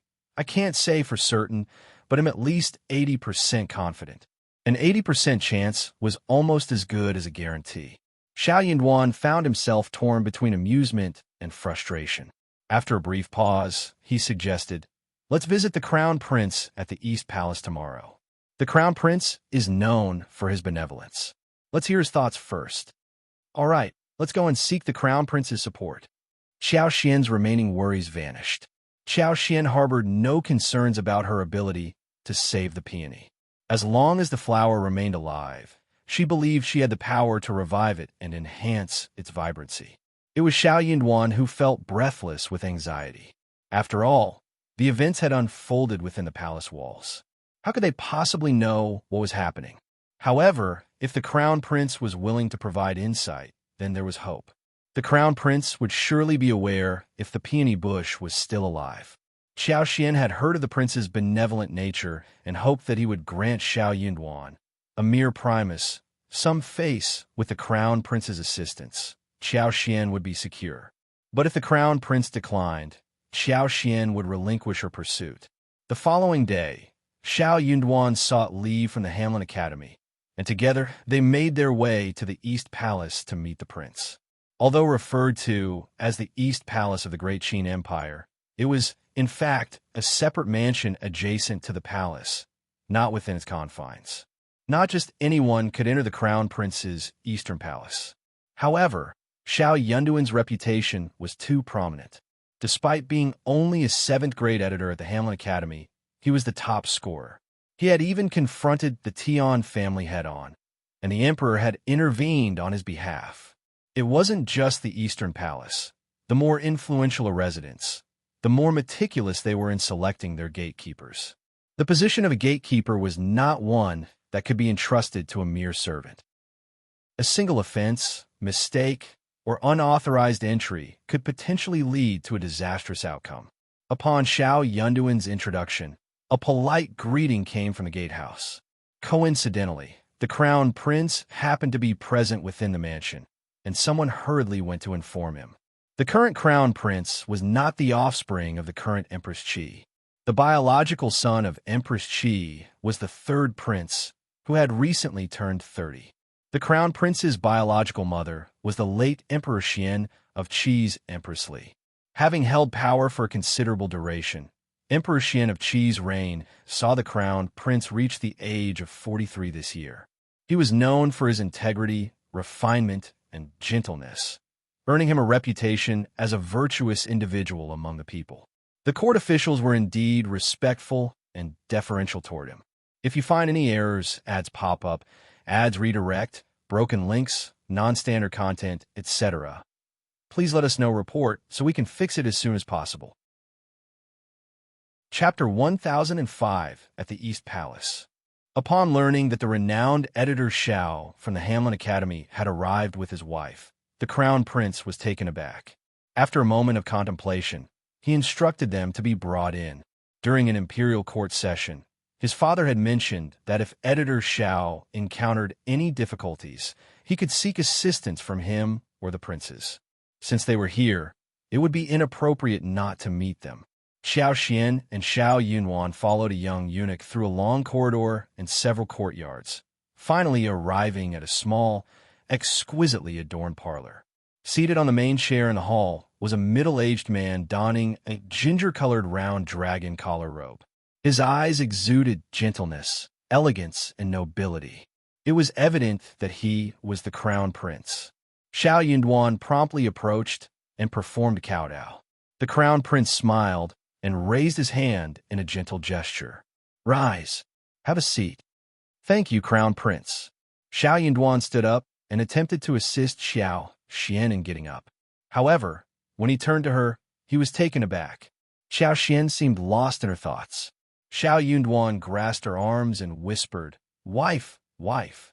He called her multiple times, gradually raising his voice. Eventually, Xiao Xian snapped out of a reverie. Startled, she apologized. "Please forgive me." "It's all right, rise." The crown prince remained affable and harbored no ill feelings. The crown prince held a simple understanding of the situation. He considered that Ms. Qiao was a sheltered woman who had not experienced much of the world. It was natural for her to feel nervous and lose her composure upon seeing him.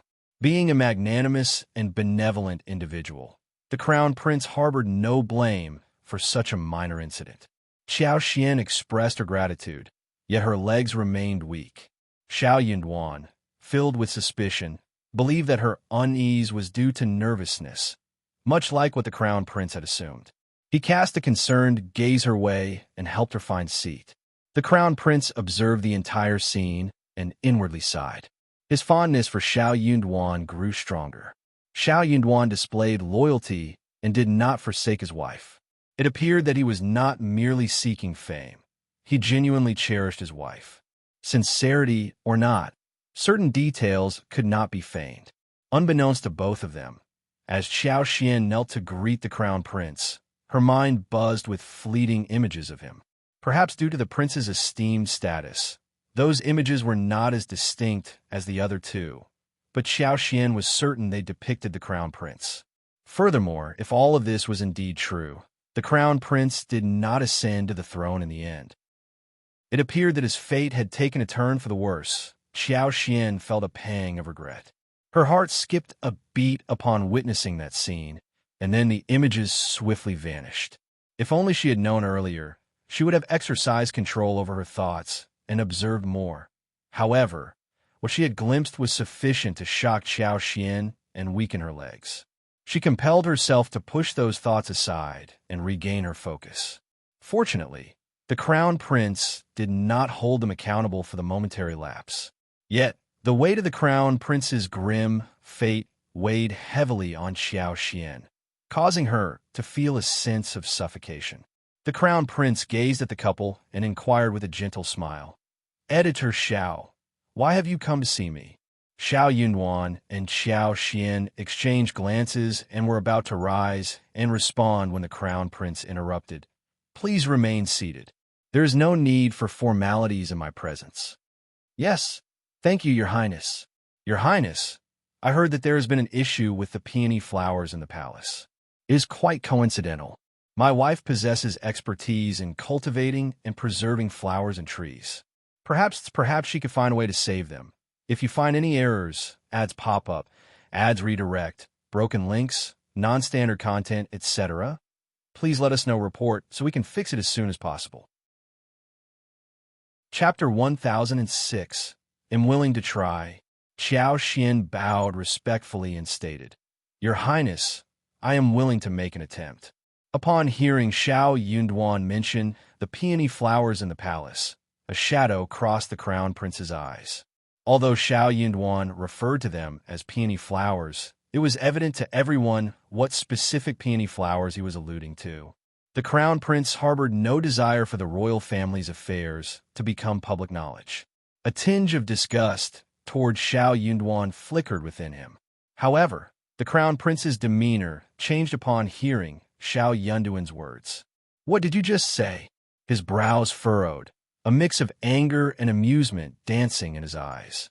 "It's all right if you say such things in front of me, but let's pretend I didn't hear it. Remember not to utter a word about this outside. Matters concerning the royal family should not be taken lightly. Understood?" Qiao spoke up. "Your Highness, I am willing to attempt it." The crown prince fell silent, studying Qiao intently before speaking with seriousness. "Do you comprehend the gravity of what you are suggesting? Even the most skilled and experienced gardener in the palace has been unable to tend to the flowers. Mrs. Xiao, where do you find the confidence to believe that you surpass them?"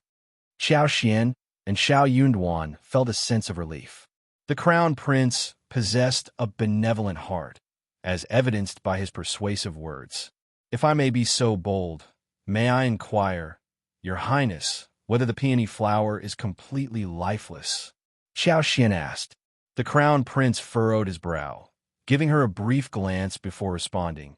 "Not yet, but the situation is far from favorable." "That is good," Qiao responded. "As long as it has not completely withered, I am willing to give it a try. During my time in the province, I managed to revive an orchid for the Xie family, so I do have some experience in this field." Xiao Yunduan provided further explanation to the crown prince. Understanding dawned upon the crown prince, and he nodded. He was aware of the Xie family as well. The eldest son of the Xie family was a remarkable individual, and the crown prince held great admiration for him. With this knowledge, the crown prince's confidence in Qiao grew. After contemplating for a moment, he spoke. "How about this? Tomorrow, or perhaps even today, do you require any preparations?" Qiao hurriedly replied, "I am prepared and ready. We should not delay any further." The crown prince nodded, placing even greater trust in her. "In that case, I will have the crown princess Consort accompany you to the palace today. You may first inspect the flowers. If you succeed in curing them, the crown princess Consort will report it to father, and you can openly attend to them. However, if it proves futile, do not utter a word, and simply leave the palace with the crown princess Consort." Touched by the crown prince's consideration, Qiao and Xiao Yunduan stood up and expressed their heartfelt gratitude. Deeply troubled by what she had witnessed, Qiao couldn't help but feel a sense of unease about the future. She pondered whether paying more attention to those visions could have the power to alter the course of events. Following the crown prince's instructions, Princess Consort Fu did not object. She instructed Qiao to disguise herself as a maid and accompany her. Together, they made their way to the imperial court. The news of the peony flower predicament had caused quite a stir in the court. It was only natural for the crown prince and Princess Consort to show concern for the flowers, thus justifying Princess Consort's visit to the court. Upon entering the court, Princess Consort sent her maid to greet the queen and informed her of their intention to visit the flowers in the imperial garden. Leading Qiao, they proceeded towards the imperial garden. Within the imperial garden, a vast expanse of peonies flourished, featuring a variety of exquisite and rare blooms. The cluster of flowers held immense value and was even enclosed by white jade railings. Carefully tended to by dedicated gardeners, every precaution was taken to prevent any mishaps. The winter frames provided warmth, while the summer shade offered a cool respite. If you find any errors, ads pop up, ads redirect, broken links, non-standard content, etc., please let us know report so we can fix it as soon as possible. Chapter 1007. She trusts Princess Consort.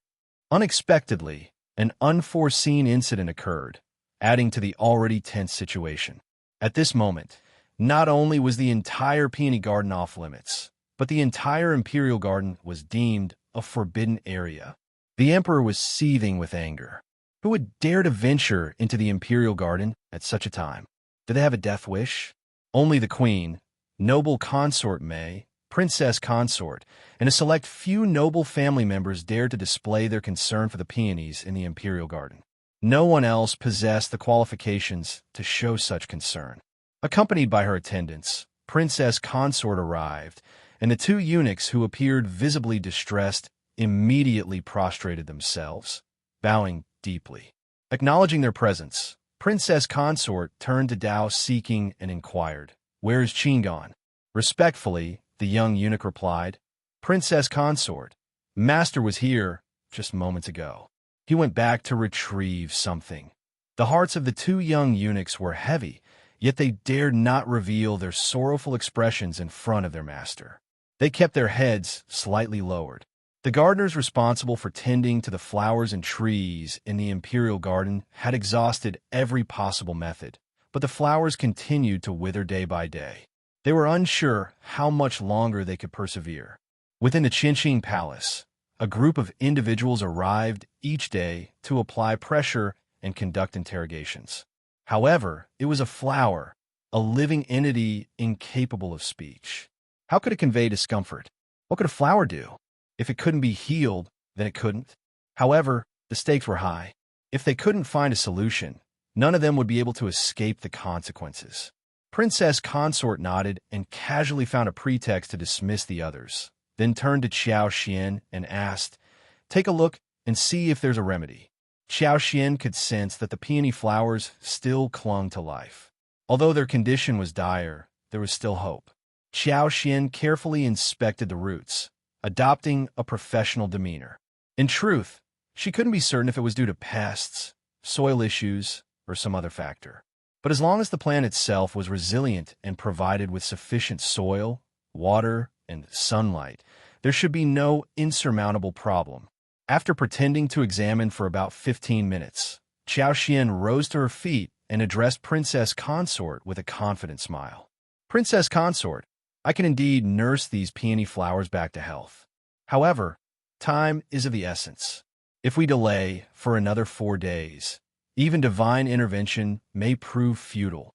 Princess Consort's eyes lit up, and she cautioned, "Are you absolutely sure, Ms. Qiao? Think carefully before answering. If you succeed in saving the flowers, even without my intervention, you'll be greatly rewarded by the Emperor.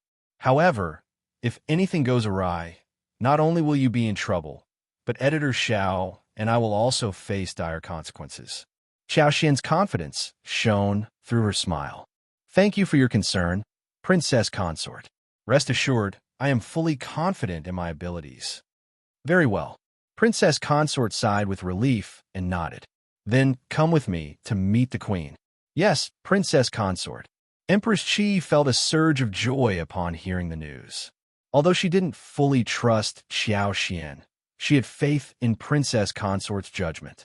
If Princess Consort had brought Qiao to her, it meant she had confidence in her abilities. Accompanied by Princess Consort, Qiao was personally taken to Emperor Xian, where she was instructed to begin her treatment.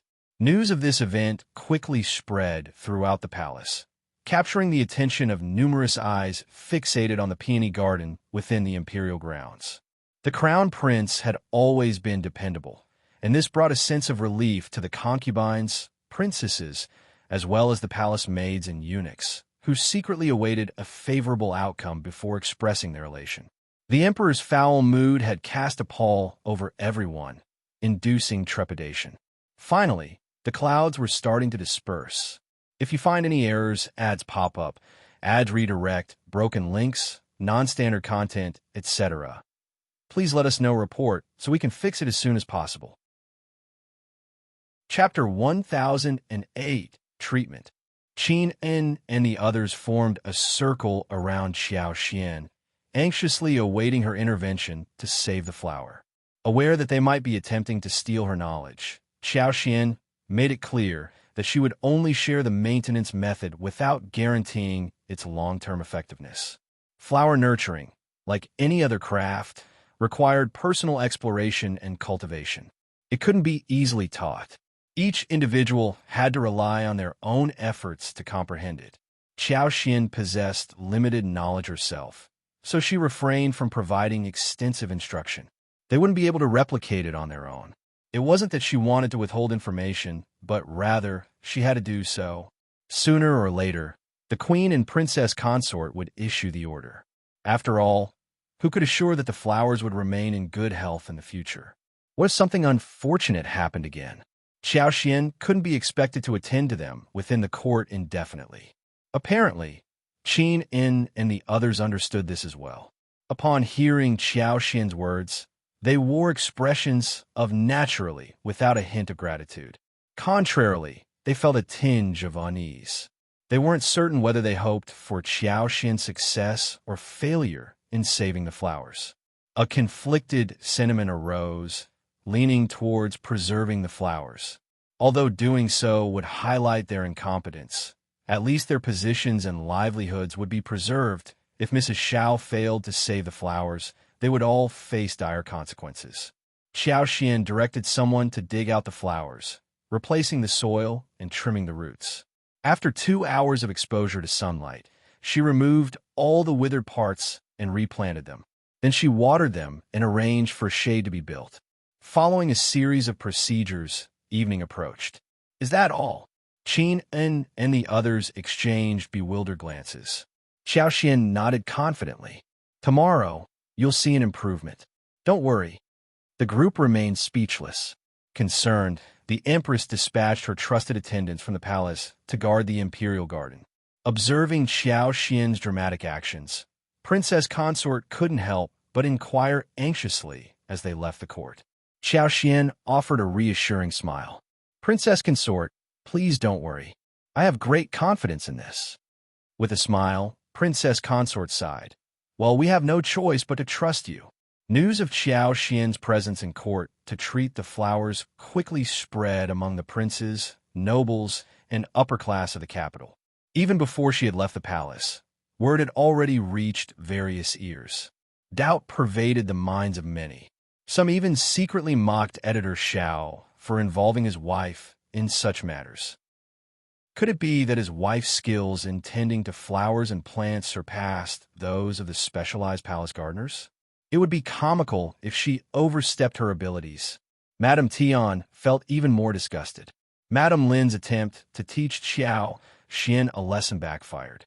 Instead, it was Qiao who reprimanded the entire room, leaving Madame Tian fuming with anger.